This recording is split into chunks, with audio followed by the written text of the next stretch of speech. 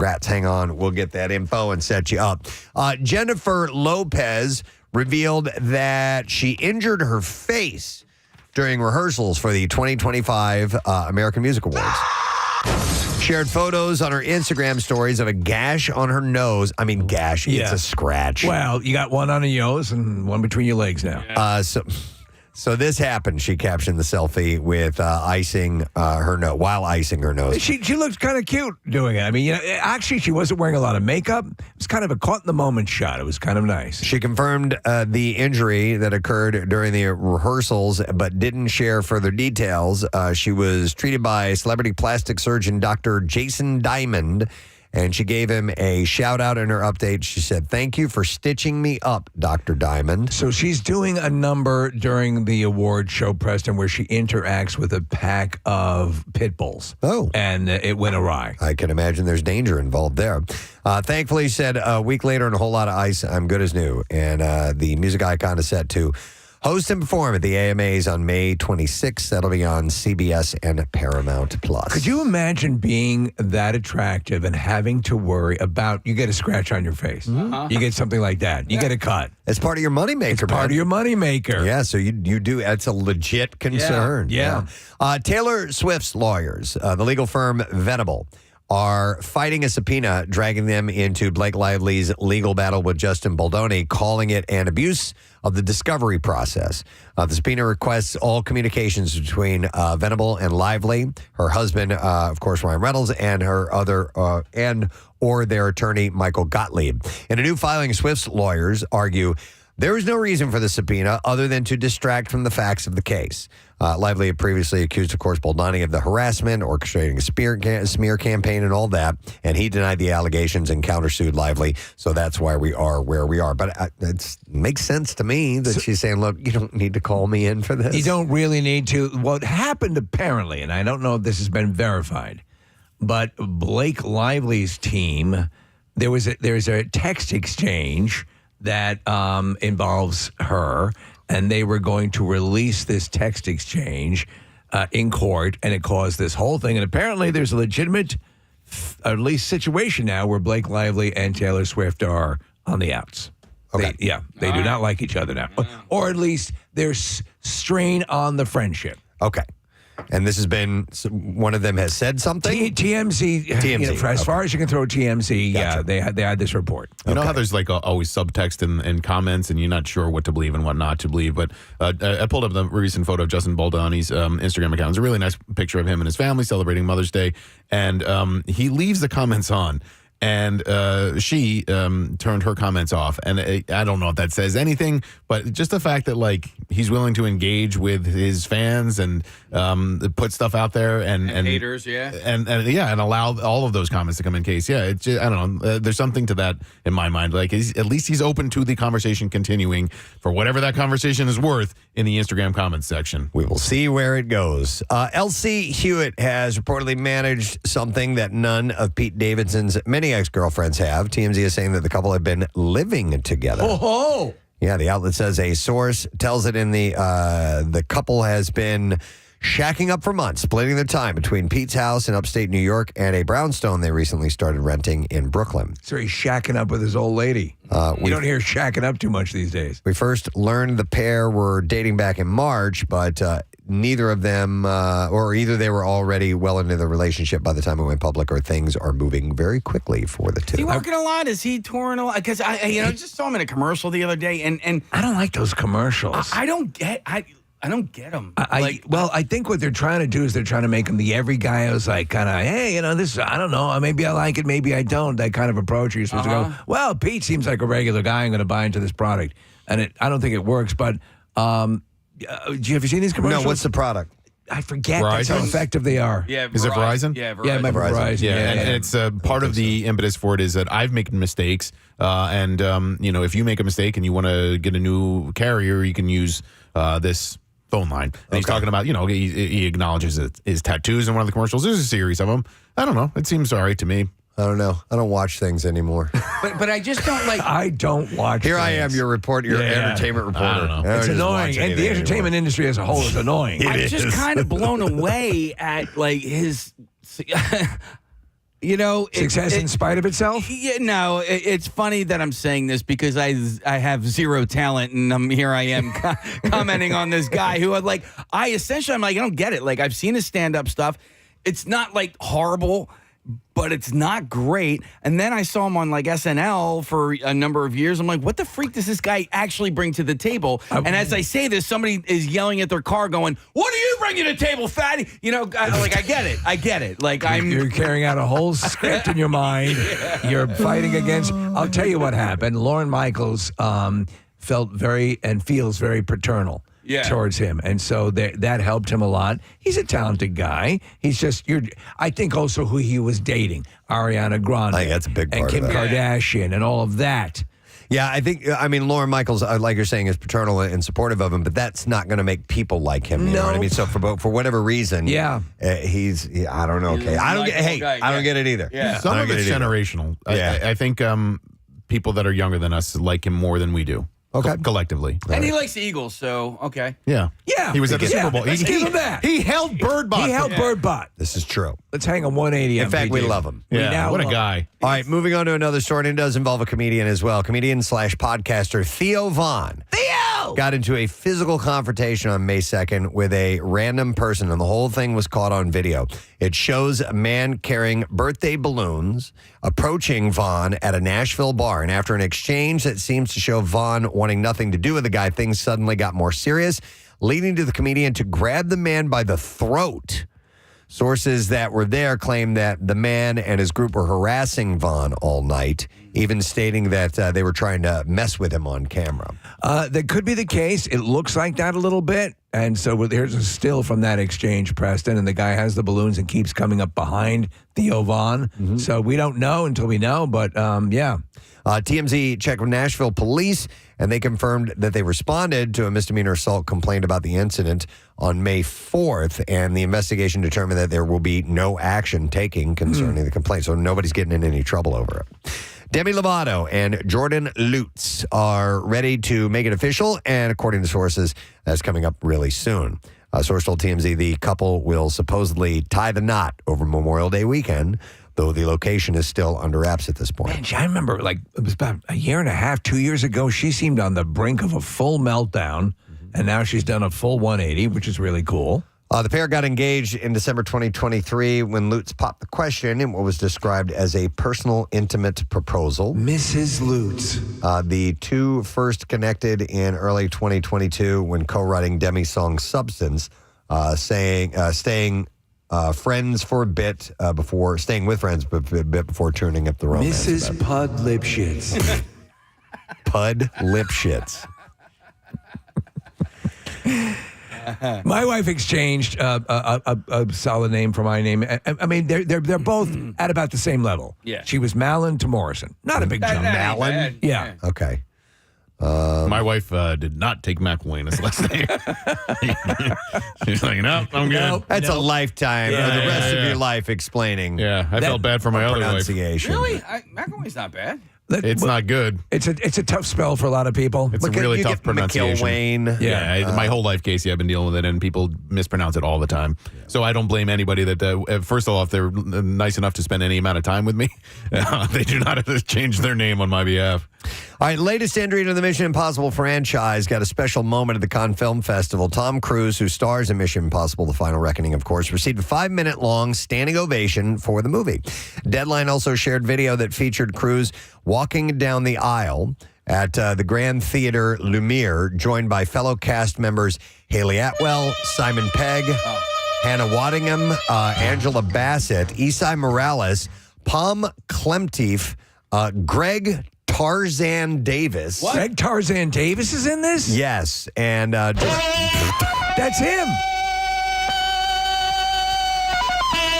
And I'm sorry, Greg Tarzan Davis. Do you have any comments on this?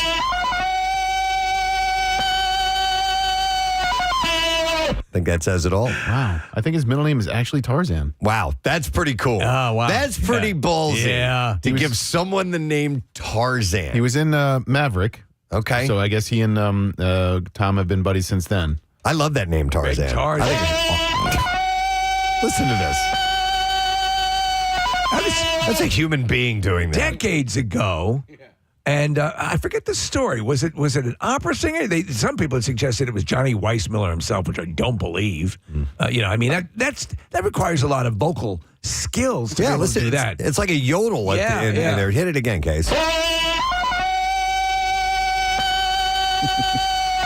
I mean, you're going between falsetto and regular very quickly. That's really that's vocal acrobatics. That's not just a random. Hey, look what I can do.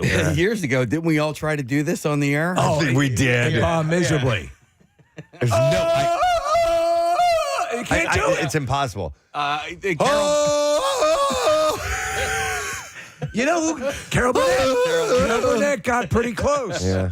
I think you have to be at least at some level a trained vocalist. Case. Wait, It doesn't have to be the same pitch. Yeah. Okay. All right. I'm gonna try this again.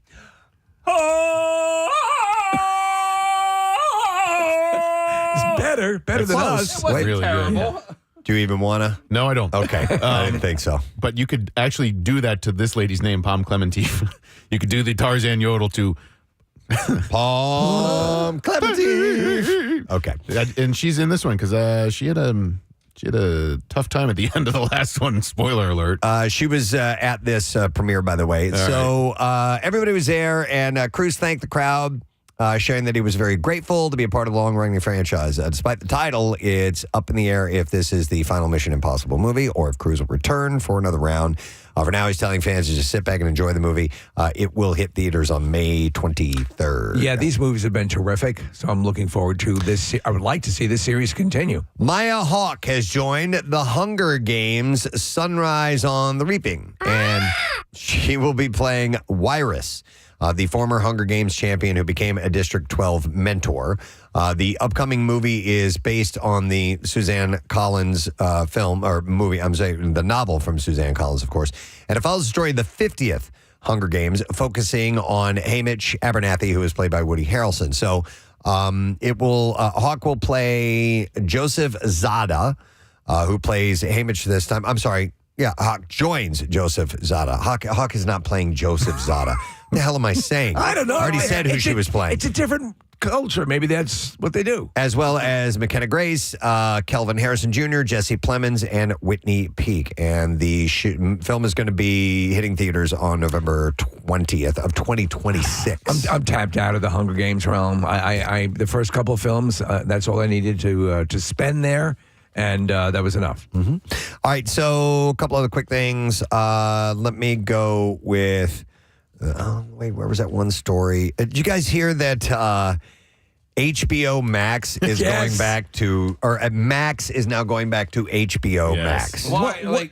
It was HBO Max, then it became Max, and now it's going back to HBO Max. Yes, which I never understood why they switched it in the first place. It's fine, HBO Max. It's not exactly the same as HBO. Yeah. It's a streaming service. It still has the HBO moniker in there to let you know that they are connected. Yeah. And then they decided to go with Max, which after a little while, I got used to. Fine, let's stick with Max. No, we're going back to HBO Max now. You wonder what, on a corporate level, prompts the move to do that. Like somebody goes, I don't know, we're losing business. Well, it had to have been something. Yeah. They didn't do it just because there were either focus groups that didn't like the name, or they've had some kind of a trickle as far as people, going away from it, but there had to be some kind of impetus for them to make that change. But it was HBO, then it was HBO Go, then it was HBO Now, then it was HBO Max, then it was Max, now it's going back to HBO Wait a minute, Max. I don't remember. Well, HBO Go was available only on your devices, That was the streaming one. Yeah. But not on... It wasn't this channel. TV? The way it is. I don't know, man. No, it was. It was a different version of this channel, but they were all subdivided, and then the umbrella became Max. So they put it all under Max, and now they're bringing back HBO Max. I heard a theory that HBO didn't want to associate itself with the slutty, sultry nature of Cinemax. Okay, all right. So they didn't want to besmirch the brand. I kind of like that theory. We always called Cinemax Skinemax. Yeah. back in the day. But meanwhile, like HBO had sexy stuff. Like Yeah, they did real but- sex and Cinemax had straight up softcore porn. yeah. I know. I mean, I remember that being way spicier than in any of the other channels. Was that the Red Shoe Diaries? Red Shoe Diaries. Might have been on there. Showtime. I used to watch like the first 10 seconds and last 10 seconds because David Duchovny was in it. But even beyond that, Marissa, beyond Red Shoe Diaries, like they did straight up. Essentially, they took porn scenes and any of they would make sure when they were shooting legit porn that they would have shots of just the back of someone's head who is doing, oral or something like that, and they wouldn't show the graphic nature of it. I mean, they just cut out the real graphic parts and they showed like real people really having sex. Skinemax would also do. They would run the Emmanuel series, wouldn't they? Yeah, did. so they were a little bit more. Yeah, but maybe Marissa, that might not be too far off the mark. So It's so weird for whatever too. reason they've done it. A show premieres on HBO, and minutes later, once it's over, it's on Max. Yeah. So they're connected completely. Here's what I'll say. Like leading up to Last of Us, because that's when I'm watching that on Max, and then also the Pit. The coming attractions for what Max has coming up over the next few months is exciting. Like they got a lot of really, really good stuff that's coming up on the horizon. Excellent. Speaking of stuff coming up, I did want to mention this Netflix. Yesterday, they had a huge data dump for fans of the streamer, and the big news is the platform is bringing back 8 hit series for at least one more season. So here are those series. Forever, based on the Judy Blume novel, is coming back for a second season.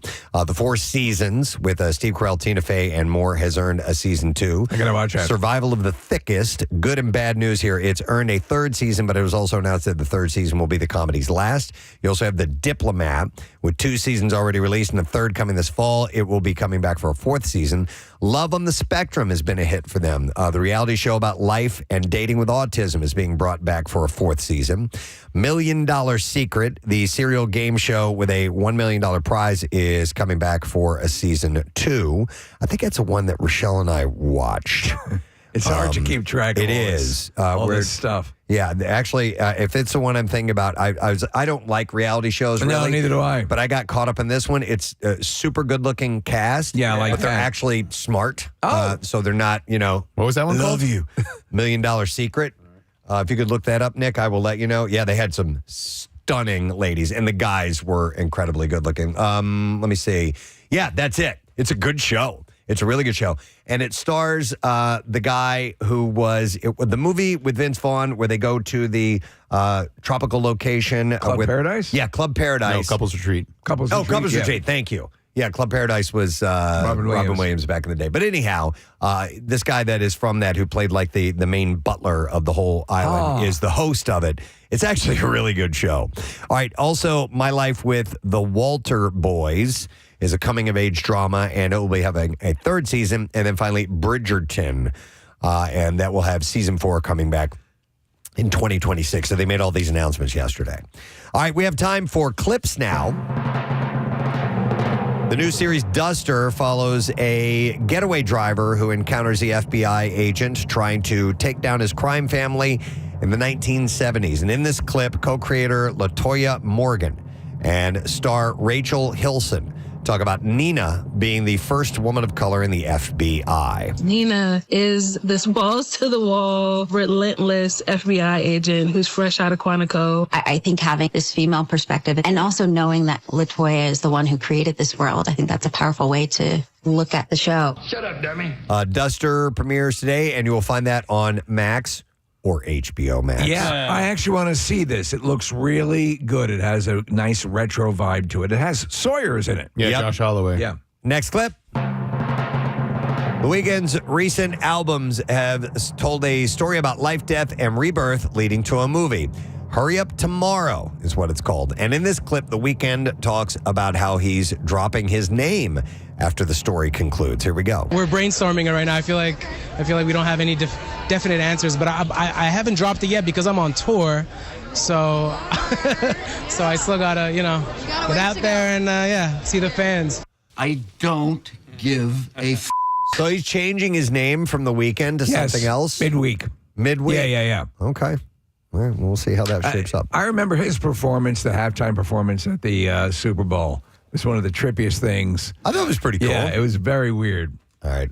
That is, like I said, the entertainment report, and we got to take a break because we got a lot to get to today, friends. We are going to have Anthony Michael Hall on the program in the 9 o'clock hour. We also have the coolest teacher announcement that we made, and the next school up is Prep Charter School of Philadelphia. So if you go to school there, text the word teacher to 610-660-9333. We'll send you the link, and then you can enter your favorite teacher's name. We'll see if they win, just like Alexandra McCown did from Potts Grove High School. So she walks away a winner. Thank you to Duncan for being our sponsor in this. We also will have joining us when we return. If you have seen this news story, it's local. It's in Brew Mall. Somebody tried to poison these people's dogs in their neighborhood because they felt the dogs were barking too loud, and was throwing poison meatballs in their backyard. Started with chocolate, which is poisonous to dogs, and then moved on to these meatballs. We are actually going to have one of the dog owners on when we get back, so it's a pretty wild story, and Delco will talk to her when we return. Stay with us. We'll be right back.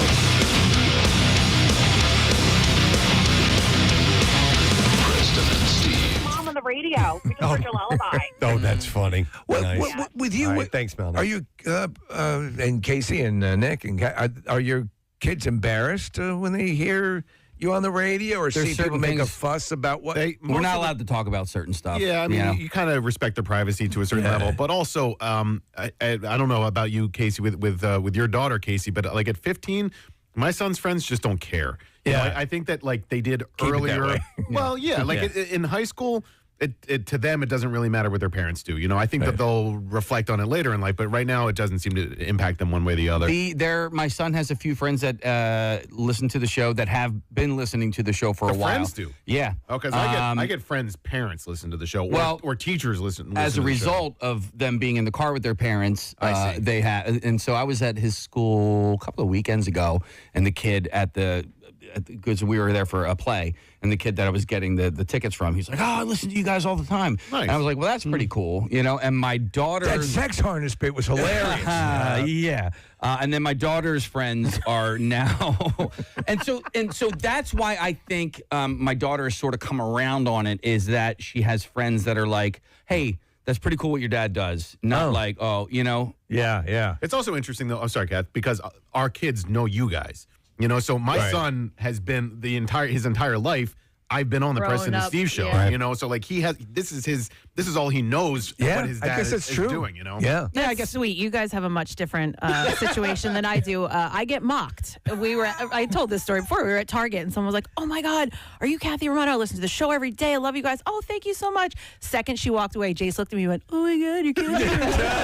I was like, "Really?"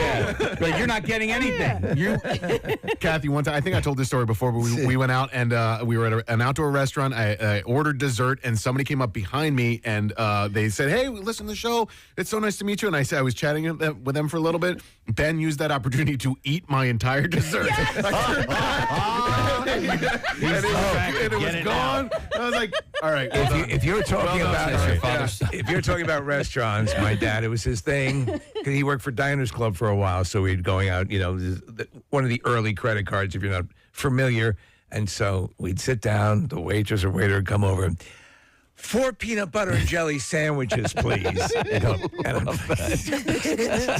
Love you, Dad. That's your dad joke. Let me go to Marina. Hi, Marina. Good morning. Good morning. Hi, Marina. It says here you are a prosecutor? Yeah. All right. And we were just talking about somebody had said that their mom comes in for their cases.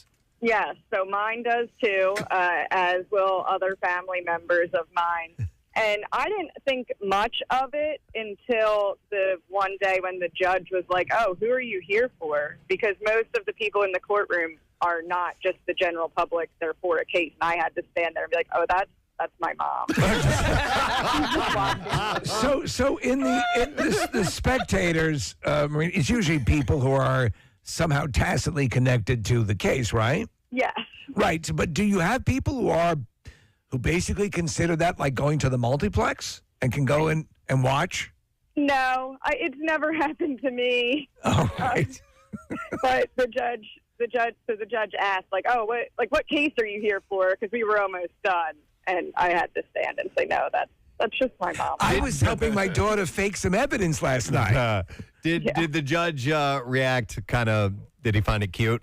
Yeah, she just laughed. She did. Oh, that's great. awesome, though. That's great that you're doing that and she's coming by to watch. She's proud of her Yeah. daughter. Yeah, Wow. that is great. All right, thank you, Marina. Yeah. All right. Yeah. My uncle tries death penalty cases, and I have forever wanted to watch him. Yeah. I want to see him, and he won't let us. Yeah. He's like, no, it's too much. It's too stressful. It's Before we talk about the lethal injection, my niece is here. She's on the Welcome radio. her, yeah. but same thing. And it's just great to have her here. Now back to the injection. No, but I'm so proud of him. I mean, he's gotten people off of death row that were That should falsely have been on death row. No, that were falsely accused. That's awesome. He had to move out of a state because he got a black man off of death row. Really? They said as soon as his case is over, you have to move. So anyway, that's a side story. But we as a family, we are so proud of him. I would love to see him try a case, even if it's not that serious. But I could see though you get thrown off your game. I mean, something much less is when you're a performer. When I would do stand-up comedy, my dad saw me a couple times, but when friends or people are come down, it throws you off your game a bit. And if someone's life is hanging in the balance, I could see where you don't want to take the risk. I'm going to go to, we're talking about parents embarrassing you. This sounds good. I'm going to go to Debbie. Hey there, Debbie. Good morning. Good morning. Hey, what's up, Debbie? Hi. Hi. So this is an area that maybe Casey is familiar with. I was a Fatima girl. Okay. Yeah, where were you, Glen Olden? Briarcliff. Briarcliff, there you go. None of us have any idea what that means. Do you live on Rively Avenue over there? Or? So anyway, back when young teenagers, around 14, my dad was a township commissioner, and every once in a while, he worked with the police closely, and he would every once in a while drive around with the cops in the neighborhood just to check out things. And at 14, we were walking around the neighborhood just hanging out, and there was probably about 25 of us, and the cop car kind of pulled up alongside of us. And you know how the cops have the loudspeaker bullhorn? Yeah, they have a PA. Yeah. Yeah. So the cop announced with all these kids, "Is Debbie here in the crowd?" And I almost died because everyone turned around and looked at me. And then he said, "Debbie, your dad's here in the car. Come over and say hi." And everyone lost it. Oh, I love it. Is Debbie here? We're looking for. She's on a prostitution charge. I almost died because everyone turned around and just started laughing, and I was just I was so embarrassed. And then I was mad. I was like, "Oh my God, how could you do this to me?" It's hilarious. A teenage It's girl hilarious. and be embarrassed in front of friends. I'll bet you were really pissed off. Oh my God, I was mad. Yeah, because later when my dad came home and I wasn't even talking to him, and he was like, "What are you mad at?" I'm like, "Dad," I'm like, "that was so embarrassing." He's like, "I was just saying hi." I'm like, "No." That's so great. Discreet. It's cute. Yeah. All right, Debbie, Yeah. thank you. I Debbie, love by that the story. way, I have two Briarcliff stories. One, I was in love with a Briarcliff girl in high school, and she wouldn't give me the time of day. Look at what you missed out on, baby. Secondly, I broke my wrist in Briarcliff as well when I was in college. Oh. Okay. There you go. Maybe you and your parents can all get together and you can chat This about it. morning, a revelation on the Preston and Steve show is Casey revealed he broke his wrist. It was a bad one, too, man. He says it was a bad one. I'm going to go to Brian for another call, and we'll stay on topic here. Hey, Brian, good morning. Good morning, it. Good morning, it. What's up, my man? So when I was about 15 years old, the once a month where Dad wasn't working 90 hours that week, he would drop you off at school. Mm-hmm. I'm 15. He would roll down the window and yell, "Hey, Bri, you forgot to give me a kiss goodbye." Oh, that's so great. Oh, and would you just turn around and flip him off, or what would you do? I would awkwardly laugh and then walk away. Yeah. And then I'd get home that day from school and he's sitting there laughing his ass off still about it. And I'm like, "I'm going to get you back one of these days." Now, at 32 years old, I dropped him off at the gym the other day. and I yelled out, "Dad, you forgot to give me a tip." Oh, that's excellent. Awesome. Well done, Brian. Thank you. Well done. Thanks, man. Our friend Meredith just texted me. She said, I was out with my dad once, and he would say to people in front of me, "She knows Preston and Steve and Joe Conklin." Oh, that's great. funny. All right, Craig Lagans is on the line. Yo, Craig, good morning. What up, white folks? Hey, man, how you doing? I'm fine, thank you. One of the things my mother loved to do was she would come to a bookstore where I worked, and not only because she loved books, but she was also there to remind the other customers, if they liked me, that she was the one that got me the job. She was boasting about getting you the job at the bookstore. Yes, I was engaged with one customer because we both liked the same books, and she goes, "Yeah, isn't this great?" Well, yeah, well, this is my son, and, I saw him sitting on his ass watching TV for nothing but hours and hours, so I said, "You need to get a job." So, the customer service, that's because of me. That's great. Oh. That's awesome. That's funny. All right, thanks, Craig. Have a good weekend, man. We'll see you. Thank you. All right. There was a call up here earlier, and they're not on anymore, but they say that their mom would embarrass them regularly when they would go out to eat and would talk to the server and tell him, "Oh, he's such a picky eater. He won't," and going on and on about that like every single time that they would go out to eat. Yeah. And that's just mom's indirect way of nagging at him to try to eat. That's a Beverly something Goldberg, from the series. That's exactly how she's depicted. Let me go to Keith. Hey, Keith. Good morning. Good morning, Gadzooks. Gadzooks, buddy. What's up? A few years back, I had run out of some allergy medication, and my father was on the same prescription, so I asked him if I could borrow a few. Oh, no. He obliged and gave me the medication, and I went to work, threw one in my mouth as always, and about 2 hours into my shift, I realized I had a bit of a sinus headache, and I kind of felt lightheaded. And then I called my dad, and I asked him what kind of medicine he gave me, because I told him I wasn't feeling too well, and he just started dying laughing on the phone. That's when he told me that, unbeknownst to me, he gave me some of his new Cialis. Oh, my God. He gave you Cialis. He gave me Cialis. So I went to work, and for pretty much the duration of the afternoon, I had to sit at my desk and ask people to get stuff off the counter. Because you had a boner. Oh, my God. Yeah, that's funny. Yeah, and he laughed about that and brought it up. Talk about a unique way to embarrass your child. I'm going to give him a boner at work. That's a little indirect, but wow. Okay. And for years afterwards, he would still bring up the story and remind people who, in case they had not heard the story. Oh, so he would tell people this story. Okay. Oh, this was one of his crowning achievements. Right. Giving you ED pills. God. Yeah. All You right. have a massive erection. Nice, Keith. Thanks for sharing. We appreciate it. All right, one more, and then we got to take a break. I'm going to go to Kevin. Hey, Kevin, good morning. Good morning. Yeah.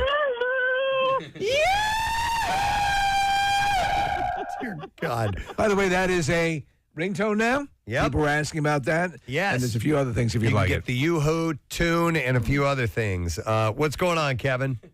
Much. How are you guys? Good. All right, what's your story, bud? So my father used to come down when I was a child, or when I had my friends over, and he used to poop with the door open while smoking a cigarette. Poop with the door smoking a open while cigarette. smoking a cigarette while other kids are there. Yes. You get arrested for that Yeah. now. MMR. All right, thank you very much, Nick. So in the news earlier, we had the story. Just had everybody shaking their heads. Yeah. Casey sent this over last night. We're like, you got to be kidding me on this. So it's in Broomall, and apparently this couple has a dog, or they have dogs, and they found some stuff in the yard. They found this chocolate, and that was weird enough. And then all of a sudden, these poisoned meatballs show up. With rat poison in them. Poison in them. And fortunately, they had a security camera, and they caught the guy who was putting these in their yard to kill their dogs. Yeah. And they got this guy, and he admitted to it. It's crazy. We actually have the couple that own the dogs who are joining us via Zoom this morning. So we want to welcome Josh Hunter and Melissa Scanlon to the program. First of all, you're exposing yourself. Joining us via Zoom this morning. We appreciate it. Thanks for having us. No problem. Oh, my God. What a messed up story. This is insane, man. So when did this happen? When did you guys first find the chocolate that was scattered in your backyard? Well, about 12 days ago, like May 1st or May 2nd, my son usually walks the dogs out, takes them outside, and he goes outside and he sees him like trying to eat stuff, and then he looks down. There's about 400 pieces of those chocolates you can get from Michael's or AC Moore that melt down, like the discs. Yes. Oh, yeah. Really? Yeah. Yeah. And we called the cops, and they came over, and everybody was collecting the pieces of chocolate except for me because I'm in a wheelchair. So everybody picked the chocolate up. The cops came. They took pictures of everything, and not really much happened. But me and my girlfriend went around the whole neighborhood and started knocking on doors with the chocolate in our hands, asking people if they owned it. And 2 people didn't answer the door. And one of those people who didn't answer the door ended up being the guy that did it, and who ended up throwing the meatballs. So fast forward to the chocolate incident. All right, so you have the chocolate incident. Did you guys already have a security camera set up, or did you have one after the chocolate incident? We did have security cameras set up, but the first time it wasn't pointed in a great direction. Okay. So we didn't get an awesome shot the first time. So we adjusted the cameras after that. Good call. And then, yeah, right. And then after Mother's Day, we wake up Monday morning and, right as our son is going out again, he's checking the yard. One of the dogs grabbed one of the meatballs. And at the same time, I'm on the camera looking at the security footage, and I see the image of this guy in our yard right outside of our bedroom window throwing the meatballs in our yard. So a couple of questions. Is your yard fenced in? It is fenced in. Okay. And we have a pretty big yard, so it's only a small portion, and it doesn't touch anyone else's house at all. And so your angle now on the revised angle caught this guy lobbing the meatballs over the fence.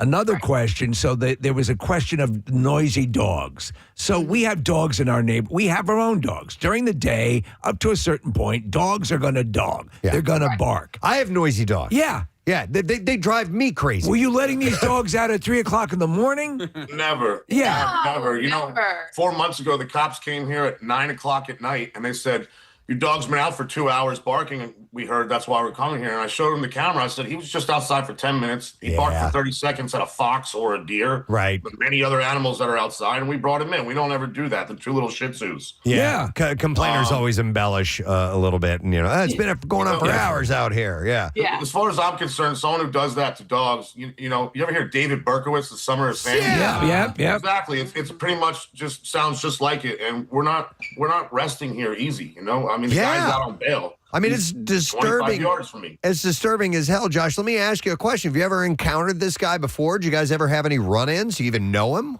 Never. And all the neighbors that we've talked to said that if I've lived next to these people for 30 years, I might have said two words to the guy. And he just moved back there, I guess, like 10 years ago because his parents died. So he inherited the house. Right. But, I found out a lot about the guy, and I heard he's just unstable to begin with. Right. So listen, what you do if you're not unstable is you go over and you say, hey, listen, occasionally, it's a noisy condition. If you can try, keep them reeled in a little bit. Oh, and most people, I'm sure you guys seem reasonable. Okay, absolutely got it.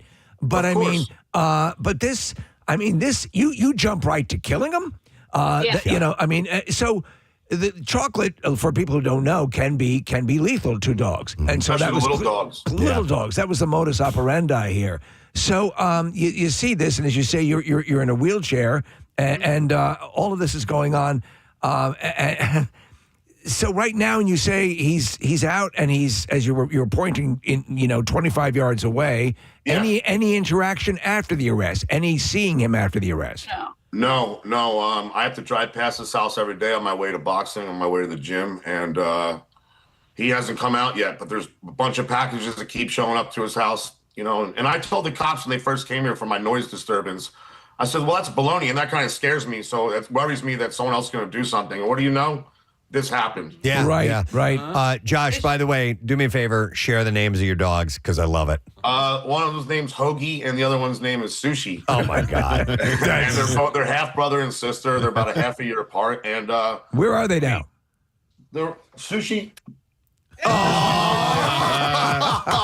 me, I never owned little dogs, and then I was diagnosed with ALS about 5 years ago. So they've just been amazing for our family. They're not our dogs; they're our family. And yes, I'm a little dog guy. We have 2 Yorkies, and so I love little dogs. They're just the sweetest thing in the world. And dude, Josh, you have ALS. You do not need to be dealing with this in your life. This is reprehensible, man. I I mean, we have a big ramp outside that we built when we moved in here a few years ago, which is right in our fenced-in yard. So, I mean, it's really trying to make it easy for him and us to let our dogs out and back in. And it's just crazy to think someone that you don't even know, that you're not even interacting with, is sort of like plotting against you. It really feels unsettling. Listen, we live in a world, and obviously we have stories every day of people getting killed and so on and so forth. And then there's so much strife and tragedy and horrible things going on. There is something, and either you get it or you don't, about your pets.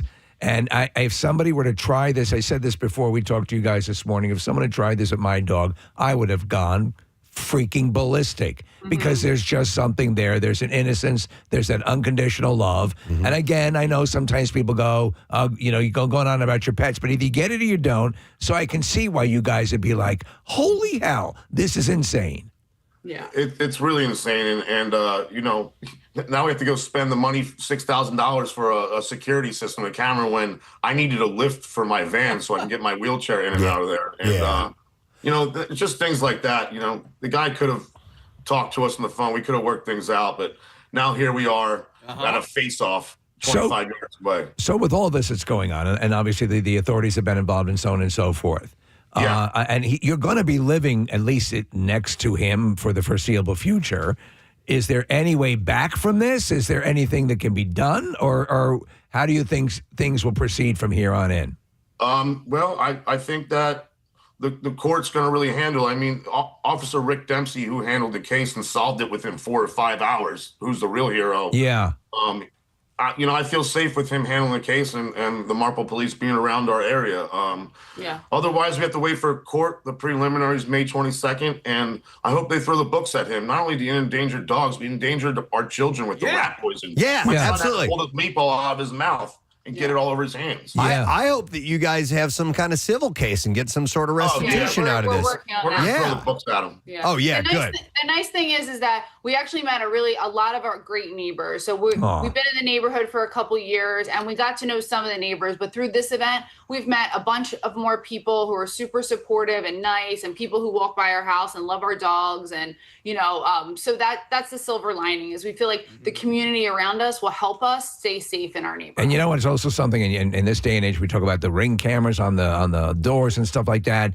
Security cameras for your house are pretty cheap. You hook them up, and here's a case where it really assisted in getting to the bottom of this quickly. So, and kudos for you for knowing to adjust the angle. Yeah.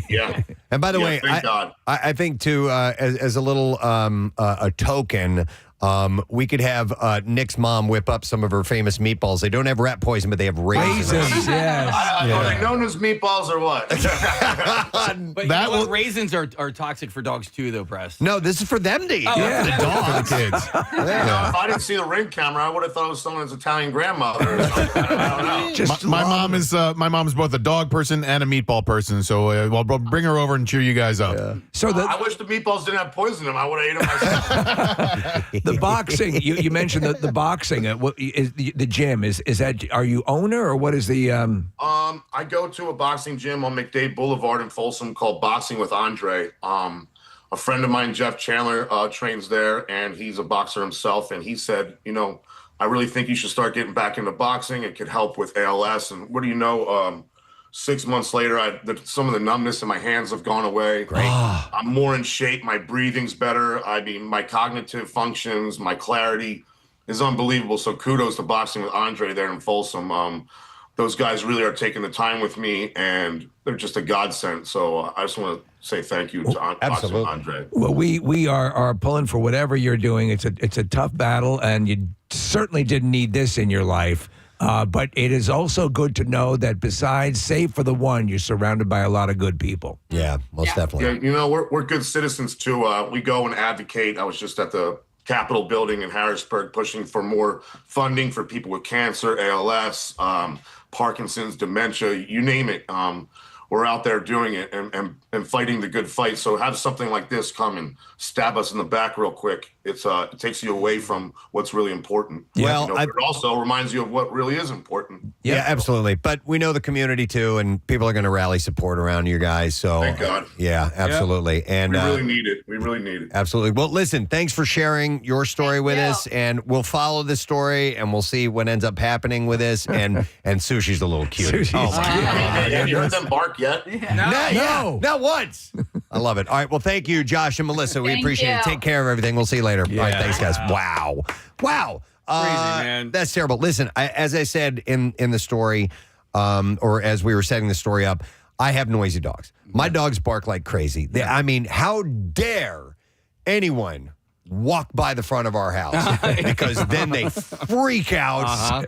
I mean, the mailman, whoever, Amazon delivery drivers, it doesn't matter. The people walking across the street, not even on our property, they freak out. They're like, you son of a bitch. It drives me crazy, and I know that the neighbors would probably find it annoying. Fortunately, our direct next door neighbors are all really cool, and they have noisy dogs too. Okay. Our dogs bark at their dogs bark at our dogs. It's, we live with it.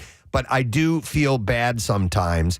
And if someone came over and said something to me, if handled the right way, not shut that dog up or something like that, but like, hey, listen, I work in the mornings, or I work overnight. Is there a possibility to not let the dogs out at night? I would absolutely do what I could to try to make it happen. But there's also very little you can do about noisy dogs. If sometimes they're just, and my dog will bark like crazy at strangers, but once they cross onto our property and actually come up, they're sweethearts. Yeah. So it's a conundrum. It's a tough thing, and listen, there are loads of pet owners in the world. So our Kizzy does not. Will occasionally bark, but they do get that. I love the movie Strays because it so depicts it. You son of a bitch. The way the dog sees people walking around. But I think it is all how you approach the neighbor. Yeah. And we try to keep, if there's a noise situation, keep it down. But everyone gets it. Everyone at some point will go through some situation. If you're a pet owner with a dog that's loud, we're going to have to deal with this, and you move on. You probably, if your dogs are barking in your house, nobody can hear that. You know what I mean? No, in the house is fine, but we let them out. We have a fenced-in backyard, and they will go crazy. Do they? Oh my God! Anybody who wants, even if they know regular. I used to have before we owned our dogs, we had a next door neighbor, and they had a dog named Scout, and we lived there for years next to, and the dog always wigged out when I would be in the backyard. I'm like, Scout. You know me. I've been here for years. What are you yelling at? And I wouldn't get angry about it, but it was annoying, but anyhow, I never once thought about poisoning the dogs. Hey, maybe I'll poison them. Right. Man, we had two neighbors growing up in the house that we lived in, and on the one side, we did not get along with the neighbors very well at all. And they had 3 Dachshunds, and all 3 of those Dachshunds were yip, awful barking dogs. They were really annoying. They were super obnoxious. But it was made worse by the fact that we already didn't get along with those neighbors. On the other side of the house, there was a little a miniature collie, and we were great friends with those people. And that dog barked and yipped too. But they acknowledged it, and they dealt with it, and we could deal with them and talk to them like people. And it made all the difference in the world. And they knew that when the dog was outside and yipping and barking, whatever, it was annoying to everybody that was around. And it was. It can keep you up at night or wake you up in the morning or whatever. It's obnoxious, but just dealing with the people, just talk to the people, and if you can get along with them on a basic human level, you'll be all right. We have a bloodhound in our area that will do the howl. That's awesome. And the thing is, it happens 2:00 in the afternoon. Yeah, it's the dog is not like past 8:39. No, there's no dogs out barking throughout the night. Now, if you're a dog owner and you're letting your dogs run out in the middle of the night to go to the bathroom and they're tearing it up, that's something you got to watch out for. Yeah, I thought maybe Josh and Melissa were going to tell us that. This is the psycho in the neighborhood. Right, I mean, clearly he is, but maybe the guy that's the get off my lawn and the neighbor from hell thing. We were just talking. My wife and I were just talking about our neighborhood. We don't have that. And we've been in neighborhoods where we've had that. What a blessing. What a quality of life when you can be surrounded by people and you don't have any of that. Because when you do, we've talked about this before, it's always on your mind. Yeah.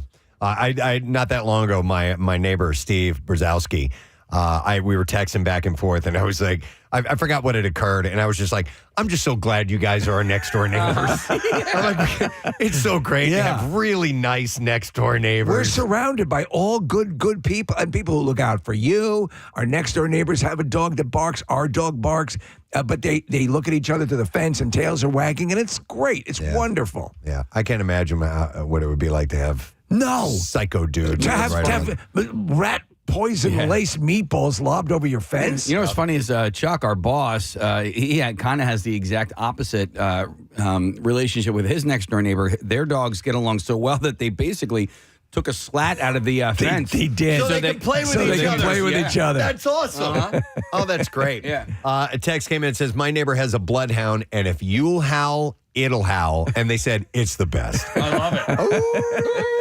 I love that. We used to have my aunt's dog when they would hear a siren. Oh. They would howl, and I just thought it was hilarious. Kizzy, our dog, is that way. Oh, so, really? Yeah. So it depends on what kind of siren, but you'll see them. You'll see Kizzy Preston start to get this face like pull back. You know what's coming, right? Yeah. Oh my God! Wow, I love it. Yeah. So just the idea that this guy would go to the length of and very methodically, he had to go buy the chocolate. He had to figure out, okay, I'm going to do it at this time. And this is my town, by the way. I got a plan. You live in Broomall? Yeah. Okay. And so the Michaels that he went to get this chocolate, like I guarantee you, like he got the meat where I get my meat. And your rat poison, where you get your rat poison. Like all of that. These are all the same places that I go to. You know, it's funny because you talk about the psycho in the neighborhood, and then we all know who works here had a neighbor situation like diagonally right across the street, and we were over visiting one time, and all the windows had like newspaper covering the windows, and there was this psycho situation going on, and there's always that. And here's like they mentioned we were just talking to them, they said this guy inherited the house, the guy who moved in, so it's always someone there's just some bizarre set of circumstances by which these people end up in the house, or at least I found. And it's always a nightmare. Yeah, we haven't had the psycho, but I have had neighbors where I'm like, it's like you'll see them outside and you're like, I don't want to. Hey, I made some meatballs for you. Hang on a second. We got our phones work now. In case you did not know, and we are going to go to Alan, who's got a comment. Yo, Alan, good morning, bud. Hello. Hey, you're on the air, Alan. What's up? What's going on? So I know you guys are mainly talking about annoying neighbors, but I wanted to share a dog barking story. Okay. Unfortunately, my dog just recently passed away. I put her down. But my dog was one of the biggest cock blocks ever. Well, I can't really say that. Sorry. Yeah, that word that you mentioned, it means a penis. So in a, your dog wasn't good. I'm so sorry. Yeah, no problem. C blocked. Yeah. Okay. So she would block potential partners and suitors of mine. Anytime I would bring one home, she would bark her brains off. And, in hindsight, it was actually good for me because I found out some of the girls I brought home were actually pretty crazy or toxic. All right. At the end She could detect that. She had that innate ability. It was wired for C blocking. Yeah.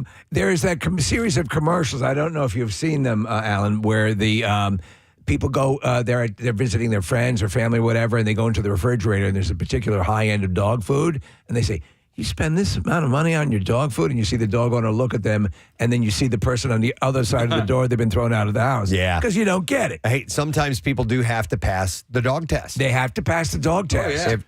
Sorry, we can't. I can't be with you. My dog doesn't like you. Yes, my dad years ago, when my mom had passed away, and he found someone he fell in love with, that thought he was in love with.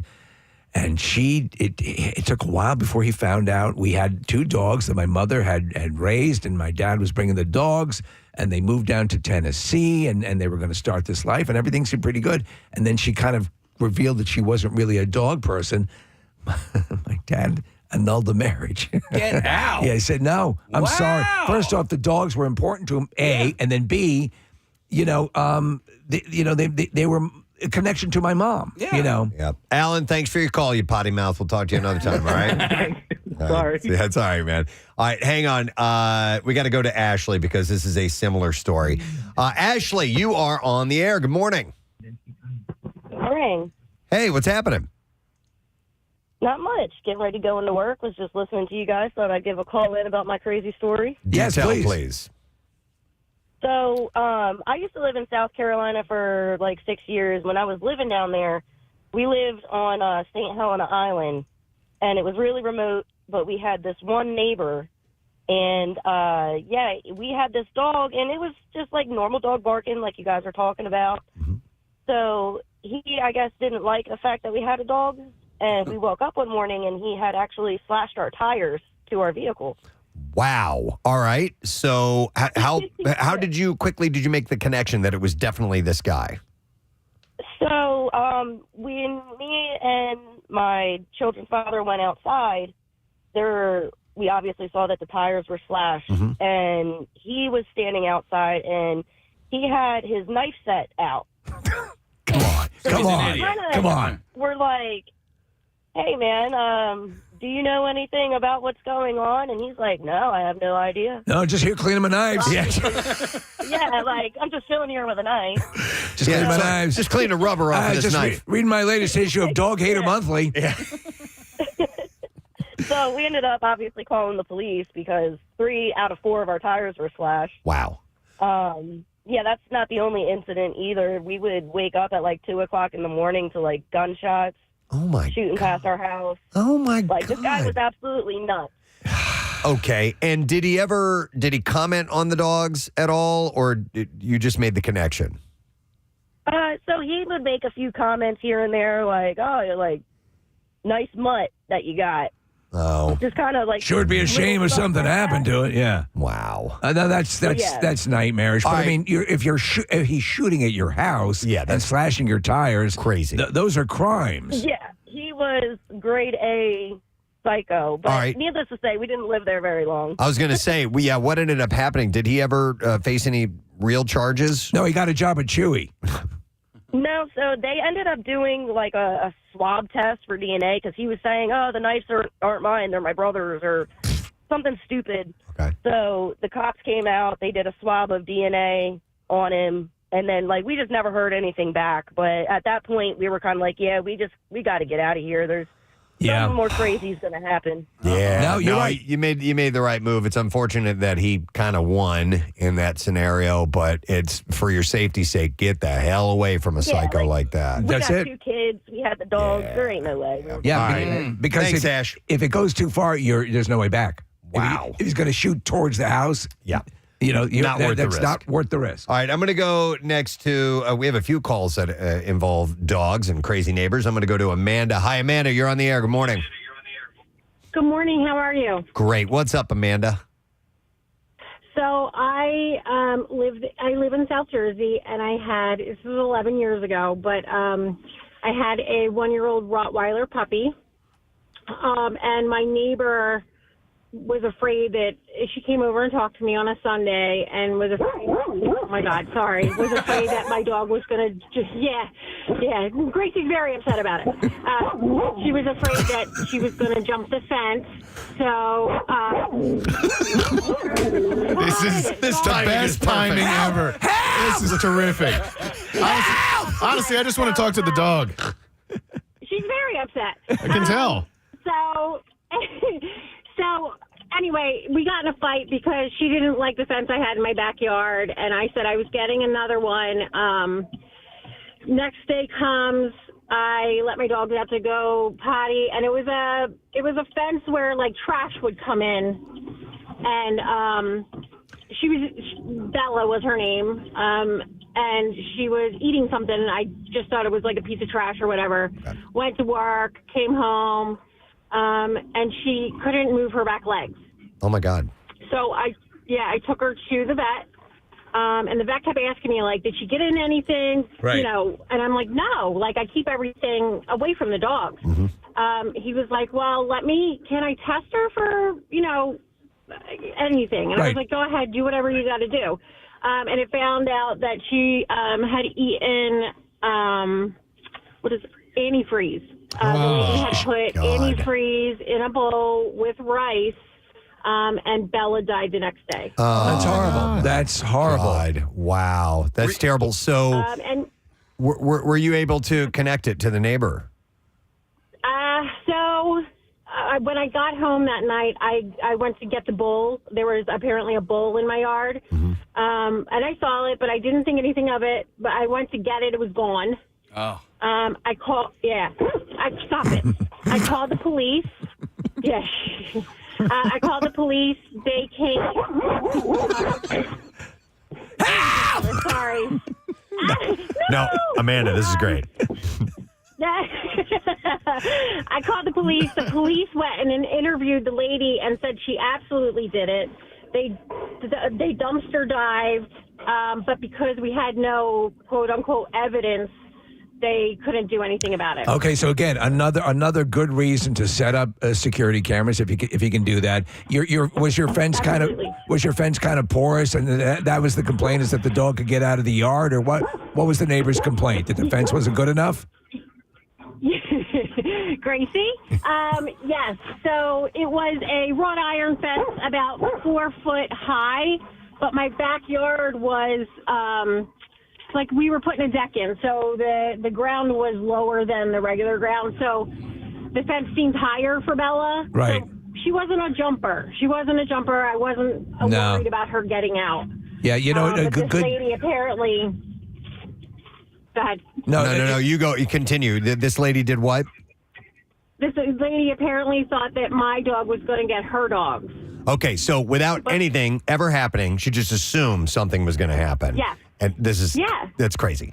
So it was horrible. What ended up happening? And how long ago was this, by the way? It was 11 years ago. All right. Are you guys still neighbors? No.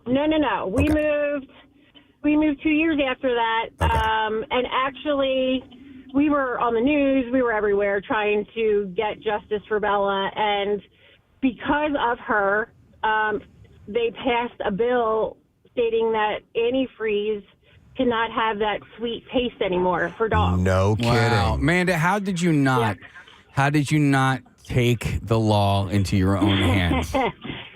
Because honestly, a baseball bat to the knees is something that you would have to remove all and every blunt instrument from my house if the police weren't able to do anything.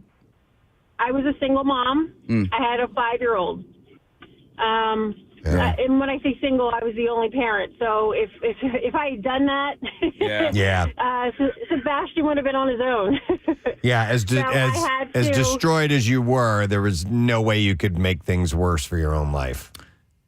Correct. Yeah, listen. Here's a piece of salient advice. If you have a dog, invest in a fence that's going to be, because the fence will protect the dog as well. Your dog. It's not just satisfying what the neighbors are worried about. I understand. We see it all the time. My wife does we do a whole bunch of animal stuff, and it's just whenever they adopt out a dog or whatever to a home, they always come and check the fence. It's horrible. Yeah. You were living near a lunatic, and that's that this would happen. So it's horrible. But obviously you've got an energetic dog now, so that's good. I have 5 actually. But 5. Okay, yeah. Wow. All right. Well, I can feel that void. All right. Well, thank you, Amanda. I'm sorry it had such a tragic ending, but thanks for sharing your story with us. We appreciate it. Thank you so much, guys. Love you. I love you too. All right. We'll see you. All right. There's another call I want to go to. I know we got to wrap up here in just a moment, but I got to go to Jenna next. She had a crazy neighbor as well. Hi, Jenna. You're on the air. Good morning. Good morning, guys. How are you doing? We're doing all right. So this story that we kicked this off with kind of strikes a tone with you. It does. I first want to say I hope that I wasn't Nick's neighbor, because I had 3 dachshunds and my next door neighbor had a mini collie. So if it was me, I do apologize. What town did you grow up in? Conshohocken. Okay, it's not you. Not You're you. good. You're off the hook. Yeah, I grew up in Paley. I'm in the clear. Besides, if you found meatballs in your yard next to Nick, they would have had raisins. They would have been delicious. Yeah. And no poison. Yeah, either way. So I lived on the end of a row home, and the house next to me was like 3 apartments. It was like a bigger, just a house that they split into 3 levels. And the guy on the 3rd floor, I guess, they just moved in. He worked nights, and, I would let the dogs outside. We had a backyard. They love being out in the sun, and we had a pond, so I was always out there doing yard work. And a couple of times I found, like, candy wrappers, and I was like, this is strange. You know, it's not Halloween. You know, there's nothing. I'm not throwing my trash outside, and I didn't think anything of it. Then I started hearing yelling outside when I would leave my dogs out. I'm going to effing kill you. Oh. I'm going to do all this stuff. I swear to God, if just crazy stuff being yelled out the window. And I was like, okay, well, you know, my dogs have been out for 20 minutes. I'm just going to let them in and, you know, go from there. I was outside doing yard work, and they, you know, were barking at squirrels, rabbits, whatever. And I physically watched him take a handful of Hershey bars and throw them into the side of my yard. Wow. I can see you. Yeah. Yeah, I And was so- I looked up and I was like, really? Like, are you kidding me? Like, what is your problem? So I went up and I knocked on his door, no answer. And then I called the cops because I didn't, you know, it kind of clicked like, oh, this is where all the candy wrappers are coming from. This is what's going on. I don't know, like, whatever. So the cops actually went up and, you know, said to him, like, why are you doing this? She saw you do this. And he tried to deny the entire thing. So I couldn't really do anything else. I never had any issues after that. Thank God my dogs never got hurt or sick. But, yeah, it was kind of crazy. All right, and then how much longer did you live by this guy? A couple years. He actually moved out a couple months after that. He and his girlfriend, I guess, broke up and he left. Oh, I guess great. she couldn't deal with his craziness anymore either. So, yeah. So, but on the screen here, it says the neighbor was arrested. Was he, in fact, arrested? He was actually afterwards. They came back. They were actually looking for him. He had physically hurt somebody at the bar up the street, and so they came back and were looking for him. He actually got arrested for assault. You know what you should have done? You should have let your dog pick him out of the lineup. Yeah. Oh, yeah, that would have been great. Yeah. Wow. There you go. You're dealing with a nightmare. You have All somebody right. like that. Thank you, Jenna. Appreciate the call. Wow. That is, I was not expecting multiple my neighbor tried to poison my dog phone calls this morning. So with what my wife does and the animal stuff that we're tied through, you actually hear a lot of stories. You hear a lot with cats, too. A lot of cats getting poisoned. Really? Do you remember the story in the Wissahickon Trail of somebody was leaving out treats and poisoned dog treats along the trail? Yeah, for people walking their dogs out there. What Yeah. motivates somebody to do that other than you're psychotic? You know, maybe there are people who, in fact, there are people who get off on killing animals, but I don't get it. And if it's a noise problem, or like the one caller said, you know, you have a fear of this dog and nothing has happened yet. Talk to your neighbor about it. Yes. It may be an uncomfortable conversation, but, you know, you can at least get that out in the open, and hopefully you guys can work something out. But, I mean, not a good idea to go and fill meatballs with rat poison. Before you do that, invite them to your swingers party. Yeah. Bridge that gap. Maybe you guys right? will hit it off. Yeah. Yeah, who knows? But I want to thank Josh and Melissa for Zooming with us to tell us the story about this guy, Nugent. I forgot his first name, something Nugent. Ted, maybe? Not Ted. Wow. What was that? I think it was Greg. Greg Nugent? Well, I don't want to get it wrong, Case, so... Hang on, I wrote it in news. Yeah, I've got the news story right here. The alleged, as they say. He admitted it. Yeah. His name is Mark Nugent. And according to reports, he admitted to the crime. So there you go. All right. Well, anyhow, thank you for checking in. We appreciate it. We do have to take a break. We got some things coming up on the program a little bit later on. We are going to talk to Mr. Anthony Michael Hall. And we are asking those who go to prep charter school, you're chosen for coolest teacher of the year. What you need to do is text the word teacher to 610-660-9333. And we will send you the voting link. And tomorrow morning, we'll find out who our winners. Today's winner was Alexandra McCown from Potts Grove High School. So we'll take a break and we'll be right back. Some bizarre file stories on the way. Stay with us. Preston and Steve. He just didn't Nobody care. cared back then. But, Yeah. And apparently he didn't care either. You know what? My friend's dad used to do that too. Just door open? Door open. Smoking a cigarette. Kid Door you wide not. open. Bubba Martin was his name. Even if my friends weren't there, but. Dude, Kevin, like I also think a lot of guys who went through the military, you know, I'm going right here. You get used to it, you know, in front of other people. Wow. Did you ever tell him to stop doing that, Kevin? Oh yeah, he didn't care. He didn't care. I've got to poop. Thanks, man. Appreciate it. I'm going to play that audio one more time, Casey. We got this whole conversation started. A TV reporter was setting up for a shoot. It wasn't live on the air, but the camera was rolling. And as he's there, his mom drives by, and they catch it. Is it because of this is my mom. Hold on. I'm trying to work right now. You over there calling my phone. This is D'Angelo. You can say hi. And don't be holding up traffic because you got cars behind you. I love her. I love her so much. Oh, my gosh. So proud. Yep. All right, well, listen, we're going to take a break. We got some guests joining us. We're going to have Moses Storm, who's going to be at Helium Comedy Club this weekend, and Mina Starziak from the show Good Bones will be on because she's going to be at the Philadelphia Home and Garden Show that's going on. Do we have some tickets I can give away Actually, real quick? yeah. They have the winner sheet over there. Yeah, we'll take callers 5 and 6 at 215-263 WMMR, and you will get to go to the Home and Garden Show. And you can save on tickets at phillyhomeandgarden.com. It is at the Greater Philadelphia Expo Center in Oaks. We'll be back in a moment.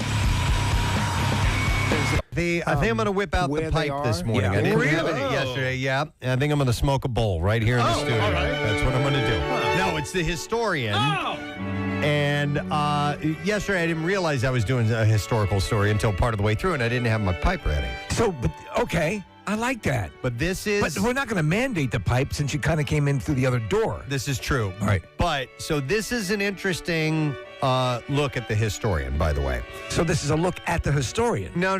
This is an interesting take on this segment, I'm sorry, I didn't go to college. Yes, you did. So, we live in a day and age where at least every week we'll see word of a new social media challenge. TikTok is rife with challenges. And one of the classic ones, I think, was maybe more originated on Twitter or somewhere else, but like the Tide Pod challenge. The cinnamon thing, where you try and absolutely keep that in your mouth. And we always comment on how stupid these are, and some of them we don't even acknowledge because they're so dumb. I mean, there's some that go back a few years ago, like planking. Do you remember that? Yes. Or the Harlem Shake. But this time, like that.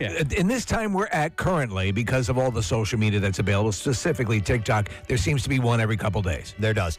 But the historian is here to tell you that throughout the history of mankind, we have been doing stupid challenges as a race. All right, as the human race, we have been taking on stupid challenges and fads. I'm going to cover some fads as well in this, okay?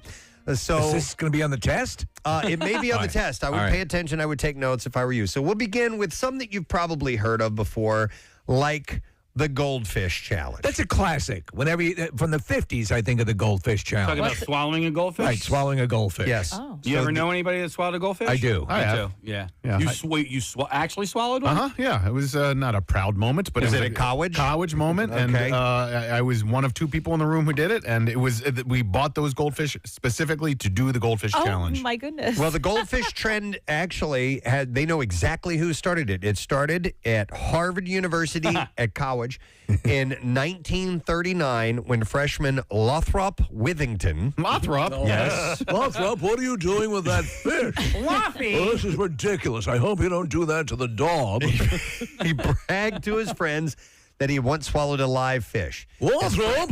His friends put together $10 and they bet him that he couldn't do it again. Lothrop chewed up a goldfish. He chewed it. Won $10 and became a legend after doing that. And swallowing goldfish spread and became competitive, with students eating more and more fish to win pre-internet viral fame. Chewing a goldfish, I did not know that was the original way Are it you was supposed to done. swallow it whole? I always heard you just pop it down. I think it eventually turned into that. All right. Yes. I had a friend who could swallow things whole and then Regurgitate? bring them back up. He would do like lit cigarettes. He would do goldfish, like anything. It There's was like people that can do that. there's a guy. There's the guy whose whole act. Yeah, it was I think it was he Australian? I think he's David Australian. Blaine does it too. And he did it all over. He would do like this. You go. Yeah, he would go. That sound. He would go. And he would, did you ever see that? So weird. I feel like I have. I He feel would like I take have. like a miniature Rubik's Cube. Yeah. It's completely solved, throw it in his stomach, and then mix it up. He did light bulbs and stuff. And then too. he would Light kick it back bulbs. up. He would mix it up. Yeah. He had incredible control of his stomach. Did we have him in studio, or am I misremembering? No, we did not. No, I don't. I absolutely would have. This guy remembered that. was big in like. He was on Letterman a lot. and- Exactly. Yeah. Yeah. He was in there, So anyhow, the swallowing goldfish spread, and the hopefully never to be broken record belongs to Clark University's Joseph Diliberado. He ate 89 fish in one sitting. The trend is not practiced widely these days, but it never fully died. You can check out YouTube for evidence. You know, it's on funny. That. Like I'm recoiling, and I'm like, I must have eaten 60 pounds of salmon in the. Yeah, I know. We eat fish as human beings. Yeah. All right, another fad or a challenge. Can I guess one of that time? History? Sure. Historian? Yeah. Piling in a phone booth? Well, yes. You want me to get to that one? Oh, that's Okay. Because that to me, when I think of the goldfish, I think of that around the same time as the phone booth challenge. So that was in the 1930s, and then the phone booth cramming, as they called it. Let's see, involved, of course, as many people as you could fit into a phone booth. 1959 was the high water mark of the trend, with college students from the UK, the United States, Rhodesia, and other countries trying their hand at squashing into call boxes. MIT managed to smash 19 nerds in a phone booth. Do you guys remember seeing pictures of this? UCLA got as high as 17, but the ultimate phone booth stuffing record was set in 1959 when 25 people in South Africa crammed themselves into one box. How is that possible? They would literally position themselves and you know, yeah. What do you call it? Contortionists, Yes. I guess, you know?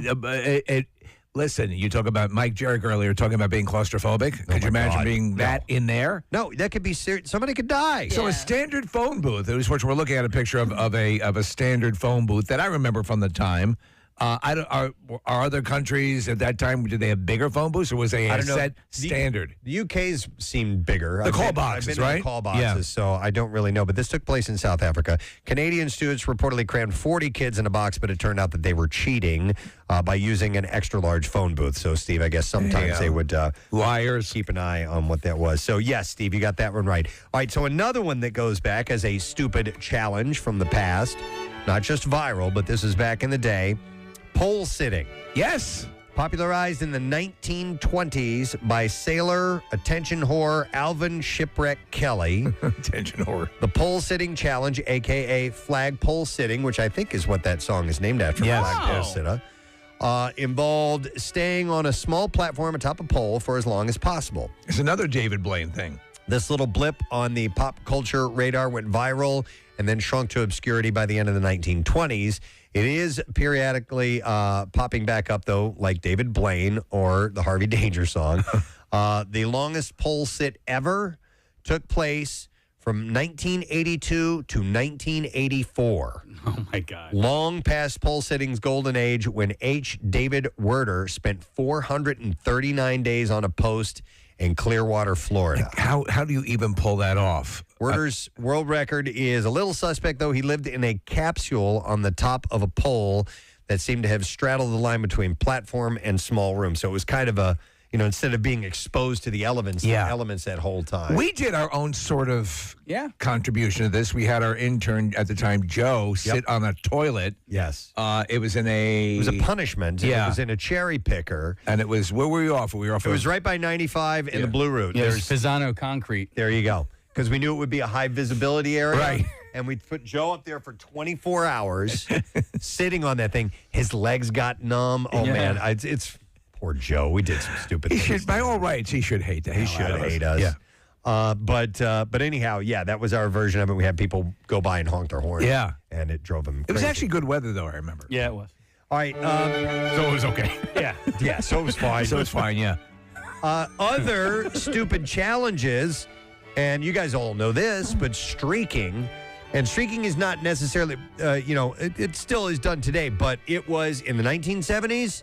People were doing it all the time. There was a song by Ray Stevens, was it The Streak, right? The Streak, yeah. So Interrupting something by running around naked was a huge thing in the inexplicable 1970s, but vulnerable. Streaking has a surprisingly long history before then. You can go back to Lady Godiva, who supposedly rode naked through Coventry in the 11th century. In America, our ultimate streaker was George William Crump, or the first streaker, I should say. He was suspended from Washington and Lee University for streaking incident in 1804. He went on to become a congressman, by the way. The trend caught on in a mass way in the 1960s, and by the mid-1970s was inspiring novelty songs, dinner table arguments, and mass streaking runs. The fad's high watermark was the 1974 Academy Award ceremony. Yes. Where the presentation for the Best Picture Award was interrupted by a nude hippie running out of the wings, flashing a peace sign, and then dashing off stage. I think it was in front of David Niven, was it not? It was, yes. He was, I guess, either the host or he was presenting the award. And he at had a that good time. comeback. Do you remember what it was? I don't remember what it was. You remember what he I said? guess we can see his shortcomings. Nice. The streaker, gallery owner, and pioneering gay rights activist Robert Opel said that he posed as a journalist to get backstage, but many think the stunt was planned since Opel wasn't arrested or was doing press interviews right after the ceremony. Yeah. I mean, with all the security, but it was kind of wild. So at that time, I also remember, and it wasn't a trend that other people were doing or a viral sort of thing, pre-viral, but Morgana, remember her? She would run out onto... The big boob lady? Yes, yeah. And she would kiss athletes on the field. She would go to kiss. Yeah. And, but there weren't, like, a lot of people doing that. No, she was the only one. She did her own thing. However, here's another one for you, and this is a weird little, more of a fad, really. Intentionally infecting yourself with parasites to lose weight was a trend that began in the early 1900s. And people would swallow a pill said to contain tapeworm eggs so the worms could live in their guts and steal their food. It doesn't seem to have been all that widespread, and there's doubt that the pills advertised in the Victorian age periodicals even contained tapeworms, but still, some people bought them. So this was primarily during what years? It was around turn of century. Victorian age, so... early 1900s. Huh. Yeah. And there's a now, video I that put came out Ebola in my coffee. I'm sorry, Steve. There's a video that came out 2 years ago. It's called The Tapeworm Diet, Pros and Cons. And so I guess maybe people still consider that? There you go. It says in this article, it's still a thing today. This woman in Iowa said she bought a tapeworm off the internet and swallowed it to lose weight. And even Khloe Kardashian said she wanted to give it a try. Oh, my God. For the record, tapeworms can lead to malnutrition, anemia, discharge of prolatids, and even death. Yeah, sign me up. It won't help you lose weight either. Any tapeworms that could theoretically be found in pill form wouldn't be the kind that leads to weight loss anyway. But you always have someone to sing a duet with. Yeah. How do you kill a tapeworm? You Once put a it's- firecracker up your ass. Once it's in your body? Don't know. Okay. I mean, I've heard stories of them going in and surgically removing tapeworms. Exactly. There used to be the old, and this had to be a wives' tale, where you would not eat for a while and you would hold the food up, and the tapeworm would come up out of your... shut up. I That's swear funny. to God. Yeah, that was an old wives' tale. Wow. That's how you got rid of a tapeworm. The things that people will do to lose weight. Here's another fad where we're talking about, fads and challenges on TikTok today, and there have been plenty of them throughout the years. In the 1970s and 80s, many doctors prescribed jaw wiring to overweight patients. Yes, I remember that. I knew someone. They got the jaw wired. A friend of the family had her jaw. She was obese. Yeah. Had her jaw wired shut to keep her from eating. But you know what she did? She drank beer like crazy. Oh, my no God. kidding. Yeah. Didn't matter. WMMR. All right, thanks, Nick. Real quick, couple of shout-outs before we get to the beef. I know we're already running over, but let me get to these because some of them are for today. This is, hey, bitch. Hoping I could request a shout-out from my mom, Michelle. She's turning 60 on May 15th. She listens to your whole program, so whatever works best for timing. I'm a podcaster myself. She turned me into a fan 20-something years ago, Y100, and I know that she'd be thrilled to hear this on the air. She's probably one of your biggest fans, and I know she would be so happy for a happy birthday from her favorite morning show, maybe even with a big shout-out to Delco as well. Thanks for all the laughs. And she wasn't a singer. She's a dancer. That is from Leah Ruggiero. So here is the chart. And happy birthday. And then here's another one. It says, hey, Presbo and team, I am reaching out to request a shout out from my girl, Katie Rowan. who's getting married in Wildwood on October 24th. Katie and I met in the restaurant industry in 2009. Been close friends ever since. Among our many shared interests like books, the beach, and drinking, the Preston and Steve Show is another tie that binds us. So right up with drinking. And says we constantly chat about the show, and our get-togethers in the past have been decided by Kathy's fall and winter activities. Still can't believe she's gone. Tear. We also both love Casey Boy, it says. Katie is the kindest, most genuine person I know, and truly one of my best friends in the world. So Katie and Scott, congrats. Thank you so much for Preston for taking time to read this on the air. So that's from Jessica Asbden, and here's the shout out for you. Here's another one that says, hey, I want to get a nasty ass shout out to my wife, Robin. Oh, this is from our buddy Sassy. Charles Lance. And May 15th is our 15th anniversary. He said, I can't believe this wonderful person still puts up with my stupidity. About a year ago, we decided to work on our weight, and between the two of us, we are down 90 pounds. Yeah, it's wild to see him. So proud of her. I hope to see you on the 31st at the Walk a Mile in Her Shoes event with the Laurel House. Yes, that is coming up, friends. So here's a shout out. And congratulations, guys. Is today our anniversary? Tomorrow. Tomorrow? Oh, Yeah, okay. 16th. Yep. All right. And then one more, and then we'll do the B file. It says, good morning to see you, Crumbum. I am emailing a request shout out not only for me, but the entire Preston Steve crew, please. I'm emailing from sunny Bethany Beach, Delaware, where the connoisseurs don't know much and the beach bums are obvious. I would love it on the 15th of May because that's my pinning. But any time is awesome. So it says, the past 2 years has been difficult for me. You guys have always been a constant in my life, helping distract me from the hard days. And then he goes on to describe a few things. My father has dementia. I got a divorce. I moved back with my mother and graduated from nursing school. But all through it, you guys were there making me laugh and educating me, just saying. So what also makes this astounding to some is that I'm 44 years old. Notice that it's a career change. So he's putting in Just Saying Institute notice. Just saying. 20 years in retail and now healthcare must be nuts. So thank you. And that's from Alex Cannon. So that is a shout out for you, Alex. And thank you so much for listening. And we appreciate you being a friend for so long. All right. We can now get to them stories. Let's do the Bizarre File.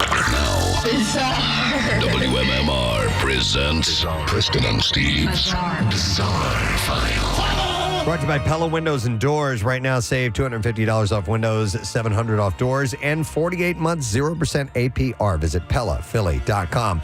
Here's a messed up story. A Massachusetts man pleaded guilty on Tuesday to attacking a flight attendant with a broken metal spoon after trying to open an airliner's emergency door on a Boston-bound flight. What is it with trying to leave an aircraft in flight? This was in 2023, but just recently he pleaded guilty. So I just want to go outside. Francisco Severo Torres. Francisco, that's fun to say. Pleaded guilty in federal court to one count of interference and attempted interference with flight crew members using a dangerous weapon. Sentencing will be in July. Torres was a passenger aboard a United Airlines flight from LA to Boston. The flight was 45 minutes from landing at Logan. When the scary moments on board happened, the flight crew received an alarm in the cockpit that a starboard side door located between the first class and coach sections of the aircraft was disarmed. I just want some fresh air. Video captured by Lisa Olson, who was seated a couple of rows in front of Torres, showed Torres hurling threats before charging at a flight attendant with a broken metal spoon. Jeez. Federal investigators said at the time that Torres struck her 3 times in the neck area. Oh, man. Olson said at the time that Torres had somehow managed to break out of zip tie restraints. The cell phone video shows Torres yelling threats that he would, quote, kill every man on this plane, and also, I'm taking over this plane. He said, tell them to bring SWAT because they're going to have to shoot me down today. He was upset. Where are they diverting us? Because wherever it is, there's going to be a bloodbath everywhere. God. Yeah. Listen, I might have Look at the picture of this guy. Holy hell. Why did they even let him on the flight? During those harrowing moments in the air, a flight attendant found the door's locking handle had been moved out of the fully locked position and to the unlocked, and also the emergency slide had been disarmed. The flight attendant reported this to the captain, and they secured the door. Another flight attendant then reported they had witnessed Torres near the door and believed it was him. They confronted him. He responded by asking if there were cameras showing he had done it. The flight attendant then notified the captain and told him he needed to land as soon as possible. A short time later, Torres got out of his seat, approached the two flight attendants. He then thrust one of the flight attendants he thrust at them with a stabbing motion with a broken spoon, hitting the flight attendant in the neck 3 times. Passengers tackled him. He was restrained, and they held him, and then they took him into custody at the airport. But He got out of his zip ties, though. That's a psycho. Wow. All right, in Louisiana, Slidell police responding to a call at a Lowe's parking lot on Sunday evening reportedly found a naked man inside a display shed engaging in lewd behavior.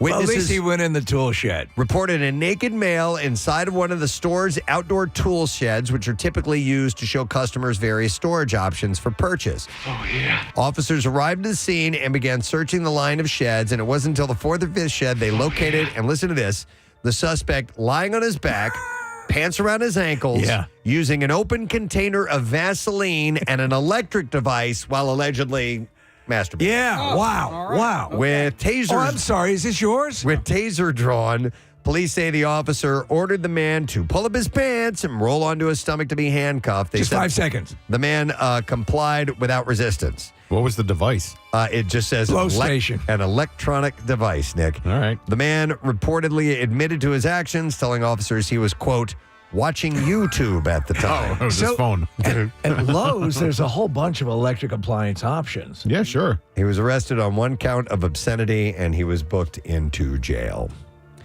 A disturbing avian mystery is unfolding in a Northern California town where residents have reported birds exploding. Residents of a neighborhood in the Bay Area claim that they found multiple dead birds in their yards on the street. Literally exploding? Security cameras even recorded one fowl's fatality, showing it falling to its death from a power line after a loud pop was captured in the footage. Is this like, it always hurt when growing up, like Alka-Seltzer? Right. If you fed that to a seagull? Right. Or Pop Rocks. Yeah. So the mystery deepened on Monday when investigators released the results of necropsies performed on 2 of the dead birds, suggesting actually foul play. Injuries were consistent with trauma from a pellet gun, BB gun, or a slingshot, not electrocution from the power lines. However, the department noted that the exact cause of the trauma to all these birds could not be determined. Resident Maximilian Bowling said that he witnessed several birds succumb to a horrible death after perching on power lines. He said, I've seen it. He said, so when they land and it happens, they just quickly explode. He said it's really violent. Bowling said that he and his neighbors counted at least 13 birds that have met this baffling demise. As the casualties have mounted, locals have speculated on everything from the birds being electrocuted by power lines to a phantom serial bird killer being on the loose. Authorities in Edison said that they executed the township's largest asset seizure to date during a raid Thursday at a massage parlor suspected of prostitution and money laundering, and they recovered more than $750,000, including $600,000 in cash sewn inside of a giant teddy bear.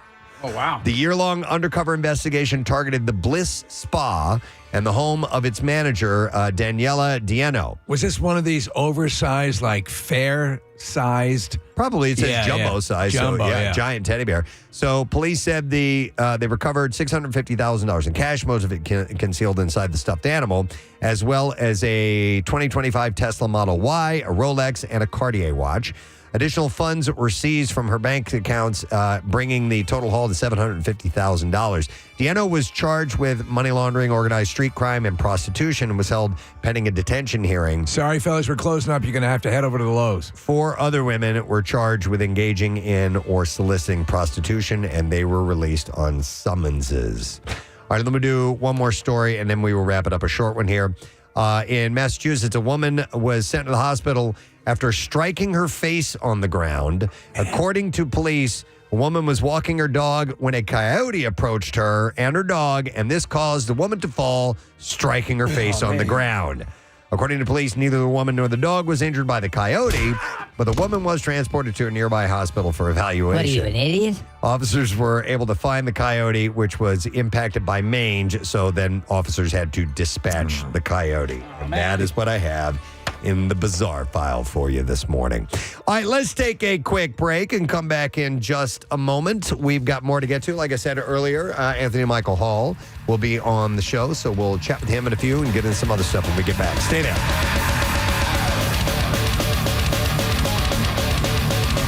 Preston and Steve. Packed on the calories. She didn't lose any weight. Yeah. It was crazy. Hey, what were those diet pills that were pretty popular back in the 80s? Yes. Hydroxycut? No. Was it called Fuel? There were actually diet pills for a while called AIDS. Yeah, no, this one, it is, think of like a red and clear capsule, and inside the clear part of the capsule. Diatrim?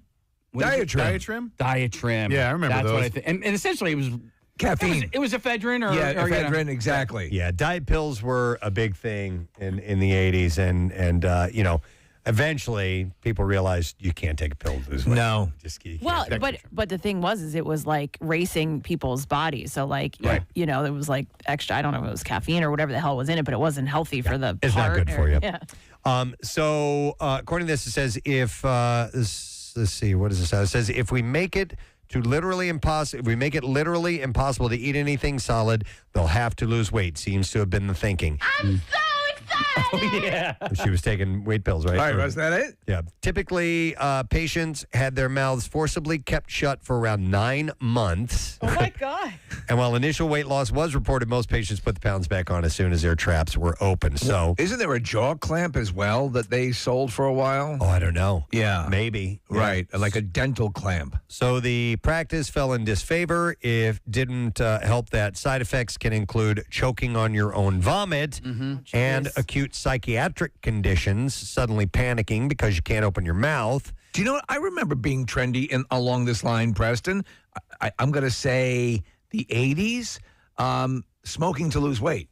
Oh, really? People somehow. I remember a friend of mine who felt she was overweight a little bit, started smoking. I'm like, I don't think that's a good trade-off. Yeah. I mean, couldn't they just put you in a medically induced coma and you could lose weight that way? I think they could. Yeah. Why not? That's a great idea. Or don't even use medicine. Just hit you with a mallet. They would certainly handle every bit of your diet at that point. So, yeah. That's a great idea, Casey. Be in a coma for 6 months. Listen. You don't have to work or anything, do you? Like at the beginning of COVID, what if you were able to miss this entire thing? Yeah.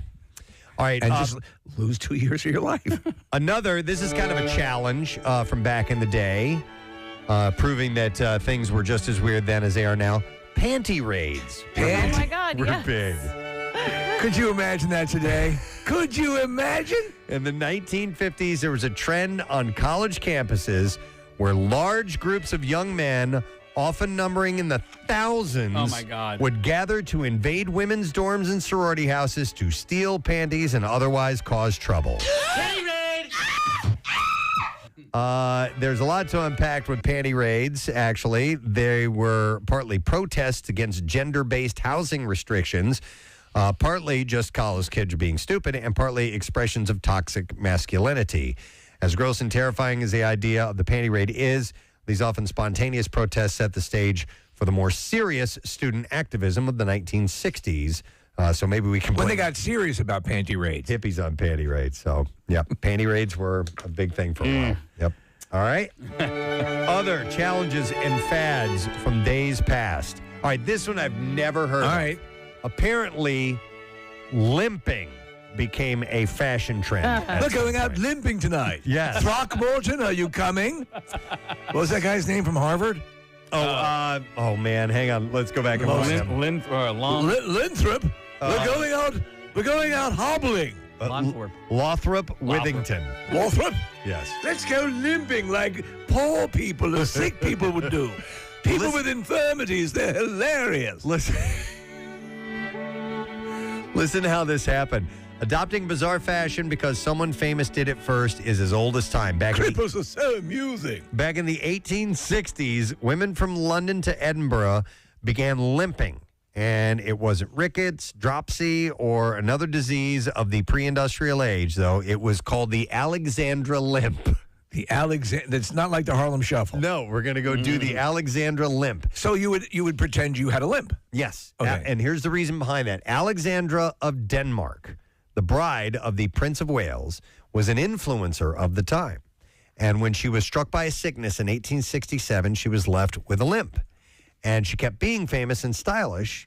And she would show up at glam occasions with ornate walking sticks. And before long, her fans began copying that look right down to the way she limped as well. That's like if the Kardashians had to all of a sudden use a cane or were limping. Right. Other people would start to do They it. might take that on just to be like them. So before long, her fans began copying the look, copying the limp. The style went viral, mostly among the young and rich who would actually, Kathy, they would buy shoes with 2 different sized heels to force them to limp, to make it easier for them to walk around like they had a limp. Oh my gosh. So this was of the more elite were doing this. Yes, the stylists were doing this. And they were doing it based on another elite individual.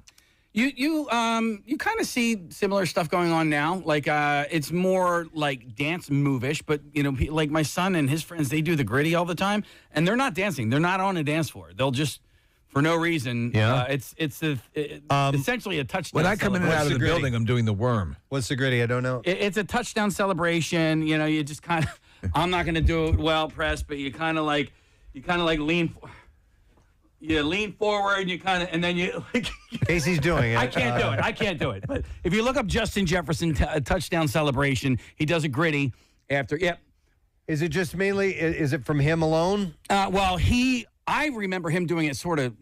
I don't know if he did it first, but it's like a stutter skip, and you're kind of waving your arms down low and then going up high, like you have, like you're pretending like you have glasses or something like that. Yeah. Didn't Soupy Sales used to do that with the moose or whatever? Remember that dance from years ago? Fine. Soupy Sales doing. I think it's the moose. All right, Soupy Sales dance, Soupy Sales moose. I need Soupy to see Sales that. it was a kid's. Television host years ago. Why don't you forget the moose? Wow. For a moment.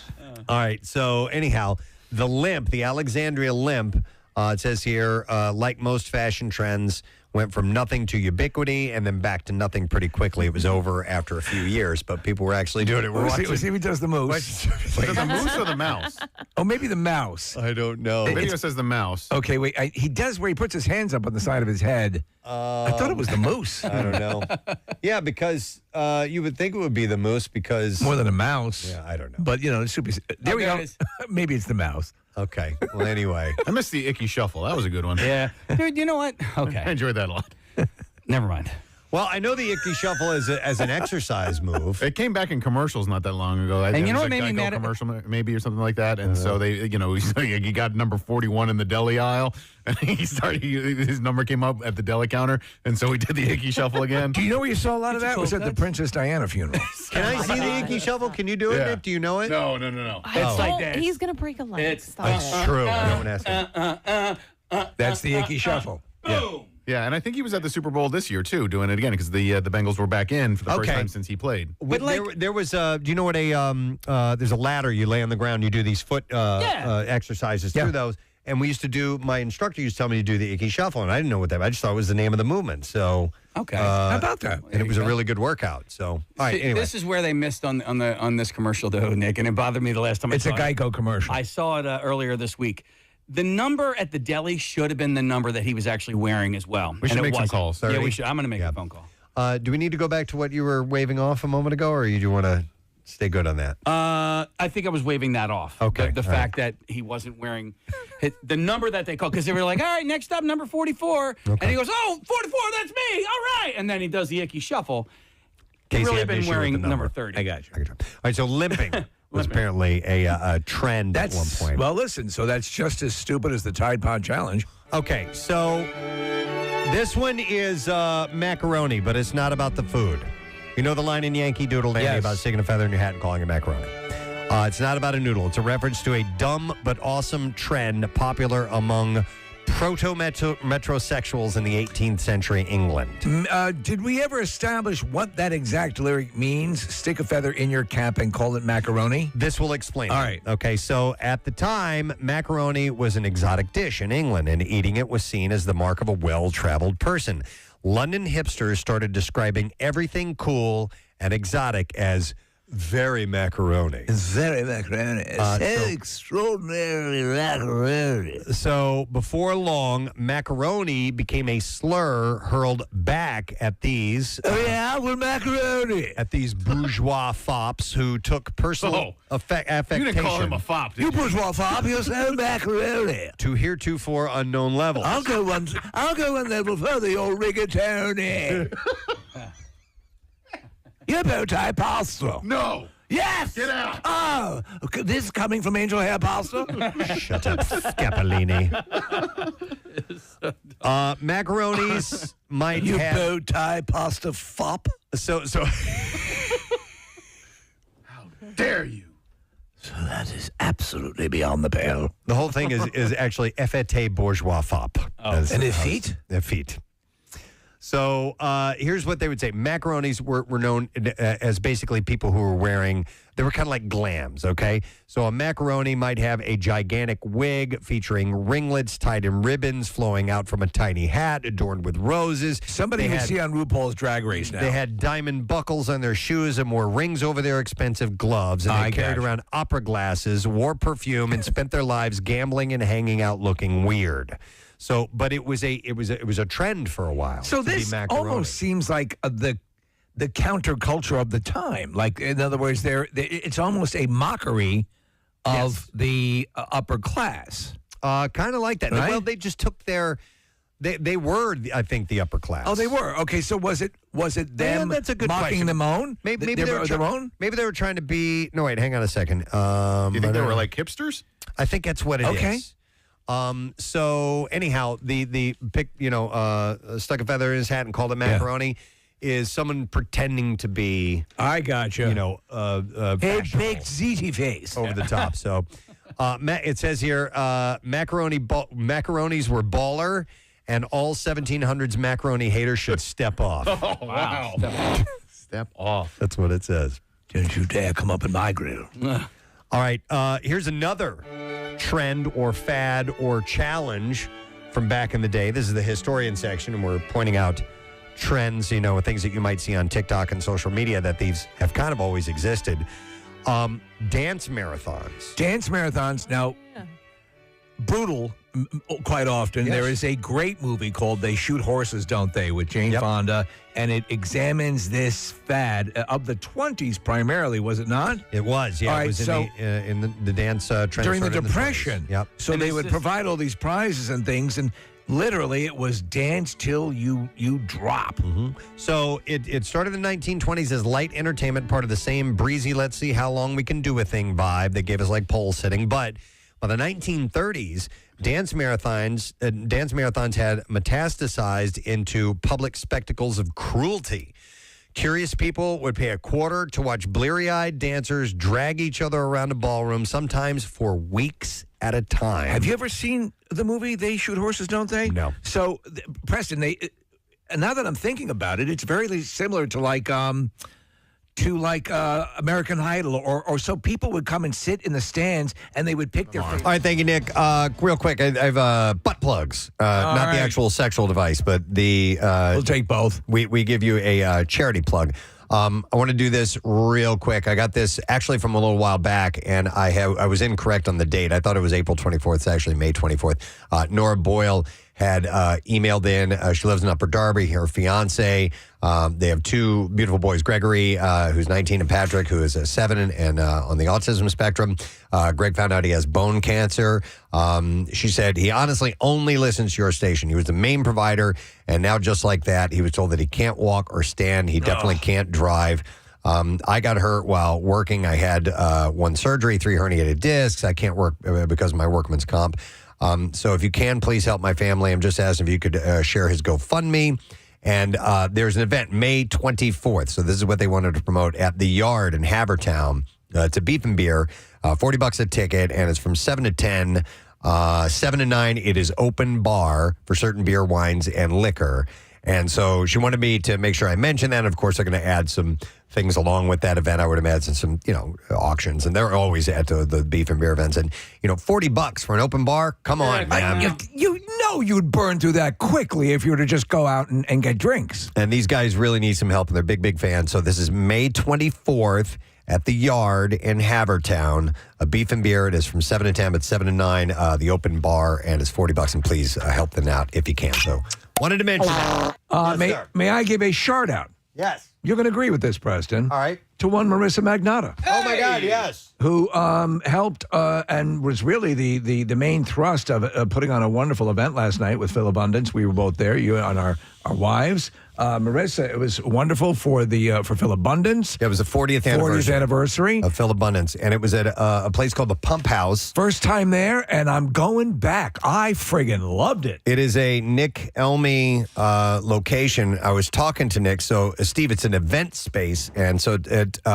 and I'm talking with Nick, and I'm like, so tell me about the Pump House. He's like, dude, why didn't I do this years ago? Yeah. He's like, this is phenomenal. He's like, I opened a small restaurant in South Philly, and he's like, this is a much better thing. Yeah. So it's for corporate events and bar mitzvahs and weddings, and it is this really, really cool atmosphere at this place right on the river. And of course, you got Nick handling the food. I mean, come on, please. I see him, and I think of the show The Bear. He's got the tats. He's a good looking guy, and he's dialed in. He cares about people. He's a phenomenal chef, and what he pulled together and what Marissa said, the event was just terrific. Congratulations to you for that. Thank you. Here's your chart.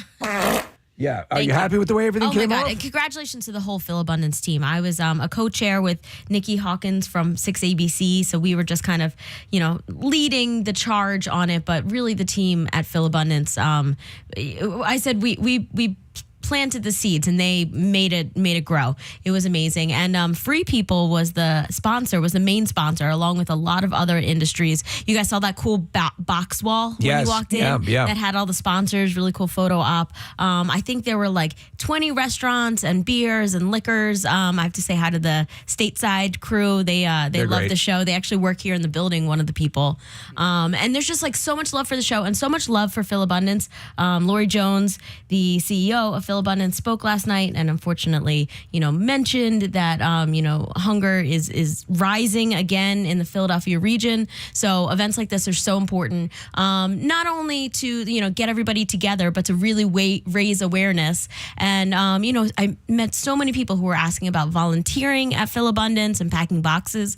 Go to Phil Abundance's website. They're always looking for volunteers. In fact, it's a big subsidiary of, funding for the organization. When you volunteer, you just help get the food out to the community. Absolutely. And shout out to Revivalists. They offered up the booze. Oh, yeah. Which was awesome. I love those lots guys. of different companies were there and so much good food. Christina from South Philly Barbacoa and High Street and oh my God, so many. I'm going to put a reel together. I was trying to grab everybody and I just met so many people. So much love for the show. Do you know what's great? So many people mentioning Camp Out for Hunger. Patty Jackson was there, Yeah. and it's always great to see her, and just a lot of people across all different, from the TV stations, radio stations, and everything. Yeah. It was terrific to see everyone there for that cause. And it's really cool. So I joined the board, I guess 2 or 3 years ago, and let me tell you, when I sit on those board meetings, I mean, there are CEOs and presidents of organizations and all, and like this was kind of my moment to shine. I was like, hey, this is what I bring to it. They called you out last night in a great way, so it was excellent. Congratulations. I'm so honored that you guys came last night. We had a blast. And thank you to everybody. Congratulations, and more information to come. We raised past the goal before the event even started, so good. it was such a success. Excellent. Great work. All right. I noticed some things. All right. The noticer's back. The noticer notices when you can't notice. It's what I do. Across an empty field, down a lonely alleyway, across a moderately attended wedding.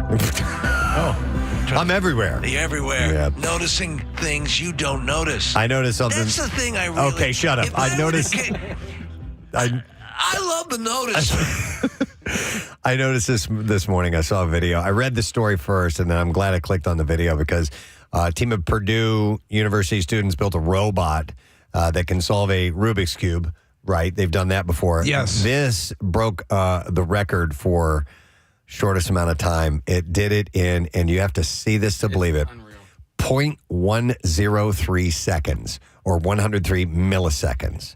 So it's A blink of an eye. Yes, less than a blink of an eye. A blink of an eye is like 300 milliseconds. This did it in 0.1 seconds, so 103 milliseconds. Matthew Pathroy, Junpei Ota, and Aiden Hurd, and Alex Berta, students at Purdue's Elmore Family School of Electrical and Computer Engineering, met through a co-op program at the school, and they teamed up to design the puzzle-solving bot, which they dubbed Purdue's Cube. And you see the cube in the device, and they go, okay, you ready? And they go 3, 2, 1, and it's like blip, and it's done. And then they'll show it in super slow motion. How it actually, because it looks like a magic trick. That's what it looks like, yeah. So, it will slow down. You see the actual shifting going around. Yep, but we're watching video of it right now, and when you see it, you're just like, what the hell was that? Do you know that a lot of the actual machinery in this would be similar to what you would find in a blow station? Oh, yeah. Okay. The same, because that same device. Listen, I don't think I ever came close to ever solving the Rubik's Cube. I am a bona fide moron. And people who do it, Nick, I think you're my son is still into it, and one of his best friends, this kid named Topher, set a world record for his age group a few years ago for doing it. Topher does it. It's not quite this fast as the Purdue machine, but Casey, it really is. It boggles the mind when you watch it. You're like, how is a human brain and fingers being able to do this thing as quickly as they do? But Steve, to me, it's fascinating that the Rubik's Cube is still a thing that kids really like and embrace. Yeah. My nephew's into it now, and he lives in Southern Virginia, and there's something timeless about it that I think is really cool. I'm such a simpleton that just the moving the things around, just shifting that was to me was sort of relaxing. Never even concentrating on solving it, just moving this tactile thing was what I enjoyed. Those things came out I was in junior high, so early 1980s, like 83, something like that. And, every kid wanted one. Oh, yeah. Like, I got to get one. Yeah. Mom, Dad, give me one. I got it. I'm playing around with it, and I'm like, I can't like this. This is dumb. Mine's broken. Why? Yeah. God, friggin' thing doesn't work. I could get one side, no problem. The best I could do, I think, was 2 sides. Is the best I could ever. And not only that, 2 sides, but also all of the top row being right, and all this. But I don't know. But it is a cube, and that's the problem. If it was just one side, it'd be so easy. I used to take the stickers off, and that's how I would fix cheat. Yeah, you could take the stickers off. You could also just disassemble it and put it back together in the right. Not the ones that we used to have back in the 80s. The ones now you can disassemble. No, we did it in the 80s. Yeah, really? Absolutely did it as a kid. Yeah, it was hard to do, but you could do it. Yeah, you guys screwdriver, Casey. Yep. Jam that thing in there, and you're good to go. And Ben, my son, is so into them now that he has 8 or 9 different versions of them. He's got the pyramid one. There's one that looks like a snake, like it's long. There's a bunch of different. Forget that. He's into it and he's good at it, and his brain works that way. Yeah, Carter's good at them too, and he got the speed cube. As well, so you can just. I like those. Yeah, there's rifle. Dude, it takes him he can do it in less than a minute. He can knock it out. It's crazy. I would assume that you'd benefit from a obviously. A more linear mind. I'm too distracted, and I don't see the patterns you need to see. Press, I don't know if you recall, but in the mid to late 80s, Rubik's came up with the missing link, and I liked that one. That's the snake-looking one. Ben has that. Okay. Yeah, he's got the pyramid one. He's got the ones that are just 2 squares on both sides. Or 4 squares, 2 on either side. 2 length and width.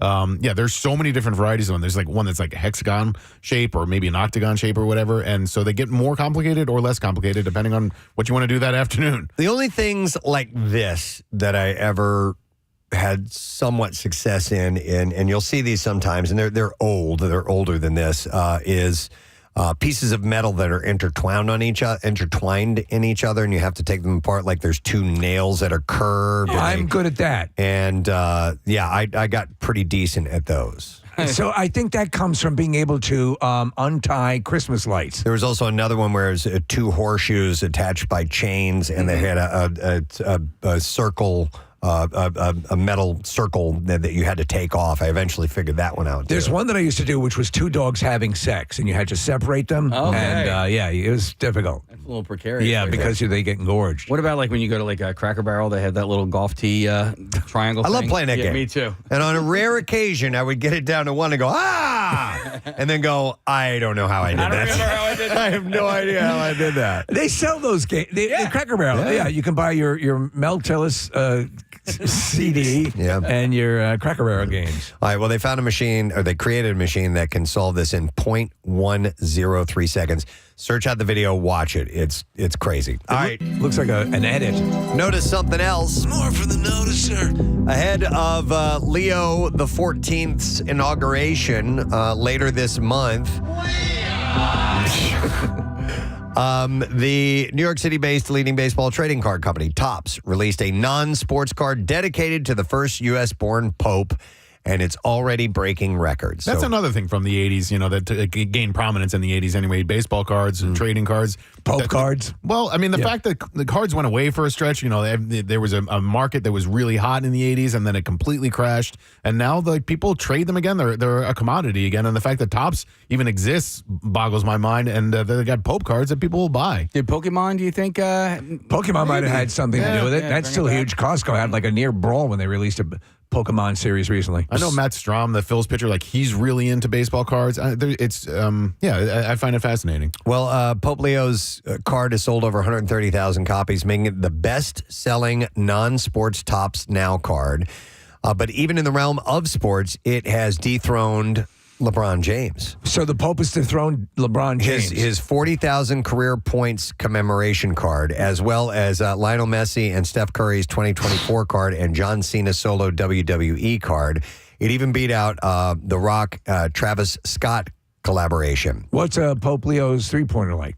I haven't seen him shoot yet. So with its enormous print run, the card is now eligible for future chrome parallel variations. Wow. Including a singular one-to-one super fractor. But Topps isn't the only one selling cards commemorating the Chicagoan Pope.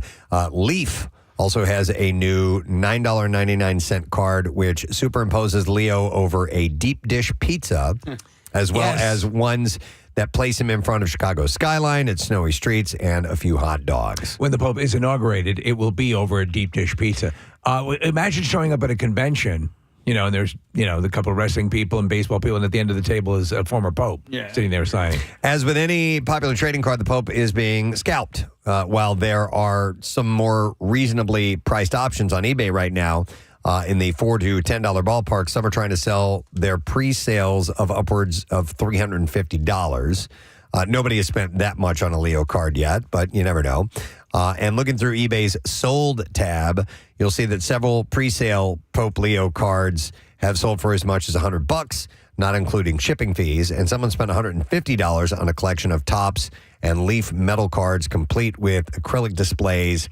And someone else spent $195 on the alt-white smoke variant. My mother-in-law, very religious, and she since passed. But I wonder if this is something she would have gone for. Case, do you think your mom will get a Pope Leo trading card? Possibly, maybe. Yeah. I mean, this is definitely in her wheelhouse. She get a Pope Leo Rubik's Cube? I mean, listen, we had a poster of Pope John Paul II hanging in my dining room. That was my entire my whole life. Is that the one hanging in there? Yeah. It's on a branch holding on. Was it framed or was it just tacked on the wall?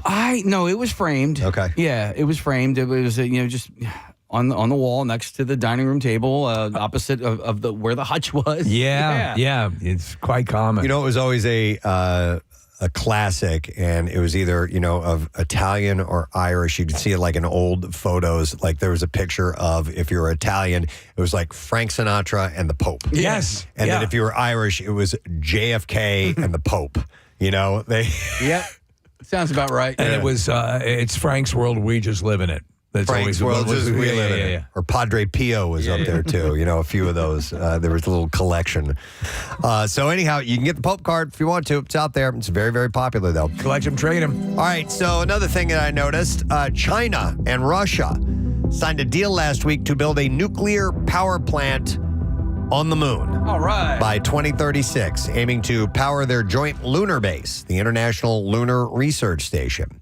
This is probably a dumb question, but could you have any other kind of power other than solar on the moon? Like it'd be too expensive to bring a fuel, wouldn't it? Or am I way off? Well, I don't know, burning things and how that lack of an atmosphere would prohibit that. I don't know, Nick. I'm going to text an astronaut. But the fact that they have a reactor, like a base, that makes more sense. I meant an astronomer, not an astronaut. What did you say? I said I'm going to text an astronaut, but I meant an astronomer. By the way, has this astronomer ever taken a dump in the middle of a room? No. Is he well respected in his field? Very different guy. Okay, all right. Well, you know what? I don't know. Maybe he has. So the reactor, likely Russian-made, will produce 0.5 megawatt of electricity, enough for a small moon settlement. They plan to use robots to build it between 2033 and 2035, which could make it faster than human-led projects. The move is part of their bigger plan to set up a moon base to rival NASA's Artemis program, which wants to put people back on the moon by next year. While NASA is talking about scaling back some plans, China and Russia are pushing hard to lead in space. Some worry that this could leave the U.S. behind, but others say that it's too early to tell. The ILRS might also include countries like India, making it a large global effort as well. It's pretty wild. There have been a few science fiction stories where an explosion on the moon, the nuclear explosions on the moon and space bases on the moon, and we'll see what happens. Yeah. See if they can keep it reeled in.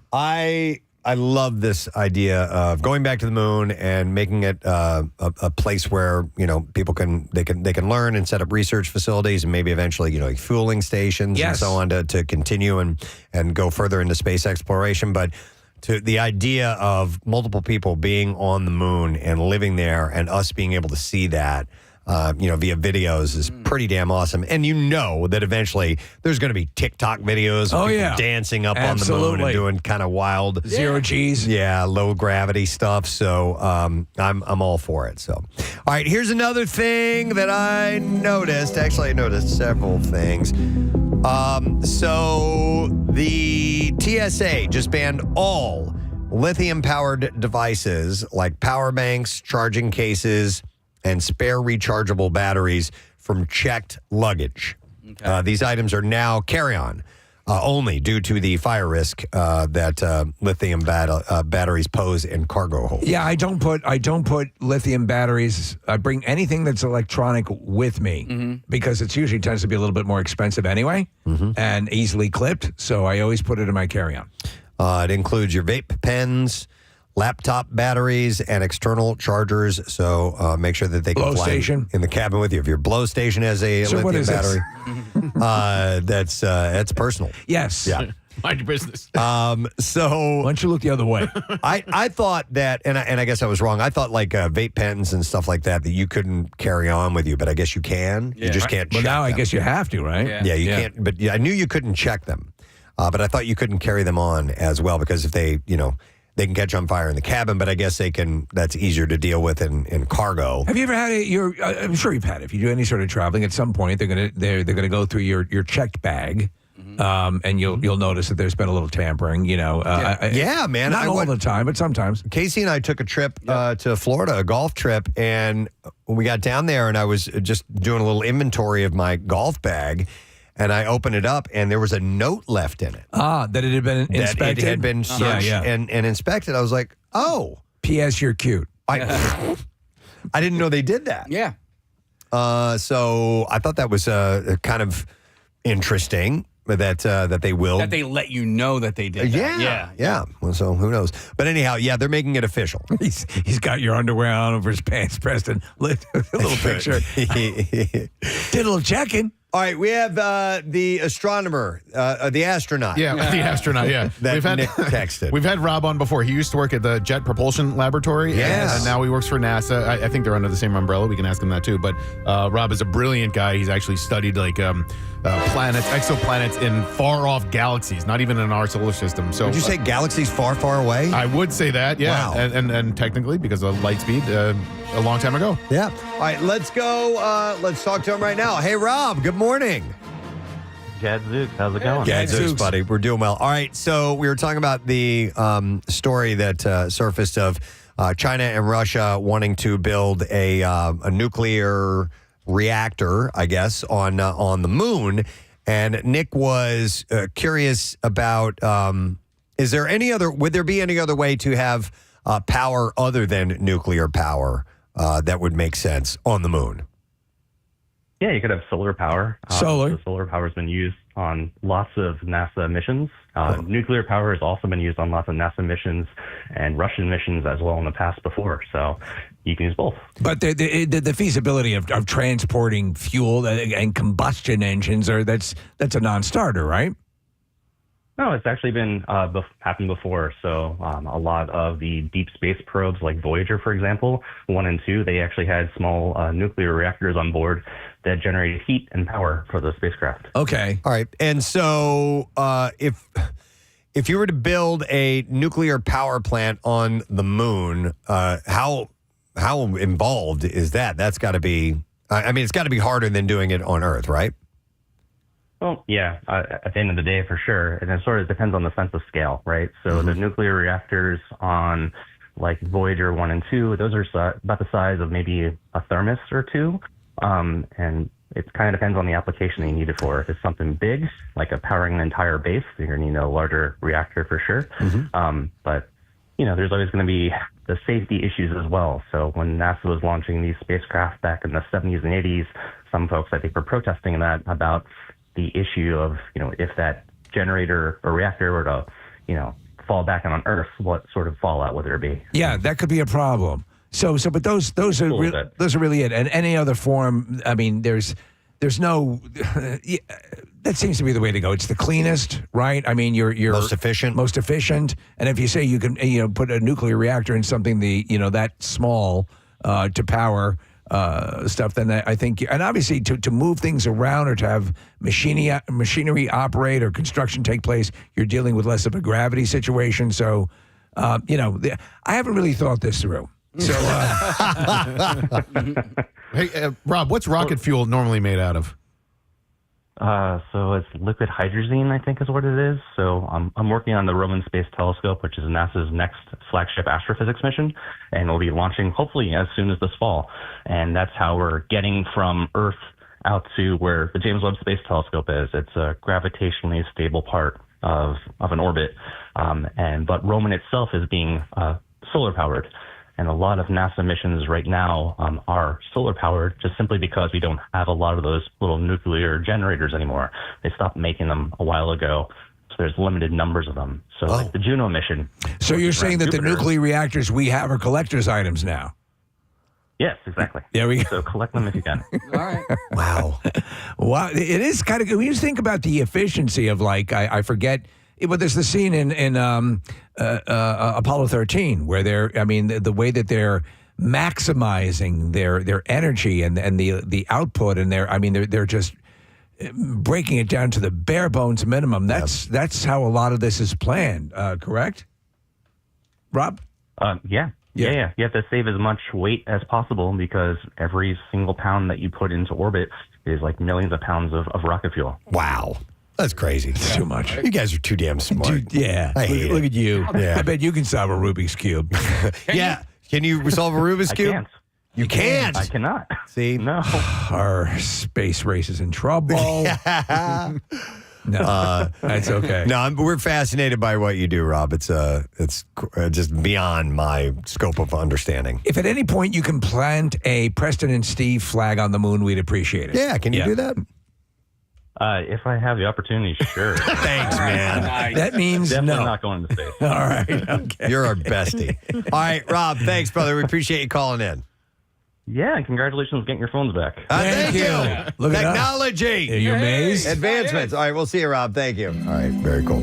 All right, let me see what else I noticed here. All right, here's another technological thing, sort of. Apple just dropped a soothing surprise with its new sound therapy collection on Apple Music, created in partnership with Universal Music Group. So they have transformed hits from stars like Katy Perry and Imagine Dragons into extended lo-fi tracks designed to help listeners relax, focus, or sleep.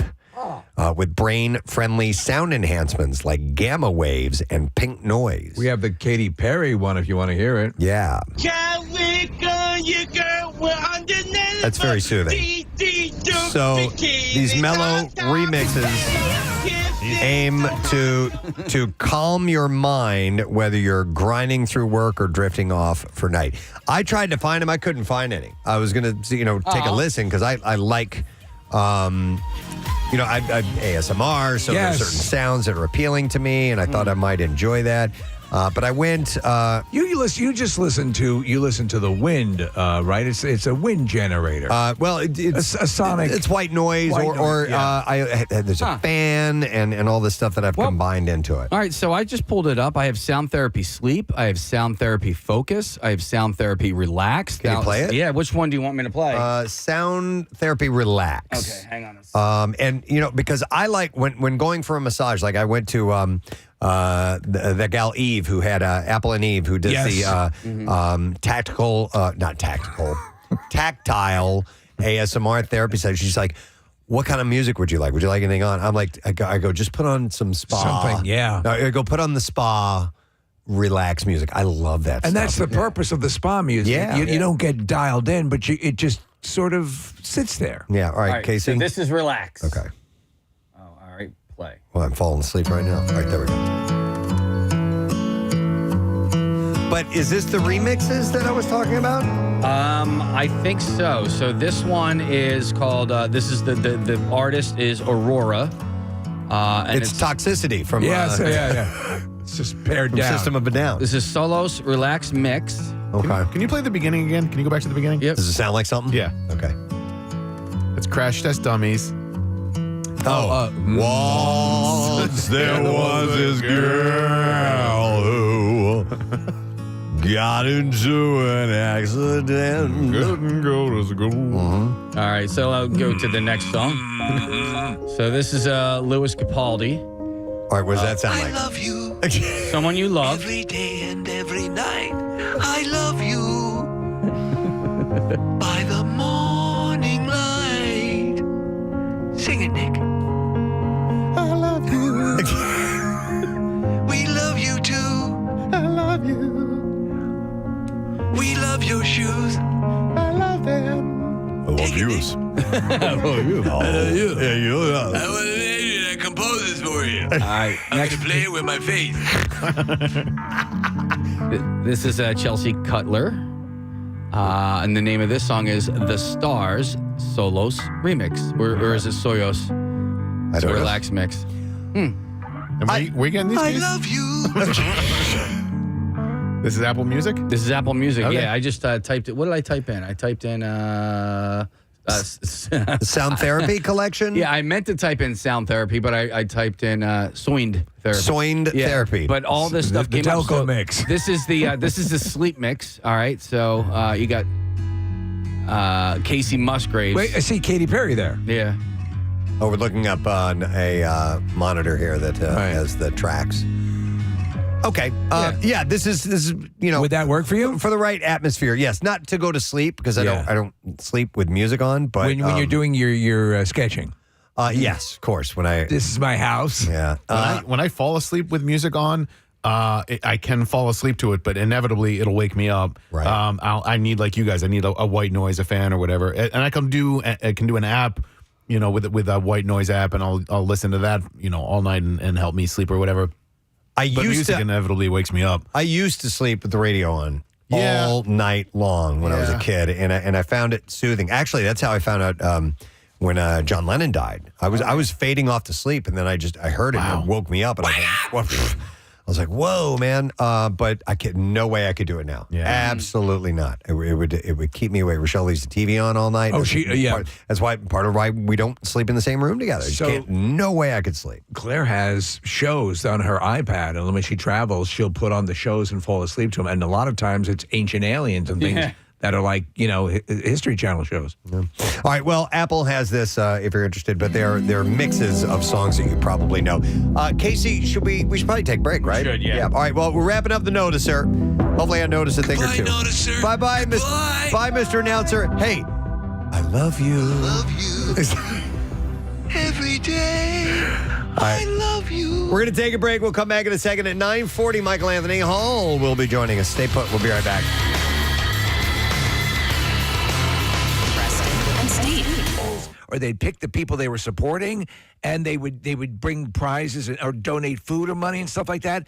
There's one scene where in fact it's running on the screen here in the studio, where Red Buttons, who's an old guy, has a heart attack, and his dance partner is picking him up and trying to move him across. Oh my God! And they would so it wasn't just dancing; they would do these little races, and a siren would go off. They'd get about 10 minutes to go back, go to the bathroom, whatever, quickly.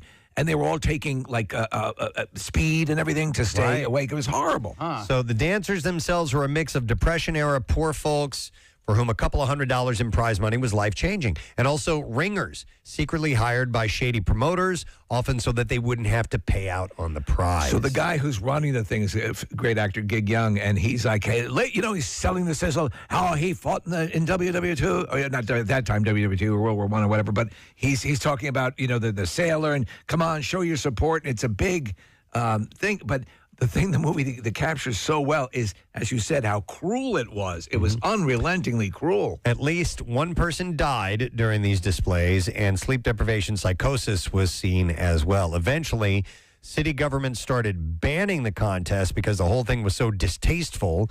The trend has a real legacy, though. Every charity walkathon owes a spiritual debt to this fad as well, because they started these thons, these long things. It's true. Yeah, I didn't even think about where it all came from, but it is those dance marathons. And Nick pulled up some of the stats from the most famous thon we know, which is the Penn State thon. Yeah, which does incredible work. And celebrating its 50th anniversary. And this year. In fact, Thon 2022 shattered the 2014 record by raising, listen to this, $13,756,374 to combat childhood cancer. That's amazing. Yeah. That's unbelievable. And that one is not cruel. Yeah, didn't Fonzie and Joni do a dance-a-thon? I think they did. Yeah. Fonzie and Joni? Yeah. Oh, really? Yeah.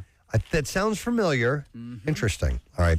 And then I think I only have one other thing here, one other trend, one other these are interesting fad. Yeah, I thought they were kind of cool. Man, Fonzie looked really tired at the end of it.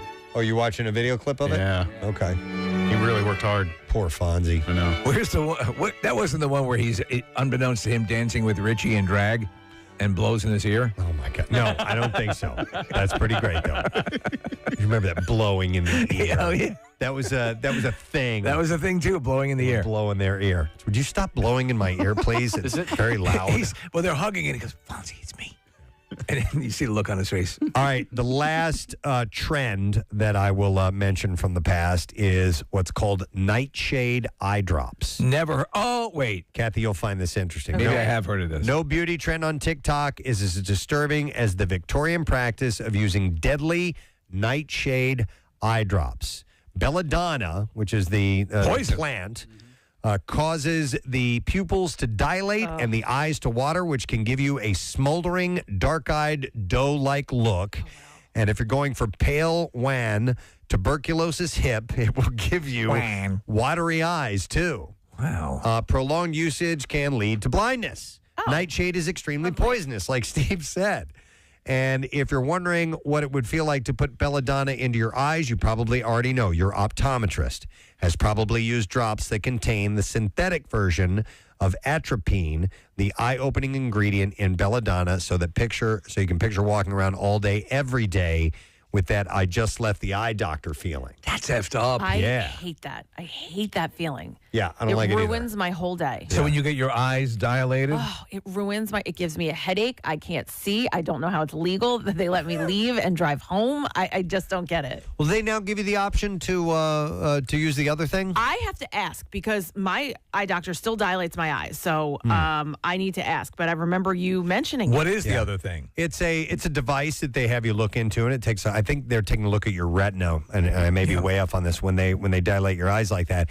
and it just cost extra. Like insurance doesn't cover it, so it's like cost $30 or something to do that. And I'm always like, yeah, I'll do that rather than have my eyes blasted open for the rest of the day. Well, so do you remember the puff of air you used to get in the eye? So they don't I do. hated that. Hated that too. Yeah. So they don't do that anymore. They've advanced on that. Right. But that's not what you're talking about, Preston. Nope. It's the It's an eye queef. Yeah, and they are looking at your retina when they dilate your it's eyes. you look inside this contraption, and you're supposed to look at this green light or something like that, and it takes a really good look. What's it? Do you know? Find out what it's called because I have to go. I'm due, and I'm asking for that. Yeah, I need new glasses. I need to go in for a look too. When you go in, just draw a picture of it.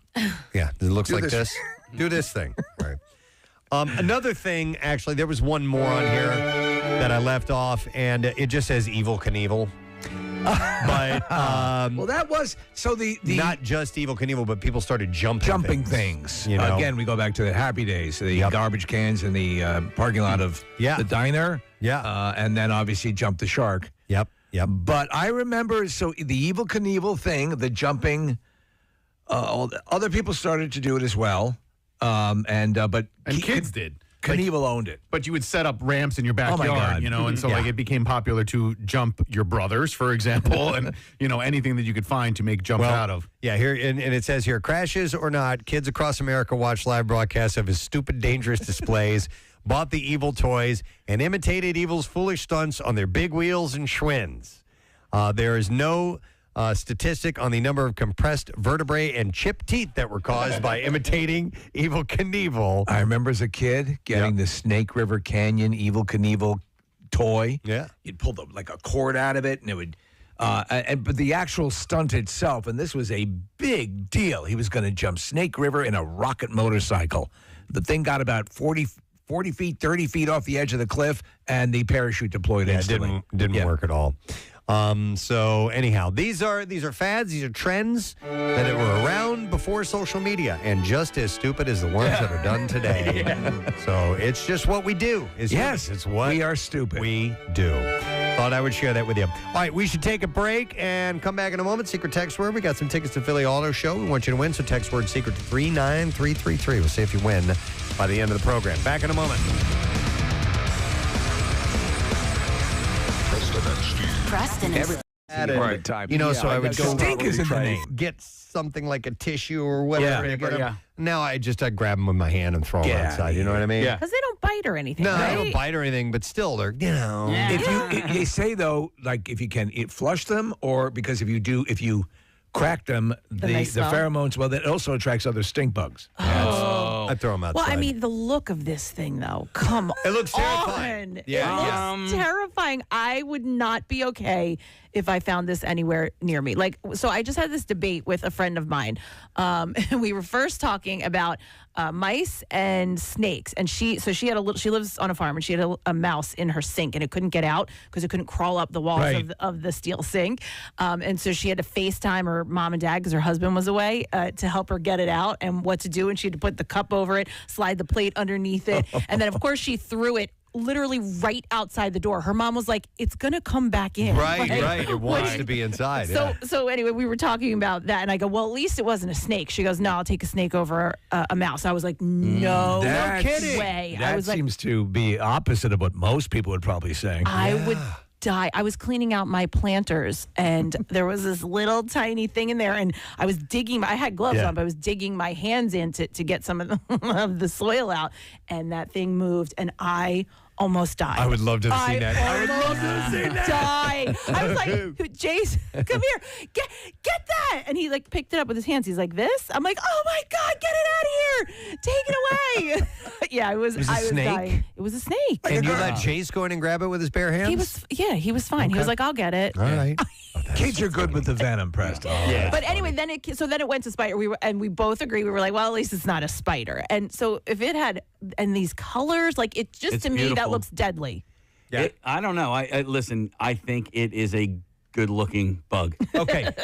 Question with that. Are you the type that would allow a spider to crawl on you and have no problem with that? No. Okay. All right. Not 'Cause that good looking. No way. No way. But I'm not bugged out by them. A lot of times I'll let spiders go in my house because they take care of the other bugs. No, I will as well, depending on, because they will take care of the others, and that's fine. Like in the basement or something like that. but I see this thing crawling around. I'm moving. Still in my house. We used to have, when I lived in the South, there were these big yellowish spiders, and I forgot what they were called. And they would get huge, man. Look at the story. Yes, I know. And it had yellow markings on it, but I don't remember what it was. Are those out west as well? Because I remember. I don't know. Yeah, I'm not sure. I don't know what breed, but we were talking like this. Like a recluse is pretty big as well, right? It's not that big. Not as big as this. But I mean, like, maybe bigger than a $50 or something like that. Maybe that size. And we had the story last week about the guy actually started to have. He had like flesh-eating disease because of it. Yeah, it'll necrotize. It'll actually kill the parts of your flesh, and it can be messed up. Hang on, Tom's got a spider story. Hey, Tom. Good morning. Hey, good morning. Hey, good morning, buddy. What's up? Hey, so I work in New Jersey. I'm a meter reader for a utility company. I'm actually doing the route today, but I have to go into utility rooms to read a meter, and we leave messages for each other on our little processors to give us heads up about stuff. Okay. And I come up to this route, and the message says Spider Cave, and I am just like, oh no, I'm just Spider Cave. What am I getting into? So I find the utility room. I open the door. There is a ton of cobwebs and spider webs everywhere, which I'm used to. I start kind of cleaning up the webs to make my way to the meter, and no joke, about 5 or 6 spiders drop from the ceiling. Oh. And I was just like, nope. I got out of there, and the rest of the day I was like stripping my sweatshirt off, like just panicking that something's crawling on me. Dude, yes. No, so any idea, did you even have enough time to identify what type of spiders they might have been? It was so dark in there, I couldn't even see it. Yeah. And like, you know how they show those videos of people outside in the dark, you see all those glowing little things in the grass, and it turns out they're spiders? Right. After they all fell, I shined it up into the ceiling, and I could see little specks. I'm like, yeah, I'm never going in there again. Go in with a flamethrower, man. That's. Oh, I wish. I wanted to go like Alien Ripley. Wow. Oh, no. That's terrible, Tom. Yeah. All right, thanks, man. I can't take that. Nick pulled up a chart of spiders in the United States and their level of dangerousness, or danger, however you want to put it. So, the brown there are 3 that are ranked as deadly and dangerous. Okay. The Black Widow is another. I remember seeing those when I was a kid. Wait, so they're we easy to spot. We have all of these here? Yes. Yeah. Like in our house? Like they'll come in our house? Yeah, they're in your home right It's now. like 6 underneath your chair right now. I put some in your coffee. And Steve, one I've never heard of called the hobo spider. Yeah, they ride trains and eat stew. So here's a spider bite first aid for those are keep the patient calm, apply ice to decrease the pain and swelling, and use anti-inflammatories for pain relief, and contact your doctor. If you're working around, take some Advil and you'll be okay. Exactly. If you're working around in your garage or in your basement, you need to wear gloves if you're moving stuff around. I always do. Yeah. All right, here are the and then the other levels. So those are the deadly and dangerous. Right. Then you have toxic, which is poisonous, painful bite. So maybe like a bee sting, or something like that.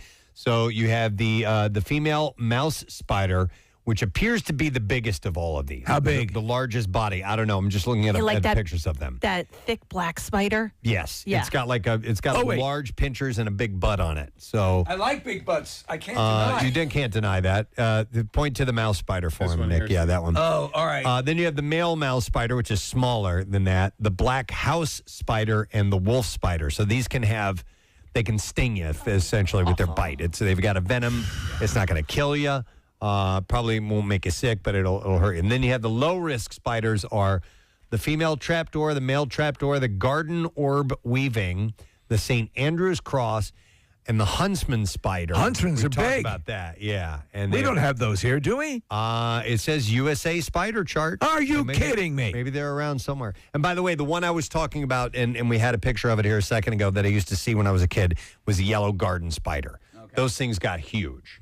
And this is terrible. I used to grab crickets or grasshoppers and throw them in their web, and it would just fly right over and just wrap them up really fast. It's like that. Exactly. That's an actual audio of a spider. It's like that scene in Lord of the Rings when Dude, giant spiders scare the hell out of me. Well, and we've talked about I them. hate that. There's no, the line, hey, spider, are you feeling okay today? There's no feeling. There's no nothing. Yeah. So you take like a lion or something like that. Okay. There's eyes. There's some type of. There's a soul, maybe. There's something in there. You can pet it. Something. But a spider. It's a machine. Yes. Something like that. It won't stop. Ever. Until you're dead. Which call you want me to go to your case? Line 1. All right. Let me go to Paul. Hey, Paul. Good morning. Good morning. How are you? Good. What's up, Paul? I was bitten by a brown recluse before, and as I was telling her that I've had back surgery, I've had neck surgery, I've had 2 knee replacements. That spider bite was some of the worst pain I've ever felt in my life. All right, so Paul, the initial bite or the pain that you experienced afterwards? I had an open wound for 3 months. An open wound for 3 months. That's actually common. The reason I ask you that, Paul, is because I had a friend who had a similar thing. He was bitten on the leg, and he eventually went to the hospital, and sure enough, a hole started forming in his leg. And so, but he didn't remember, like, being bitten at the time. Did you? No, I did not. Okay. All right. So it was just, it was the after it got aftermath. in there That and the seems to venom did its work, right? Like common doesn't because people that I know have been bitten will notice a circle. I guess it is. Is that the? It's like a target, right? A blood blister had formed. I went to the ER. They lanced it, and then they said when I went back, the skin was still hanging off, and they said if it doesn't come off, you have to take it off surgically. So I went home and took it off myself with a razor blade. I don't know that. Sounds like you went to the same medical school your dad went to. Yep. My dad must know you. Yep. It took about 3 months to heal, and the wound was the size of about a quarter. They gave me cream that they give to burn victims. Did they give you antibiotics, Paul? Yeah, they gave me antibiotics. Yeah. They gave me pain medicine. Jesus. And they said if it didn't heal by itself, they were going to have to close it surgically, but thank God it healed. Wow. All from a little rat prick spider. And very painful, just sore to the touch. 93.3 WMMR. Nick, during that traffic report, the entire traffic report, we've been watching the video to Last Dance, or Mary Jane's Last Dance, and it's disturbing, man. I've forgotten it, and, there was a lot of creative license in the days of MTV, and you could explore some really weird topics with music videos, and this one is messed up. I mean, man. he's a mortician. He takes the body out of it, takes it past a security guard, his Kim Bassinger. He gets it, gets the body home, puts makeup on it, sits in front of the TV, prepares a dinner, and is now dancing. Puts it in a wedding dress. Yeah. And, they did it. Yeah, you think so? Yeah. Wow. All right. Well, anyhow, that was a nice little stroll down video lane. Real quick, I wanted to mention this again. We have a contest coming up, Keenan's Irish Pub. We're broadcasting live. It's the official opening of the Jersey Shore. Be a part of this celebration. This is just to ring in summer. This is what we do over Memorial Day weekend. And we just meet a couple thousand of our closest friends. Yeah. And we crack open the beers starting at 8 a.m. And we get in legal trouble. We let it flow throughout the morning, and actually it goes into all weekend. And our friends at Coors Banquet are sponsoring this year, and we'll make sure that we utilize that with the baptism of beer, which will culminate this event. But throughout the morning, we have found we need to do something with the crowd, and we need to have some fun. So that's what the event has turned into. It's turned into contests and everybody just getting just crazy for a morning. So one of the things that we've done is the past few years is the Seagull Screech Off contest, and we have a $300 cash prize. We need people who are interested in being a part of that and showing us that you are indeed the king or queen of Seagull impressions. And there are some people that can be loud with this, man. Like blow the headphones off loud. Yeah. So if you have this ability, this talent, or you know someone who does, reach out to Marissa at WMMR.com. Now, with that, the main reason I brought this up is Casey told us he had some kind of seagull observation, or what is it? All right. It's just something I want you guys to see. Okay. Sam, you pulled this up the other day. it was on my Instagram reel. It's not like I go and search out animal cruelty, and I'm still on the fence on whether or not this is animal cruelty. But this boyfriend and girlfriend, what they do is they go when they're on the beach, they will dig a hole, okay, and then they will kind of lay in the hole, and then they put like a beach blanket over them. Okay. All right, and then I don't know if they put crumbs or something in the beach blanket, but here, watch this video. Okay. So then somebody says, all right, the seagull's on you. And then they capture the seagull. The first one we see here, they don't actually capture them. The next one you'll have to see, they basically just fold the blanket in half, and then they just caught the seagull. And I'm like, as a means to what end? Just to catch it. They let it go. They don't beat it or anything like that. Eat it. Yeah, they don't beat it. They don't eat it. They don't. It doesn't look like they hurt it. Well, here's the deal. You could hurt it. You could. Yeah. And so you probably shouldn't do that. And by the way, I don't know what the disease level of your average beach seagull is, but the avian stuff is pretty. I don't know if listen. I don't like scaring at it. It's kind of clever in a way, but it's it's interesting to lay a trap and to successfully lure something and capture it. I get the kind of a thrill out of that. Now, if you're doing it to kill it, I don't really necessarily agree with that. But you might inadvertently injure this, and then you're going to be in trouble because that's illegal. I assume that is a crime. Yeah, so this in and of itself may be illegal, but it's interesting. They've laid the trap. We're watching the video. The kid manages to catch the bird in his hands, lets it go immediately, and then he jumps around and goes crazy. So the idea was just to be able to get your hands on one, I guess. And actually, this isn't the video that I had seen. It was a totally different couple, and they were a little bit older. One of the funniest things that we ever did when we were growing up down the beach, my friend Matt, he was like, "Bury me," right? So we bury Matt up to his head in the sand, and he can't get out.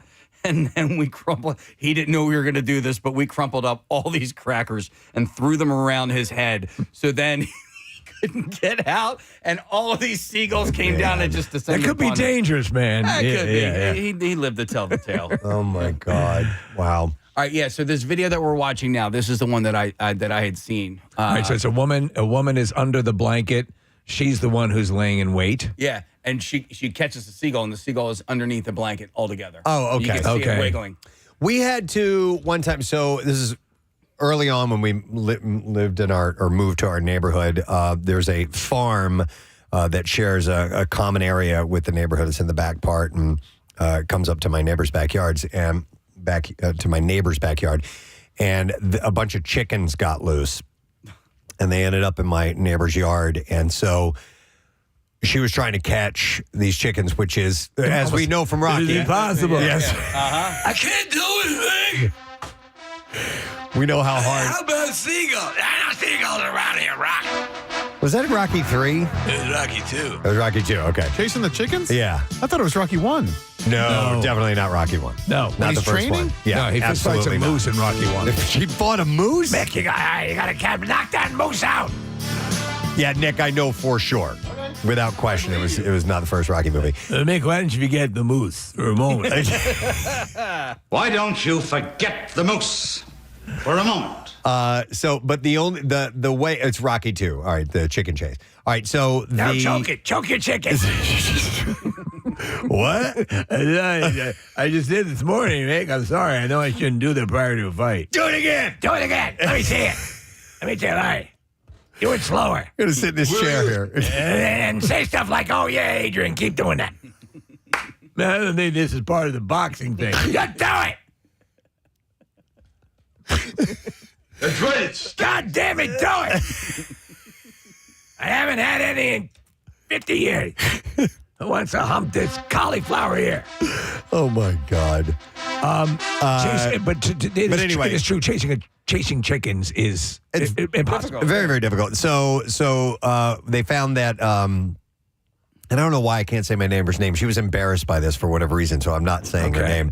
But the successful way to catch it ended up being bringing out blankets. Yeah. All right. And somehow or another, you kind of, seducing maybe you get a couple of different people with blankets, and eventually you throw the blanket on top of the chicken, and that kind of disables it for the moment. Then you can pick it up and take it and put it back in the barn. You remember Mutual of Omaha's Wild Kingdom? Oh, my God. Pop him in the burlap sack. Yeah. Burlap sack. You remember, it was maybe a year or two ago, there was a woman in a park in Philadelphia who was like feeding birds, sparrows, and then... She's feeding sparrows to birds. No. She was feeding sparrows. Oh. And, I said birds, and then I think it was specifically sparrows. Gotcha. But she would then capture them in a plastic bag.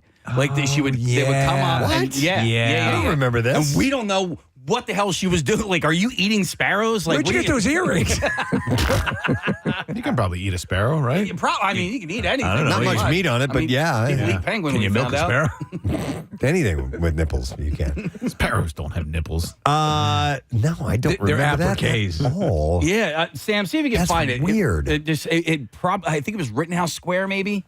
The woman just sitting there in a park bench and just captured them in plastic bags. If you have something direct, I have a slight veer off from this. Well, this is a slight veer off too, but it'll be very quick. Okay. So my youngest they bought a bird feeder. So they live their bedrooms are on the second floor of our house. They had a bird feeder and put it on their window. It has suction cups. Yeah. And the birds come up and their bed goes right up to the window, so they can just sit there on the bed cool. and be like, inches away from the birds. Pretty cool. It is amazing. It's a two-way mirror, right? No. It's just a bird feeder. There's no mirror on it. I bought one years ago, and it was a suction cups, and it's a two-way mirror, so the birds would sit there, and you could sit on the other side and just watch them. And now we have one, Nick, that is actually a Wi-Fi camera. Yeah, I got that one I have too. to install. I find it fascinating. We're watching the lunatic here. Yeah, so we're watching this woman who was catching. This looks like Rittenhouse Square or Washington Square or Logan Square, any of those. Yeah. But she's just sitting there on a park bench, and she would wait till I guess they're feeding them, and a bunch of them come around. And those animals get desensitized to people, and a little less gun shy. And she just reaches down, bang, snags one in her hand, and then puts it in a plastic grocery bag, ties off, and the bird is obviously distressed and flopping around in there. And a graphic laid across the screen, this is from NBC 10, said that she claims that she releases them. Well, what's the point in capturing them and putting them in a park like that? That's crazy. Yeah, I can hear the train in the background. Any idea how many years ago that was? Maybe like 2 years ago. Wasn't that long ago? It was not that long ago. I don't know how. I'm sorry.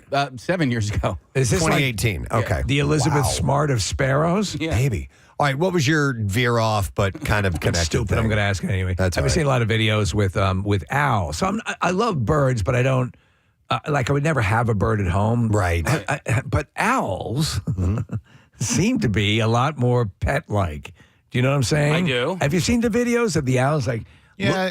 Do you know what I'm saying? No. You can tell me I'm a flat-out moron for this, but that's my perception. I think, Steve, as long as you're not trying to domesticate them, they can become familiar with you enough that they can live near where your house is and they can become accustomed to living near a home. And no, I think that the owls are really cool like that. And they can be in a hutch. You're just not, they're not your bird. I know. It's not a pet, so never treat it as such.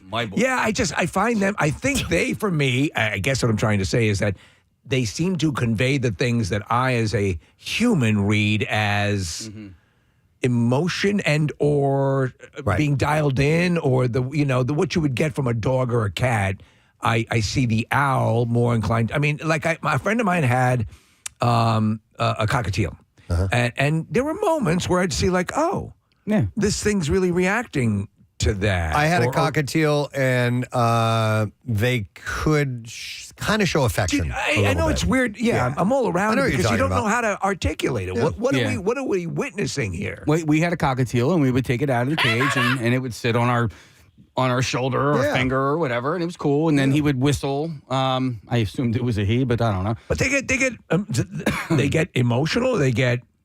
I mean, I get pissed off. They seemed because the one I had seemed to have some affection. Like you said, Casey would hang out on me, and I would put sunflower seed in my mouth, and he would eat it right out of the mouth. And there was some not that I want to get one, but of all the birds, I think an owl and or one of those makes the most sense. Back at our old house, we had a stretch of maybe it was like 2 or 3 weeks where an owl was perched up in one of the trees behind my neighbor's house, and that's where he just hung there. That's really cool. Yeah, it was awesome, man. And they're mother effer predators, man. Mhm. I mean, Yeah, they are. You see those suckers take off.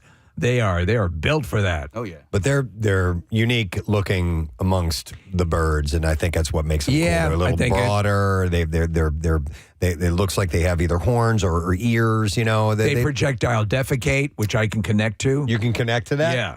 But I don't. I've never had any owls in and around our area. We have red-tailed hawks. That's a lot of the stuff. When my mom was, I'm sorry, Preston. No, go ahead. When Yeah. my mom was growing up, Steve, they had an owl in their yard, and they, my grandfather, my papa, built a hutch for that owl, and the owl lived there for several years. She has these really cool photos. Yeah, and this was probably late 60s, early 70s. I'll see.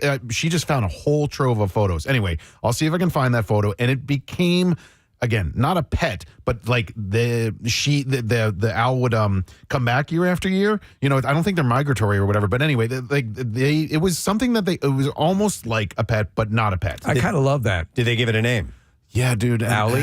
Owlie the owl. Yeah.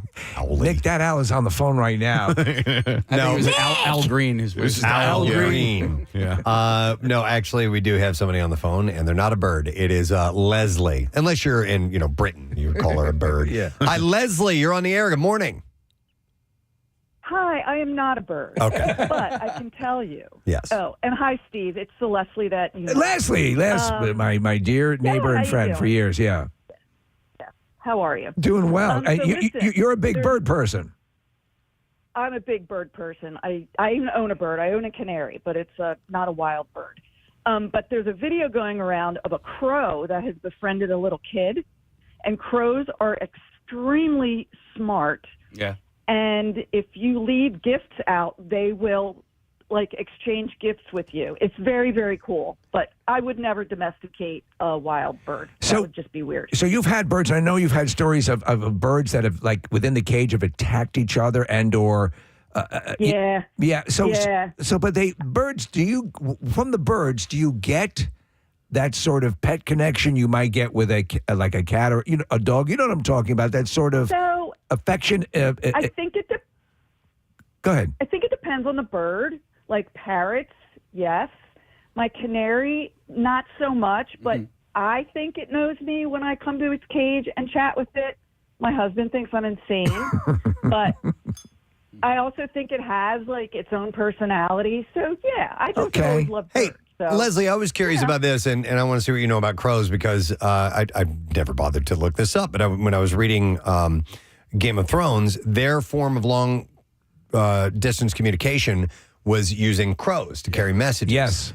We classically think of pigeons as the carriers of messages like that. Yeah. But I was curious if those birds are able to be trained like that, if they're I don't intelligent. know if crows are homing. Again, I'm not an ornithologist. I just really like birds. Okay. But I don't think so. But it's possible because they're wicked smart. Yeah. I'm fairly I certain. would love to have a crow befriend me. Yeah, Press, I'm fairly certain that Noah let the raven out first before. You always hear about the dove coming back with the olive branch, but he sent the raven out first. He tried it with the horse, but that didn't work out well. And then I don't know the difference between a raven and a crow, but I think it was when I was in. They're in the same family. Okay. Yeah, they're in the same family, but they're also very smart birds. Yeah, so when I was in the Grand Canyon, the ravens were following us down the river. And they were so smart. They would unzipper backpacks to get food. They knew which backpacks had the food in it. Yeah, they're actually a little smarter. Ravens are than crows, and they're bigger. They're probably 50% bigger than crows are. Yeah. Interesting. All right. Thank you for the Thank you, factoids, Leslie. We appreciate it.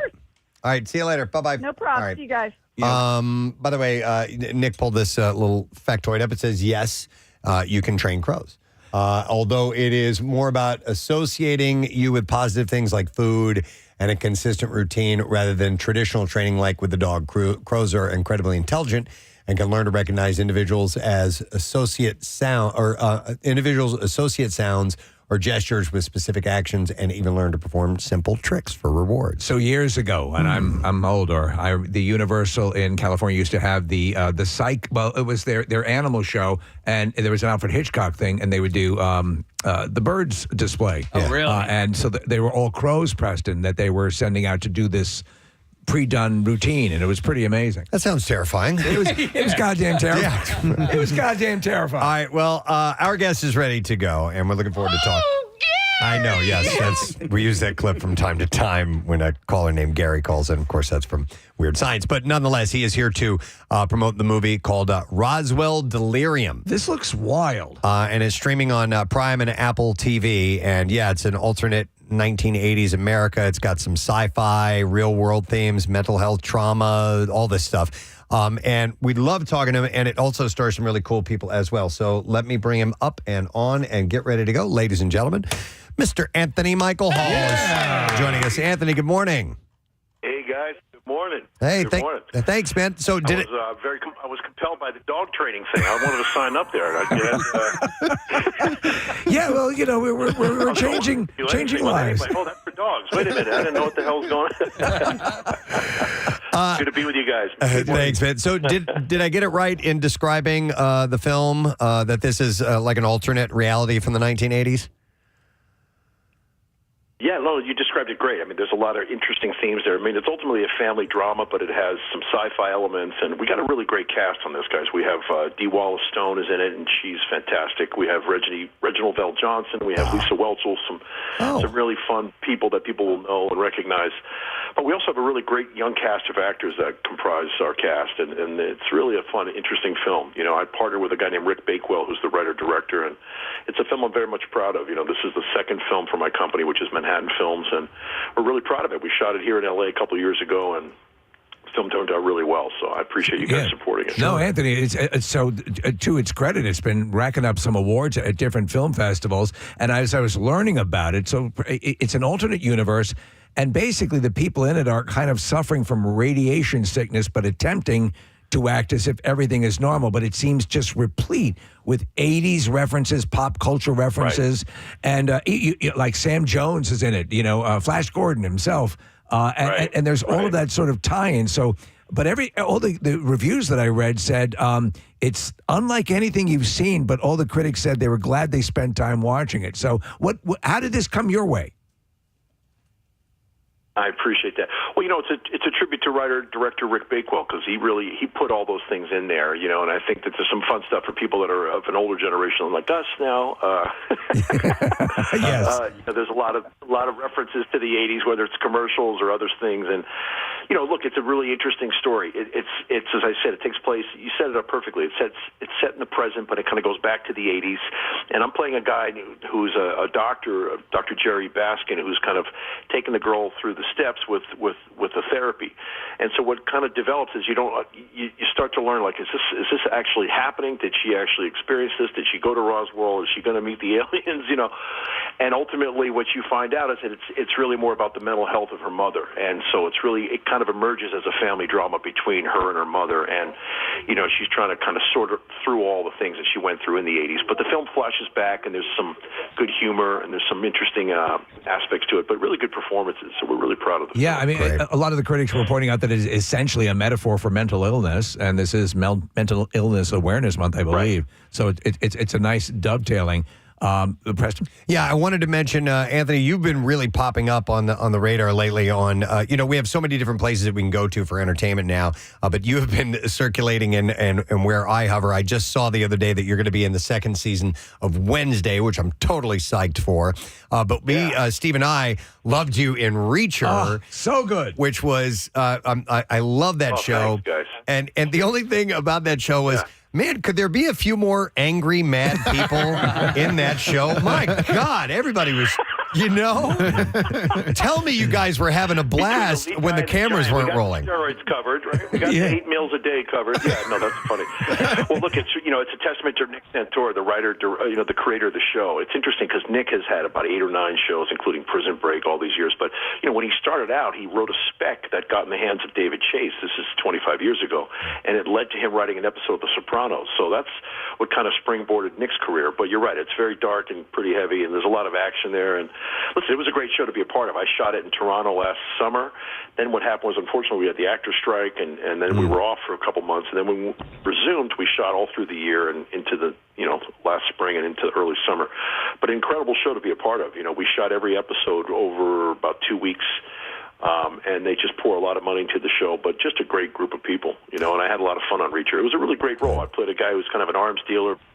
He's estranged from his son, and then he kind of makes good with his son. And, for people who haven't seen it, I don't want to give it away, but it was really a fun show to be a part of. No, I'm glad they delivered an appropriate paternal coda to your story, which I thought was great. I mean, honestly, years ago, and I was talking, my wife, I could not convince her that is the gentleman from 16 Candles, right? And she, and we've watched shows with you as a mature, very competent, very powerful actor, and it's one of those cases where, like, if you look at Michael Corleone Pacino to current Pacino, you can't believe it's the same guy. Do you sometimes look at yourself as the young man that you were and say, "Wow, how did this happen?"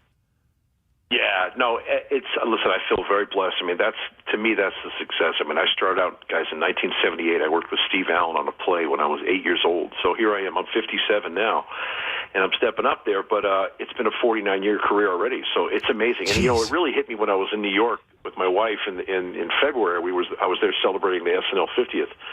And I'm going, wow, here I am, paying tribute to the show as a part of it. And I started my career 1 year later, 1976, all those years ago. So I just thank God that I've had a long run, and I'm grateful for it. And that's the success in itself, just having some kind of longevity, which was, to be honest with you guys, it was a goal of mine as a kid, when I was coming up in the industry. So I'm grateful. Mission accomplished. Listen, I'm 57 years old. My favorite movie of all time is The Breakfast Club. It hit right when I was a senior in high school. It was perfect. I'm so happy to see the cast get back together recently in Chicago for the Con event. But there was something that came out, I think it was the 30th anniversary. You and Judd Nelson did the commentary of the film on the DVD, and I watched it. I loved it, and I was so delighted to find out that Paul Gleason, who played Vern, the principal, the assistant principal, and he was also with you and Johnny B. Good, you had said something that I never suspected. You said he was just a sweetheart of a guy, and it was so cool to hear. He was a great guy. It's so funny, back then when we were casting that film, I remember John, at the time, he had met with the gentleman that used to be on Cheers that played Coach. Nicholas Colasanto. Colasanto. Yeah.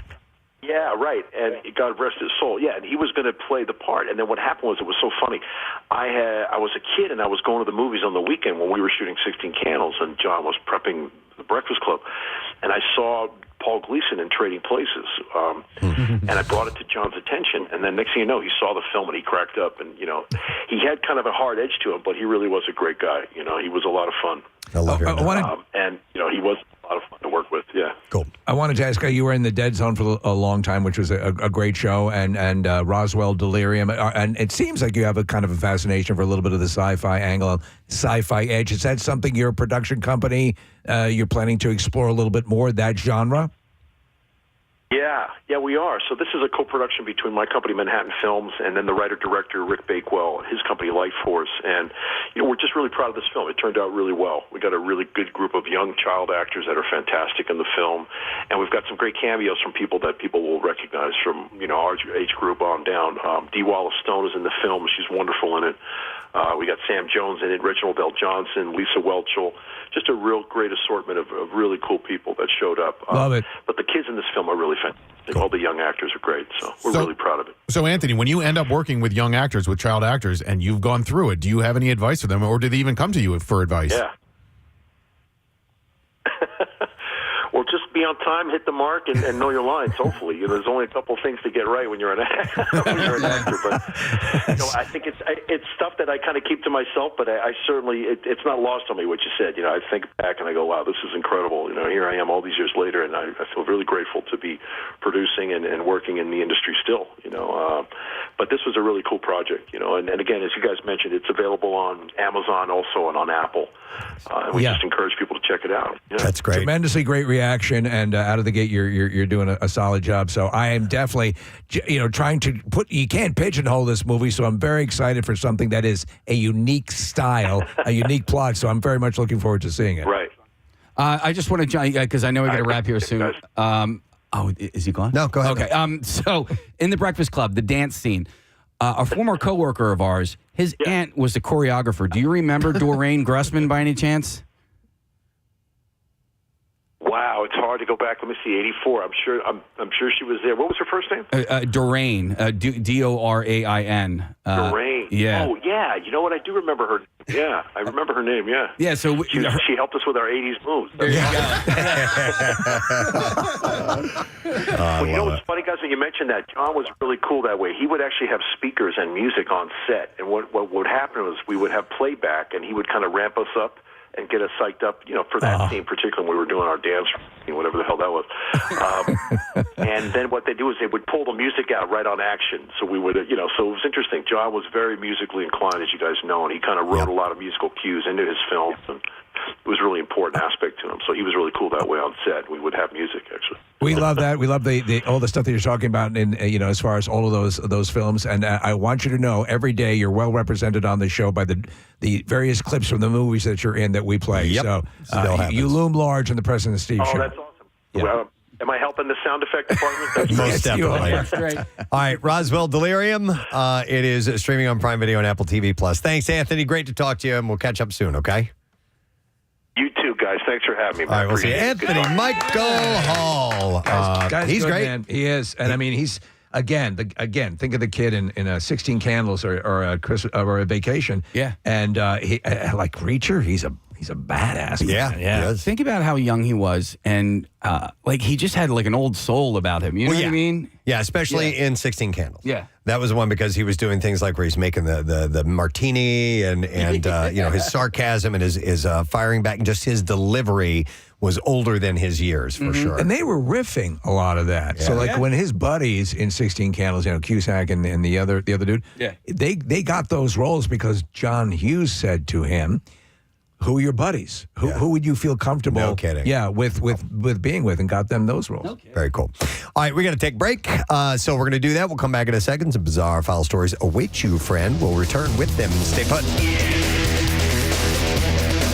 Preston and Steve on 93.3 WM. Yeah, I would assume. Extremely. It was on the top of my right foot. I had a really hard time walking. All right, well, glad you got through that. Thank you, Paul. That's the reason why I am not going to stand there and look at it and decide whether or not it's that or something else. Sorry, you're in my house, you're getting smushed. By the way, there's a certain similarity to the way a lot of them look, and I don't know if I want to. No, I don't want to. I don't want to interview them. No. We're looking at a picture. It says, "How to identify a brown recluse spider?" And this guy's got it sitting on the palm of his hand. If it bites you and it hurts, it's a brown recluse spider. There you go. That's how you identify Good it. luck Ow. with the hole in your flesh. Let's go to Tom here. Tom, good morning. Hey, good morning. How are y'all this morning? Great. Tom, what's up, buddy? Oh, we got a crazy story here, All right. and I think that Kathy's going to love this one. So, Great. So my son loves to collect bugs and all kinds of stuff, like cockroaches, those little like roly-poly bugs and so forth. My wife was sort of okay with that. She's like, yeah, that's good, and he holds them in these bins. So he came home one day. Now my son's 15. He came home one day, no lie, he ordered 2 scorpions. What? Online. Black scorpions. My wife was, she went out for the day. She went shopping. I'm not coming back. She came back. My son said, okay, they're in bins. They won't get out. What do you think happened that day? Oh, are you kidding? Yep. One scorpion got out, and so they hide during the day. So you can't find them during the day. They'll tuck anywhere, under pillows, under beds, wherever. The only way to really find them is at night. And the only way to find them is if you have an infrared, sort of like a black light, sort of like a light that you could like point and shine. Yeah. So my wife went next door. She spent the night somewhere else. So yeah, damn right. We are hunting for these scorpions, and lo and behold, when you hit them at night, they will shine like a bluish, like a green, almost like neon.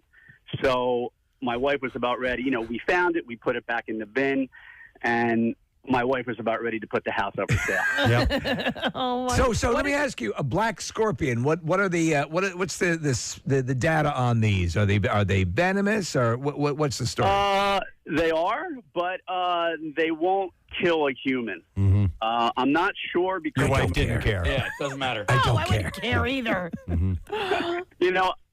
I think they, I think they kill like rabbits and mice and stuff like that. So we still have one. One of them died, so that's good. But just a side story on this, then I'll let you guys get back to your job here. But the one had babies. Oh my God. Oh really? And when they have babies, these things are like translucent white, and there was about 75 of them, and they stay on top of the, and they stay on top of the mother. But you got to separate them out. If you don't separate them out quick enough, the mother will start eating her. And that's the species we're talking about here, folks. So Eats you their wonder own why? young. Right. When was the last time you went to a human maternity ward and saw mom chowing down on her kid? All right, thanks, Tom. Talk about horror stories. This is what nightmares are made of. That's great. Thanks, man. Nick, if you want, I'll send over some photos of the baby. Yes, please. And it's neon, and you guys can post it. It is, dude, you won't sleep for days. All right, I want to see it. I'll be sure to show it to Kathy, too. By the way, for just a moment while we were talking to Tom, I felt like a little tingle on my leg. I reached make sure something wasn't A lot of people don't know that we keep a studio tarantula. Oh, my God. Tarantulas freak me out. They're too big. Yeah. They're too big. I was ever And since they're- the Brady Bunch. Yeah, in case I don't know what it is. It looks like fur. I mean, Yeah. when you get up to That's one of those things, Steve, I don't think I could ever do. I can hold a snake, I can hold a a python and have you wrap it around my neck and stuff like that, but I don't think that I would allow a tarantula to crawl on me. And I know that it won't do anything to me, but I just don't care. Preston, good rule of thumb, any bug whose hair you can comb is too big. This sounds weird. I'm going to go to Dave. Hey, Dave, good morning. Good morning. How are you? Good. What's up, Dave? Hey, just real quickly. I had a friend who was moving, and he had a 6-foot Arizona cactus in a potted plant. And what happened was it started to sway left and right. My thumb got pricked from the cactus, and I ended up with 6 weeks with a paralyzed hand. And ended up, we had to take a sample of the cactus to the doctor's office, and he sent it out to a lab and found out that the base of the cactus had tarantula eggs, and the venom inside of the eggs and around the eggs went up through the roots of the cactus and in through the veins. So you get pricked by the... Tarantula venom was coursing through the cactus. Once you pricked yourself on the cactus, that venom was discharged into you. Yes. Holy hell. Oh, my God. F cactus. That's the most freak thing I've ever heard. Well, and your hand was paralyzed for 2 months? Yeah, almost 2 months. Yeah, and I had to go through rehab to get the fingers moving again. Oh, my God, you poor thing. And then I found out when birds fly into these kinds of cactus out in Arizona and stuff, that it's not really the pricks that kill the bird, it's the venom inside of the pricks that, It's always the venom inside the prick. So these are tarantula cactus that we need to do be these aware of? things drive? Oh, my God. Wow, Dave, I've never heard of that before. That's bizarre. All right, thank you. I appreciate that. Tarantula cactus. Man, okay. That's like flying tigers. Yeah. I don't quite buy that story. I've never heard of anything like that before. I haven't either. That's okay. We'll have to check the validity of What that. happened to him? What's Right? that? It wasn't a friend story, right? Yeah. No, No, it's him. no, I mean, yeah. like, I believe his story. I've never heard of anything like that before. It just seems too bizarre to be true. All right, let's go to somebody who's just terrified by spiders. I'm going to go to Andrea, or her ex-husband, and say, Andrea, good morning. Good morning. Hey, what's up, Andrea? Well, first of all, I'm really regretting tuning into this show because it's really creeping me out. Yeah, that's all right. I would have to rehome the child that ordered the scorpion. Enough of that nonsense. I had to call in because my ex-husband is absolutely terrified of spiders to the point where I don't even particularly care about spiders. I don't like them, but I had to pretty much get over it and just be able to crush a spider with my bare hand at all times because of his panic. Right. And he called me one day from work freaking out because he was just at work wearing a hoodie or whatever that he had there. And he happened to catch movement out of the corner of his eye, and he looked over. There's a hole in his hoodie sleeve, and just very slowly 2 black spiders were crawling out of that hole in his sleeve. Oh, okay. They were inside his sleeve with his bare arm, and he didn't know how long. There were just spiders in his sweater.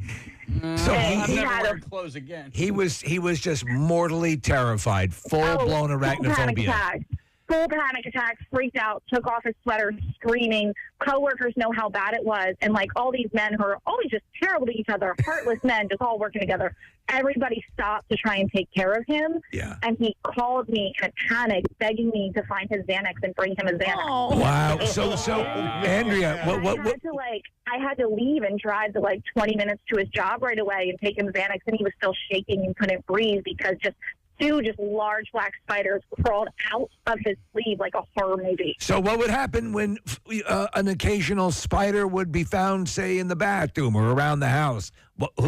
He would call me if I wasn't home, be like, "How long until you come home? There's a spider in the plant. Can you come get it?" Yeah. Wow. Okay, we that's pulled into a Walmart one time, and I was driving. Thank God I was driving, because we parked the car, and he just screamed and jumped completely into my lap from the passenger side because a spider propelled down from the ceiling of the car. Oh!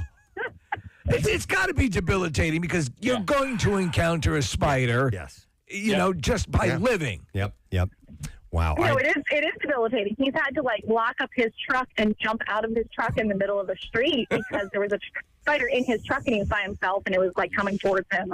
Oh my God. Wow. That's hilarious. Yeah. All right, thank you, Andrea. That's too much. Appreciate it. That's So apparently- legit fear, man. Yeah, there's a Twitter account called Recluse or Not, and people can send pictures to help identify whether or not the spider they're taking a picture of is Instantaneously, is they'll get back to you because sometimes you need to know. Yeah. Yeah. All right, so here's a follow-up on the tarantula cactus thing. Connor found this posting. It said the tarantula might lay eggs on the cactus, but not in it. Even if the spider would happen to crawl in a cactus and lay eggs, the plant wouldn't explode when they hatched. They do not nest in plants. Tarantulas normally live in burrows in the ground, and they hatch their eggs there. So this is, I guess, maybe an urban legend that a cactus can explode. I don't think I was ready to. Yeah. Tarantula baby. Shower you in tarantula babies. I mean, tarantulas aren't that venomous either, right? So it would be so diluted by the time that it got to the spine. I mean, that was an interesting story. There's something about it that didn't quite add up. I don't know. I'm staying away from those tarantula cactuses. So he said Cacti. tarantula babies in cacti story is false, according to Snopes. So, all right. Well, anyhow, it sounded pretty interesting. We do need to take a break. I thank you for that. And watch out for the new Joro spider, fresh from Asia, taking over the southeastern United States, which means it'll head up to the south or northeastern states. They're planning on it, yeah. We'll see. All right. Well, listen, we're going to take a break. We're going to come back in a second. Ray is going to be performing at Punchline on Wednesday night, and we're going to talk to him when we return. Make sure you stay with us. Very much, Kathy. Coming up on the program a little bit later on this morning, we're going to have actress Ali Sheedy joining us to talk about Single Drunk Female. We'll do that in the 9 o'clock hour. Always wanted to talk to Ali Sheedy. Yeah. I mean, look at her run of movies at a certain point in her career, starting back with War Games and going all through, all the Breakfast John Club Hughes stuff, and- St. Elmo's Fire. I mean, come on. So we'll talk to her, and we also have some Impact wrestlers that are coming in this morning. That'll be in the 8 o'clock hour because it's a big event in South Philly. It's South Philly Showdown, the 18th and 19th. So we'll get to all that in a little bit. I got an email from somebody yesterday, and I was like, oh, this would be great to talk about. And then I realized after looking a little bit further into this link that it's not exactly what I thought it was. Okay, so it's a teacher slang word. So people who work in the teaching industry, it says 30 words for educators only.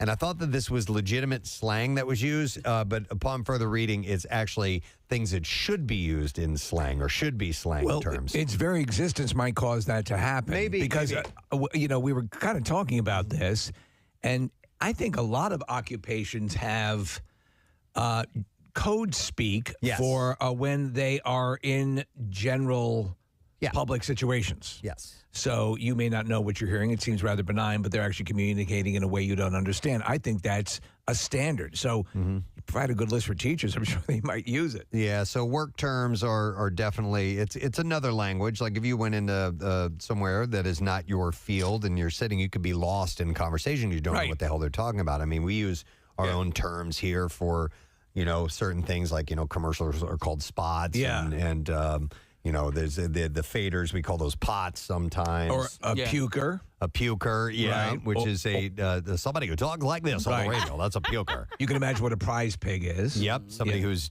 constantly winning everything all the time. Right. Those are prize pigs. It has been, we didn't make that up. That's what it's been forever. for a long time in the industry. Yeah. So there's all kinds of terms that are used. And feel free to share yours, those we may not be familiar with from whatever industry you work in. So here's a couple of examples. And at first I was like, okay, I didn't know they use these words. But apparently these are ones that they would hope they would use. So Crayola is a term. The definition is it's a riff on cray-cray. Crazy off the walls. Okay. So using a sentence was, my class was Crayola today. I almost lost my shiitake mushrooms. Okay. I like that. So here's another one, which is, I like this one too. Shebay, which is is an acronym where you take the initials and Yes. Okay, so should have been an email. SHBAE. Okay. That staff meeting was totally shebay this afternoon. I like that. I think there's a big application for that. We've used variations on that already. Yeah. When you're talking, that's, again, I love code speak because a lot of times you don't want to, hurt someone's feelings, but you need to communicate and get the message across. So you have a shebay and probably a chubay. So it should have and could have. Right. Could have been an email. Yeah, chebay. All right, how about this one? A chopper, which equals helicopter, meaning helicopter parents. Yes. Right. So using it in a sentence, Josh's parents are total choppers, and it all makes so much sense now. And helicopter parents is that's a slang term. Yes, as well. absolutely. So Constantly hovering. all right, so for teachers, here's another potential slang term: gray. Definition is spending all night or all weekend grading papers. My weekend was totally gray. There's a big nod to Snoop Dogg with this. Right? Yeah. All right. Another slang term might be IBH. Inappropriate but hilarious. 93.3 WMMR. WMMR presents Preston and Steve's Bizarre File. It's brought to you by Adam Home Services. You can get a $59 AC tune-up, guaranteed to keep your system running or your money back. You can call the pros at Call Adam. That's AdamHomeservices.com. All right, where to begin? I got bizarre file stories aplenty. Let's start with this. A Houston woman celebrated her cat's 15th birthday with a quinceañera. It went viral online and actually ended up saving a local animal rescue group. Wow. I thought this was a lovely story. Miranda Gonzalez said that she had been dreaming of throwing a quinceañera for her cat, Holly Marie Gonzalez, ever since getting the feline as a kitten 15 years ago. She said, it was a dream of mine since she was little. I wanted to celebrate our life together and show everyone my love for her.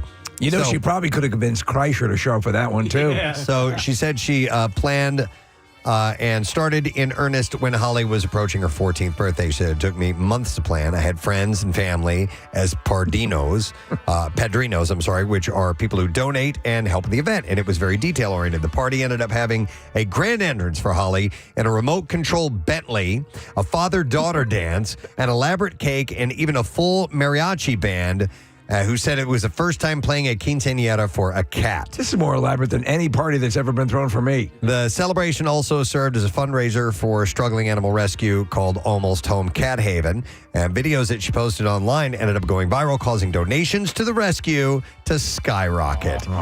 Dina Urich, managing director for Almost Home Cat Haven, said the donations took the rescue from the verge of closing to financial stability. She said, it's been a wild ride all week long. We have been blessed beyond. Every time we think, I don't know if we can keep doing this, some blessing will drop in. And this time it was Miranda, her and her family, Holly's blessed day she got to have as well. We're watching video of the cat, play back the quinceañera. The video of the cat in the car, Preston. You got to see this at the beginning. The Bentley, yeah. It's fantastic.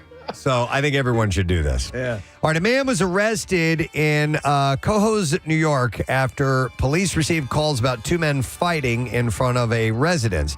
Now, they responded to reports of the fight between the two men. Police said after separating the two parties, they learned from witness that Craig Walcott of Albany was reportedly walking down the street wearing a clown mask and brandishing a chainsaw. That's not good. A neighbor asked Walcott what he was doing, at which point he reportedly came towards the resident, menacing him with the chainsaw. The resident then restrained Walcott until police arrived, so he just took manhandle him. He was charged with 3 felonies, by the way. Do you remember the spate of, there was that killer clown sort of a rash of sightings of, and I guess people were copycatting, but it was a thing for a while. Yeah, one or two made news, and then a few other people started going, I'm going to do it too, and they got on board. Here's another story out of Connecticut. That one was in New York. This is Wolcott, Connecticut.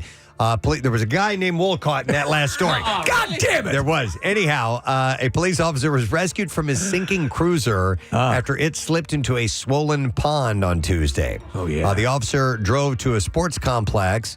It was around 5:45 a.m. He was doing a routine check of the building, and because of recent rains, water from the pond came up into the roadway, making it difficult to see the edge of the pond. The officer tried to back up, but the cruiser slipped into the pond and began to fill with water, and he could not open the door to get out. He was able to open the window, and he had to escape out of the window and onto the roof.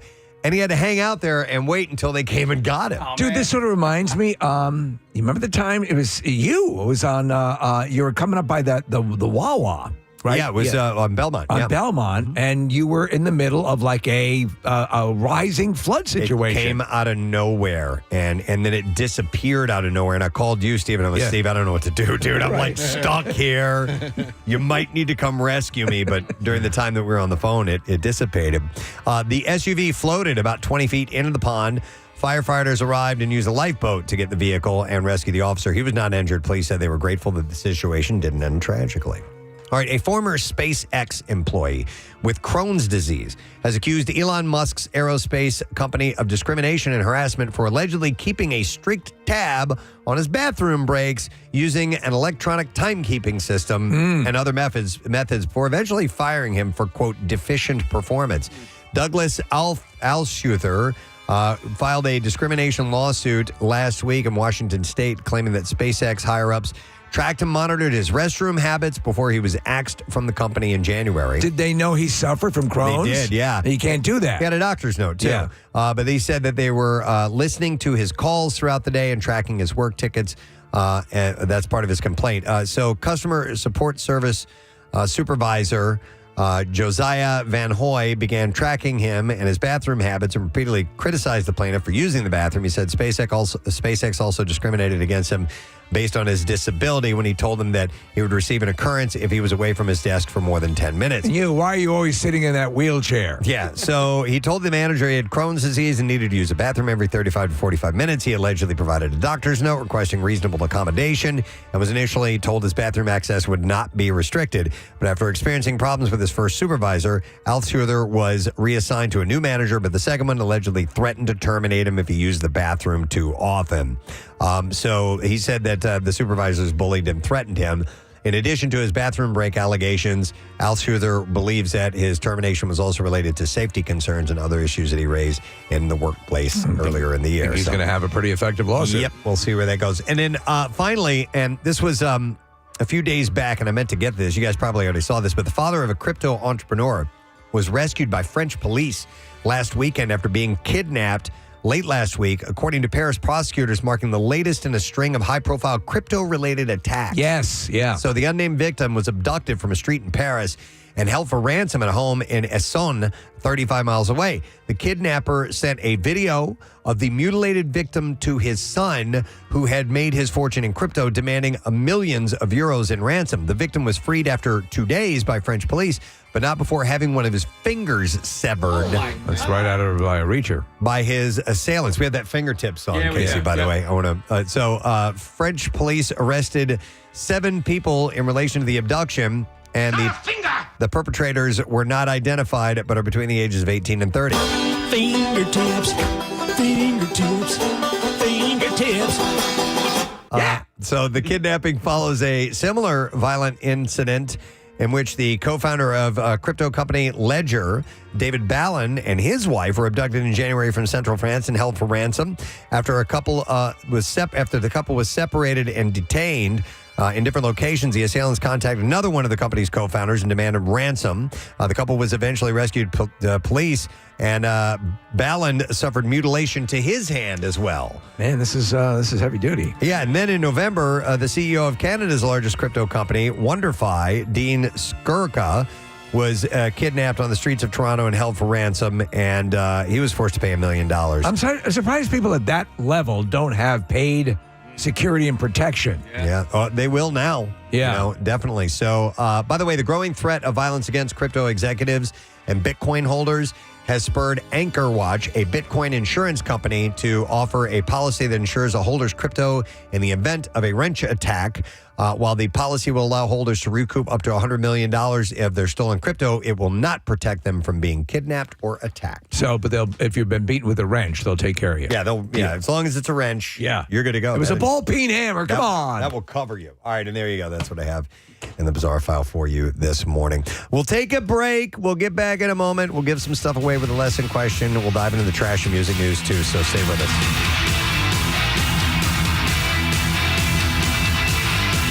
Preston and Steve. Something so IBH today, I couldn't stop myself from laughing out loud in class. As a teacher, that's got to be tough, man. When a kid says something that's technically not supposed to be, is off board, and you find it hilarious. I used to get that all the time. I would be the deliverer of the stuff that would fall into that realm, and if you could get the teacher to laugh, it was always a good sign. I didn't know what the word douche was when I was in school. Right. But I was using it like because I had heard it before. Right. And so I didn't get in trouble for it, but the teacher was like, dude. And I was like, what? I'm like, I didn't know what I was saying, but it was almost like Batman. Bam, pow. I was going like douche, and I had no clue. Douche. I know what you mean. Yeah. Yeah, that's like a punch sound. It actually is douche. Yeah, that would work. I would believe you if you told me you had no idea. But I was purposely saying the word douche. I wasn't making a menstrual sound. Menstrual cup. Pad. Yeah, condom. Kotex. Diaphragm. Oh my God! Here's some text coming in. This says someone who is always in the ER is known as a frequent flyer. A frequent flyer. That's funny. I'd heard the term Gomer back in the day, which was short for "get out of my ER." Gomer. There's a Interesting. Gomer out there. Or it could literally be Jim Neighbors. Nick, there was one on here, and I can't say. Scroll down a little bit. Yeah. So a carpenter or framer. All right, I can't say the word, but you can. I'll see you next Tuesday. Yeah, see you next Tuesday. Hair is 1/32 of an inch. If you're a carpenter, I love that. No, it's just it's so a C hair is 1/32 of an inch. It's an actual measurement. Wow. I love that. What's a D hair then? What's the other one you were going to highlight, Nick? HVAC? Yeah. All right. Rotten cotton means insulation. Yeah. Okay. I can like see that. A pookie is a duct sealant, and that's from Tom from Sheridan P&H. I like so that. HVAC, those are some of the terms that they use. Okay. Like I say, I like the C hair thing. Well, you know where you find a lot of these too? You'll find them in restaurants, Preston. Or people who are working the counter at restaurants, they'll build up a second language so they can assess pain-in-the-ass customers in front of them. Here's one for you, Steve. Campers. This is exactly from a restaurant thing. Campers are people who will not leave the restaurant. They take up the table for hours and hours. So on this issue, I say go in, do your talking, do your whole thing, do your socializing. But when the meal is done and you're surrounded by the refuse of your meal, I want to leave. I don't want to sit there for another hour and a half. I know. Am I a lunatic? No, for that? you're not. But also, what people also need to understand is, a lot of people are not aware of their surroundings. If you're at a restaurant and you notice that there's a wait, for people to get in and sit down, and then you finish your meal and then you just hang out. And you don't have to be slamming everything. Finish it. No, we're not trying. I'm not trying to rush you or anything like that. But if you know that there's a half hour, this happens down the shore all the time, right? So a lot of campers, as they would say. Yeah, but also they don't accept reservations at a lot of places down the shore, right? And so there's a lot of waiting. So for me personally, I'm like, okay, let's get out of here. We can go sit on the front porch. Right. All right. Here's some other ones coming in. So somebody who's I guess works in a liquor store says people who go into the liquor store right when they open are called the Breakfast Club. That's great. You know what? What's another one? One of our favorite phrases forever has been an occupational phrase. The lot lizard. Yep. I got a couple of texts about the lot lizard. Yeah. Somebody said in the auto industry, a BFH is short for Big Effin' Hammer. This is police officer says, okay, a badge bunny. Oh, yeah. Sleeps with officers? Yeah, there's women, I'm sure men too, that dig a uniform, right? Oh, yeah. But a badge bunny, I haven't heard that one before. Women who are turned on by police uniforms. Yeah. Yep. I might have been a badge bunny in my day. Oh, yeah? Really now? Oh, yeah, you've admitted that. You like that. Yeah. All right, let me go to some calls. 215-263-WMMR if you want to call in with your work speak, something we may not know. I'm going to go to Will. Hang on, I'll come back to that, Nick. Okay. Hi, Will, you're on the air. Good morning. Good morning. You guys rock. Thanks, bud. What's up, my man? So I wanted to talk about the IBH teacher thing because I'm a music teacher in Montgomery County, and so a couple years ago I had a student. I teach orchestra, and you would never think this from orchestra kids, but it happened. A couple years ago, student came in, sat down, and he says, "I have a question. What do you think the worst note on the violin is? Which is the one that is the worst note?" And I said, without hesitation, it's the high F on the E string. I said, because when it's out of tune, it's horrible. It makes me cringe and all that. And without hesitation, and he actually dropped the F-bomb, he goes, "So would you say it's F'd up?" And the class starts laughing, and all I could do was turn around because I started laughing. Oh, no. He got me. And I looked at the kid, and I said, "I'm supposed to be angry with you for dropping." I said, "But that's pretty. That's pretty funny." That's IBH. And cool. I mean, good for you for just kind of letting it slide. It was. I mean, it was like it wasn't kindergarten. They were. Yep. I just pulled the old major league. Great catch. Don't ever let that happen again. Nice. Yeah. All right, thanks, But you Will. do it again, you're suspended. Appreciate it, man. All right, so Nick has this one, and these are guys working on a construction site, and they call out, and I've mentioned something like this before. They'll yell out, "Caulk gun," when a sexy woman walks by. Oh, okay. So that's just a phrase. That's just code. Code. Yeah. That's So funny. my uncle was a chef, and it was like table 23. Okay. Was the code when a hot girl would come in. Table 23 because they didn't have a table 23. Oh, So okay. they would Table call that out, 23. and they would say that. And, So if you're- and they would look out into the restaurant. This is another one along those lines. This is for restaurant industry. Soup table 4, which means hot chick table 4. Soup Okay. table. So you do these Soup things. table. This has replaced, of course, the much and rightfully maligned wolf whistle. Right, exactly. And it's not for them to know. The wolf whistle would be whistling at Right, exactly. the person and get a reaction. This is just amongst the workers there, just to take A note. discreet assessment. Of So something that's going what is the what was your like table 23. Table 23. There was whatever table didn't exist. It was like one number above the actual amount of tables Gotcha. they had there. And that would cause the cooking staff to all look up and see an attractive woman walking in. All right, let me go to Dan. Hey, Dan, good morning. Hey, good morning, guys. How are you? Good, buddy. What's up, man? Hey, so I worked on golf courses my whole life, and used to be a summertime disease called brown patch that would really destroy the grass. So we would have whenever there was a hot girl playing, we'd name it Pink Patch. So we'd all have radios, and we'd say Pink Patch. Pink Patch. On number 2 fairway, you might want to go check it out. Wow. All right. Well, there you look, this seems to be a common topic here. Having a code. Yeah. Yep. Pink patch. All right, thanks. And I wonder if ladies have that for a hot guy that walks in, if there's a code phrase that they will use as well. What does this one say? Do they have one at Floral and Hardy, Kathy? All right, here's one in the military. Somebody who screws everyone over is known as a blue falcon in the military, which means buddy effer. Oh. So he screws your pal over. All right. We'll go over to Jen. Hi, Jen. Good morning. Hi, Jen. You're on the air. Good morning. Is your name Jen? Are you a special ed teacher? This one is a little. All right. This one is a little. Okay. Yeah, you're reading the description there. Okay, we're skipping that one? Yeah, I would skip that one. Oh, my God. Okay, yeah, we don't want to do that. Talking about Maybe it kids was better. Spanking it in school.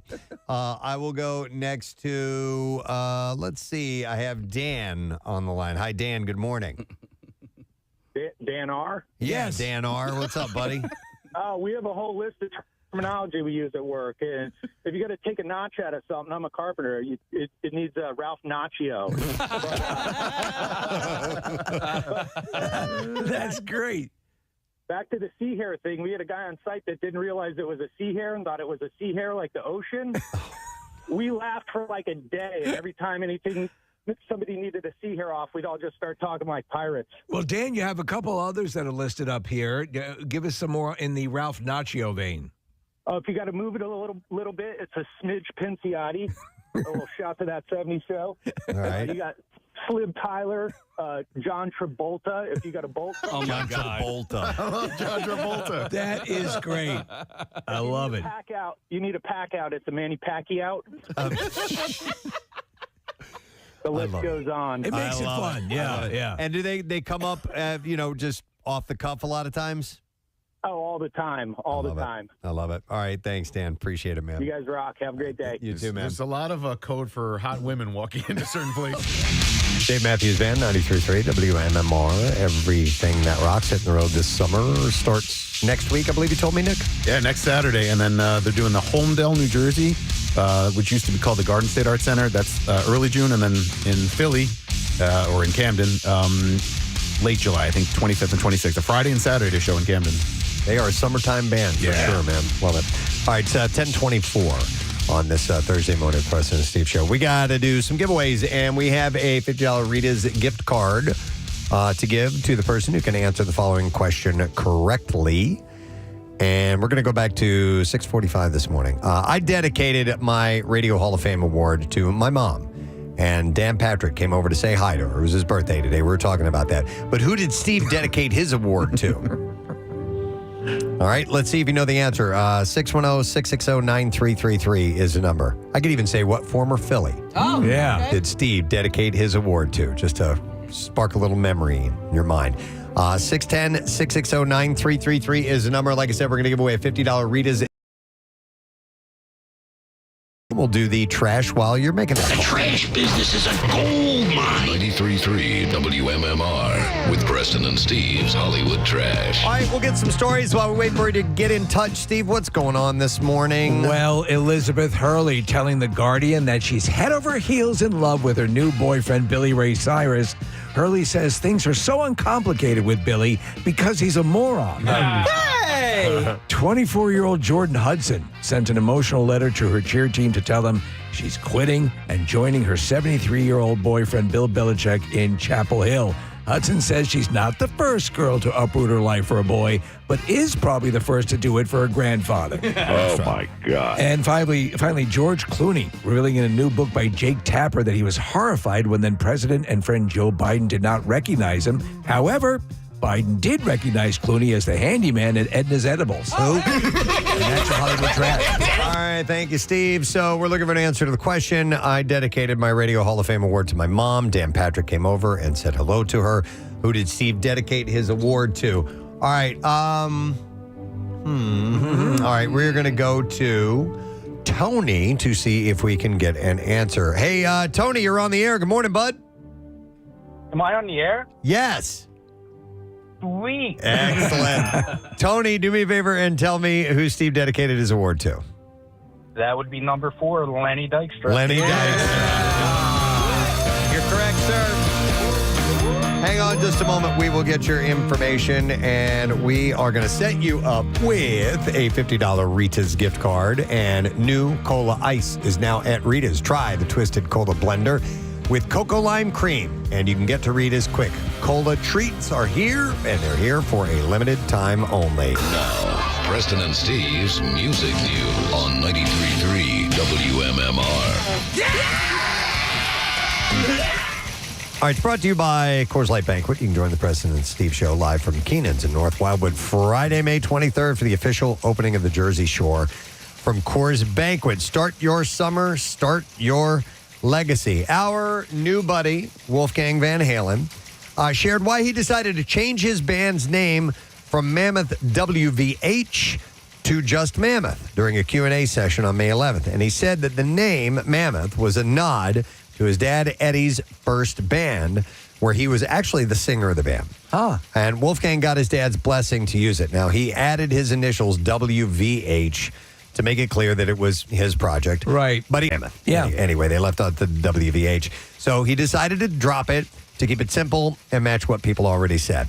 And he also mentioned his first idea for the band was a song called Mammoth Eye, showing how the band or how the name stuck from the start. Or maybe it was Mammoth 1. It just shows what looks like an eye, but it could be a Roman numeral 1. I'm not sure. Do you remember, I was thinking about this, when he first started joining Van Halen and playing. Yeah. And to us, it's like, this is Nepo baby stuff. And it's, little did we know. Yeah, and I remember seeing videos of Eddie talking about Wolfie writing music and the songs he had heard ahead of time. And he's like, this stuff is really good. Yeah. And I didn't even buy that. No. From Eddie Van Halen. Of course you're going to say that. You're going to say that. Yeah. I've heard it before. I've heard other famous musicians say that about their kids, and then they go nowhere.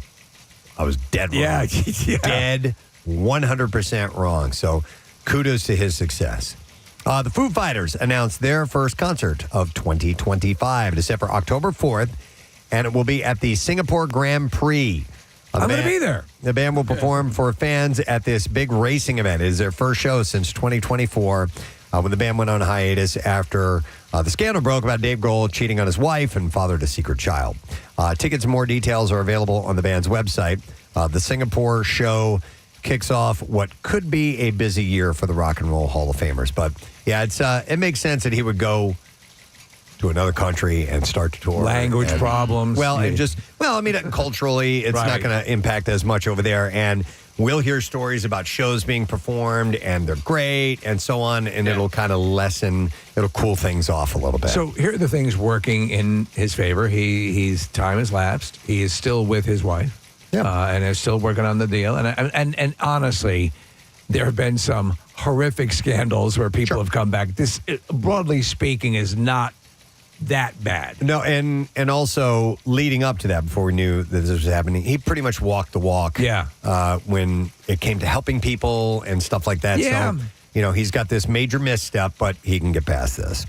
And as long as his wife, if they settle things, that'll be great. So hopefully that'll happen. All right, and then finally, I got an email from Luke Klempner, and he said, "Hey guys, I want to let you know that May 29th at Milk Boy, Fat Mez, Dirty Brain, Two Rocks Rye, and Lady White Rat are all performing on a shared bill. And considering all bands have been an MMR local shot, I figured the MMR crew may have some interest about this. Yes. Maybe attending if possible." He said, it would be a great night filled with the best local bands around and a great opportunity to connect with each other. So I figured it'd be a good idea to hit it here in Music News and just reiterate that on May 29th, Milk Boy, Fat Mez, Dirty Brain, Two Rocks Rye, and Lady White Rat are all going to be sharing the same bill today. Fat Mez blew us away.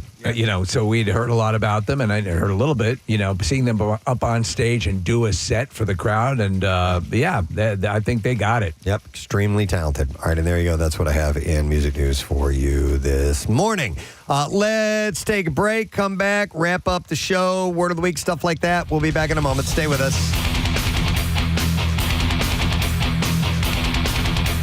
Preston and Steve. All right, so here's one for this person works at Primo's Hoagies. It says, we used to say, can you check the chicken when a good-looking woman would walk in. I wonder how many times people actually checked the chicken before they realized what was going on. There's no chicken. Let's see. I will go to, let's go to Rob next. Hey, Rob, good morning.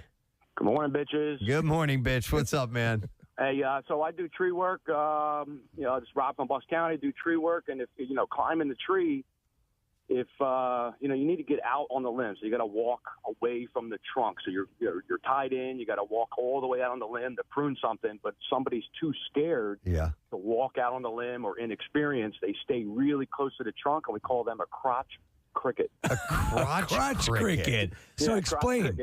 Because the union of the branch that comes off of the tree is called a crotch. Okay.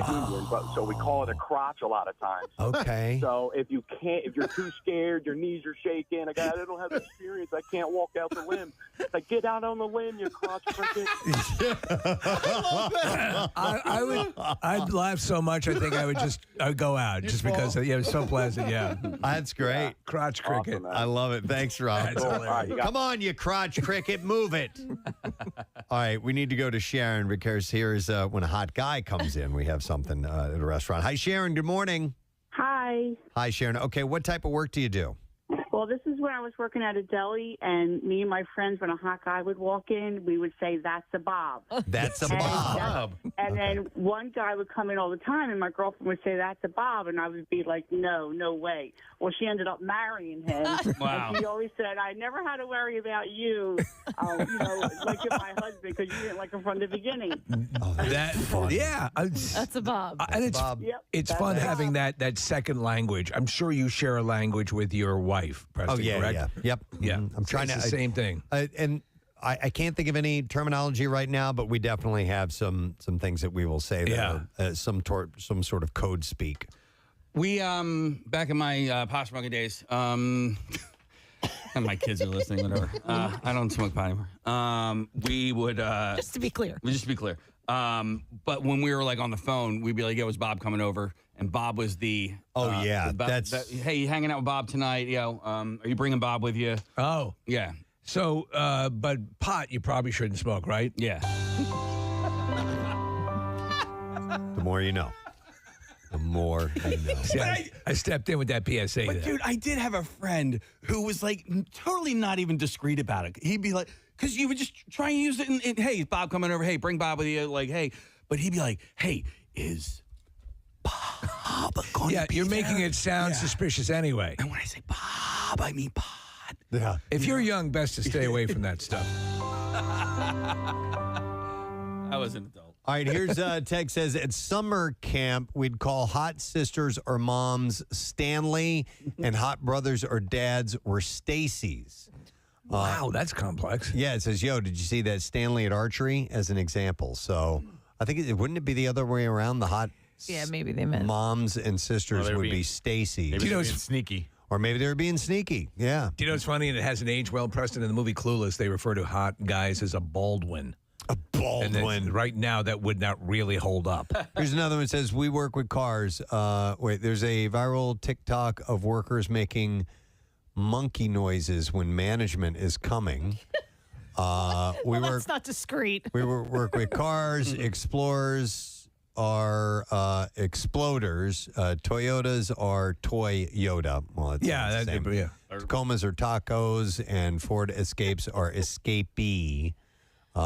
Dory from Finding Nemo. Okay, so they use little phrases for different products. I'm going to go to Matt. We're talking about at work jargon. Yo, Matt, good morning.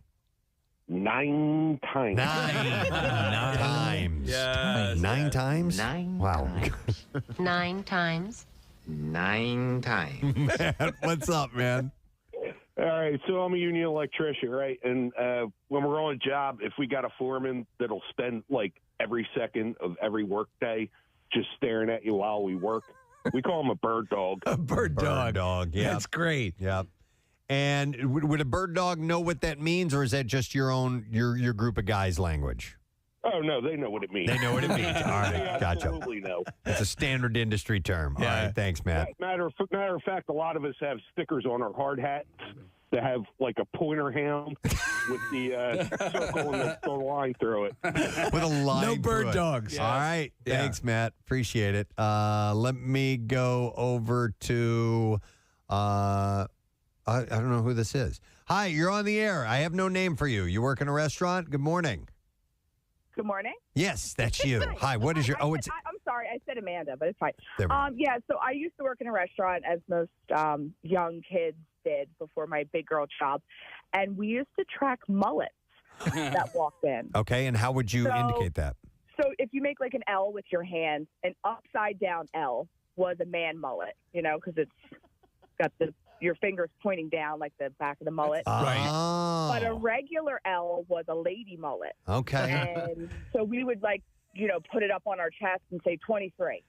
And you'd walk by and be like, oh, that's a good, so whenever we saw a mullet, it was like. So to explain what you're talking about, if you were to do like a hand pistol and point the barrel to the ground, that would be a man mullet. That's a man mullet. Okay. I love it. And then the And number like, was almost the like a loser symbol. right. Gotcha. And so you would do that and then give a number, and would that coincide with a table? With the table. There you go.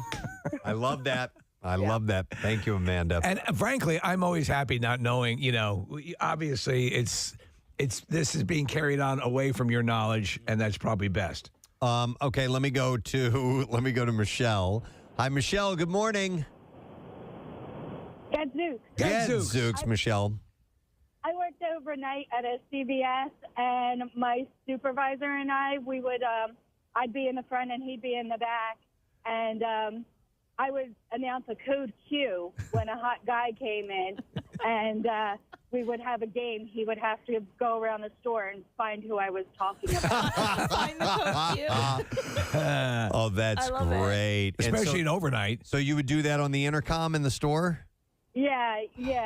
That's great. My supervisor was, gay, and he was always looking for people, and I would just announce, code Q. That was for cutie, and he would have to walk around and find who I was talking about. Love it. That's excellent. I love it. That's great. All right, thank you, Michelle. All right, Casey, which line? 2, David. All right, let me go to him. Hi, David, good morning. Good morning, folks. Hey, what's up, buddy? I'm a juvenile probation officer, and I work in the house arrest with the devices on the ankles. Okay. And we get a lot of recidivists. That's the terminology. But usually they like you, and they're being very friendly because they like that somebody's treating them with respect and talking to them and paying attention. Right. Or they really hate you and they're angry at you. So we'll call them your boyfriend or your girlfriend or your son or your daughter. Like if it's a female probation officer going out there, oh, your boyfriend's here. Repeat offender. That's They keep coming back. Okay. That's the standard. Yeah, So I've boyfriend actually or heard that. Yeah. girlfriend would be a term for a repeat offender. I gotcha. Makes sense. Nice. All right. Thanks, David. Appreciate it. Let's go to Kenny. Hey, Kenny. Good morning.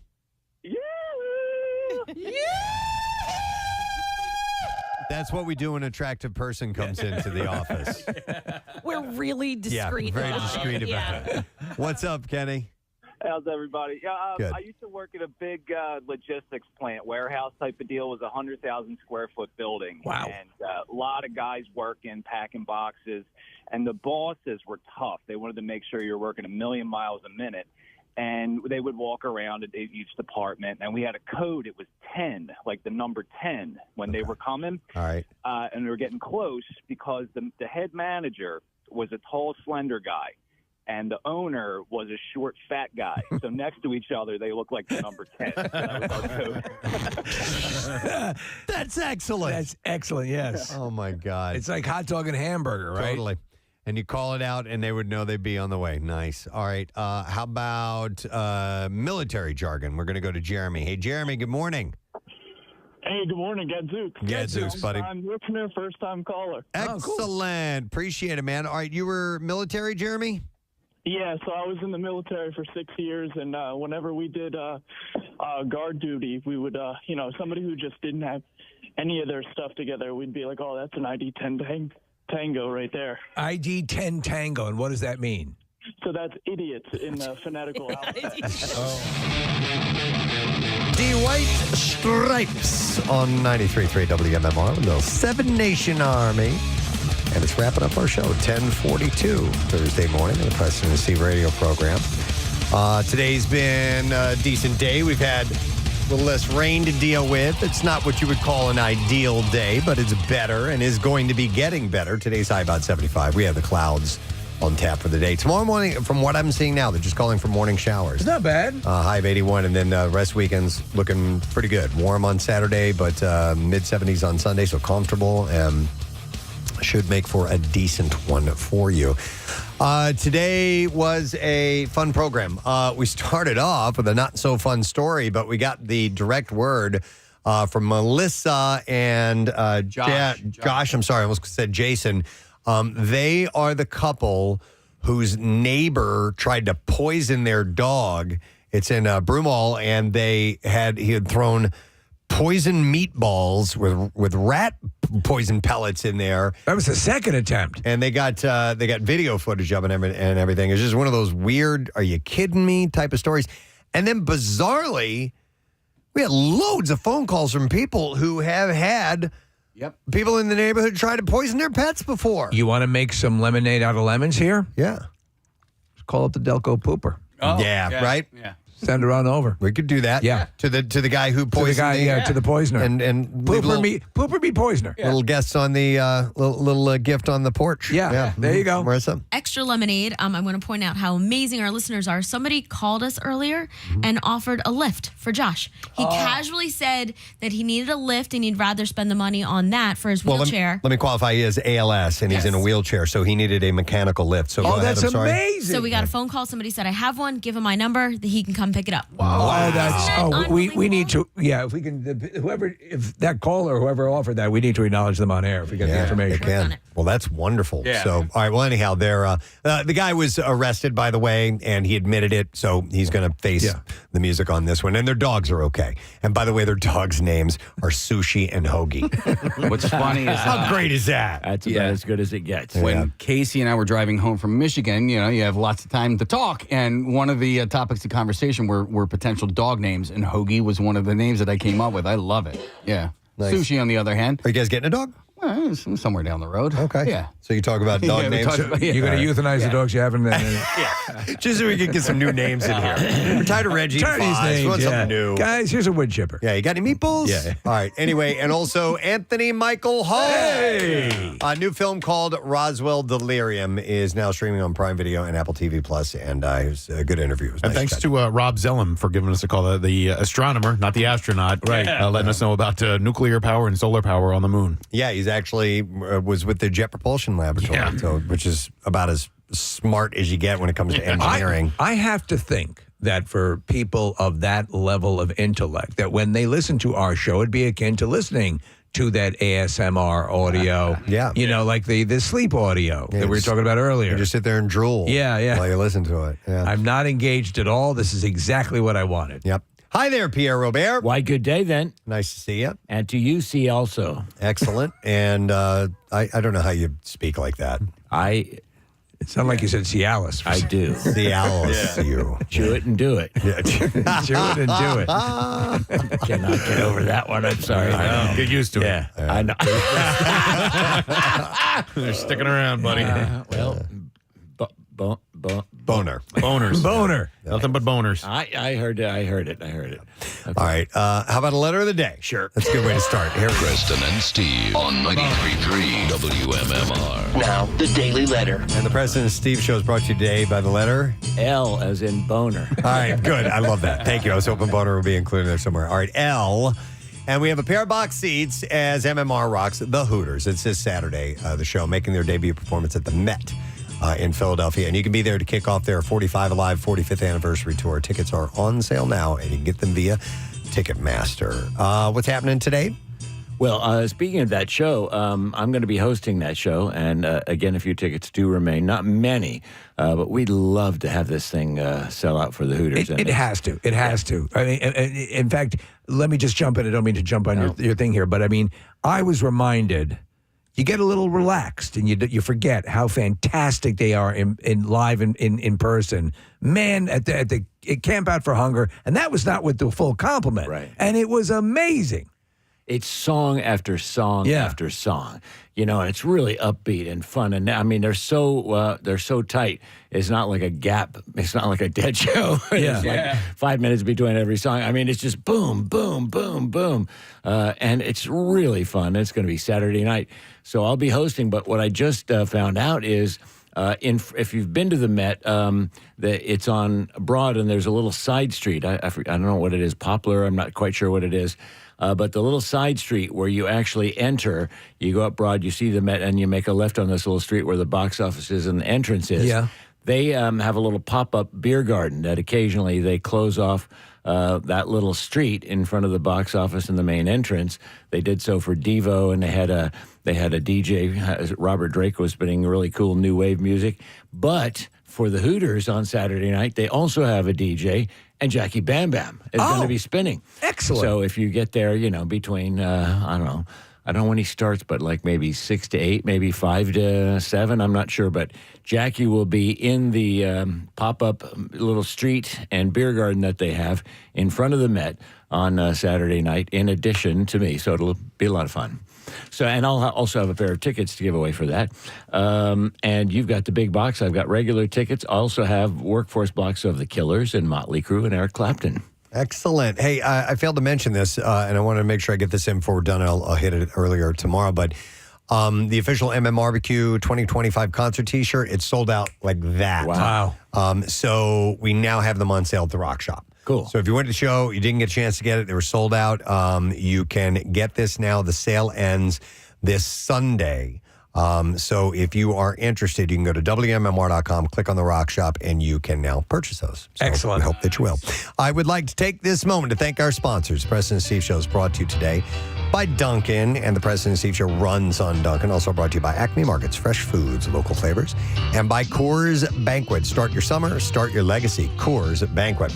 Tomorrow on the program, a couple of comedians. Ian Fidance is going to be here in studio. He's hilarious. He is. He's terrific. He's a hell of a personality. And then comedian Stephen Ho will be stopping by tomorrow, too. And we'll do, the connoisseur and all Friday, no sad bro things. And don't forget, the coolest teacher school is Prep Charter School of Philadelphia. So we'll find out who the winner of that is. That's it. We're done. Rage on and have a wonderful day. We'll see you tomorrow. Bye-bye.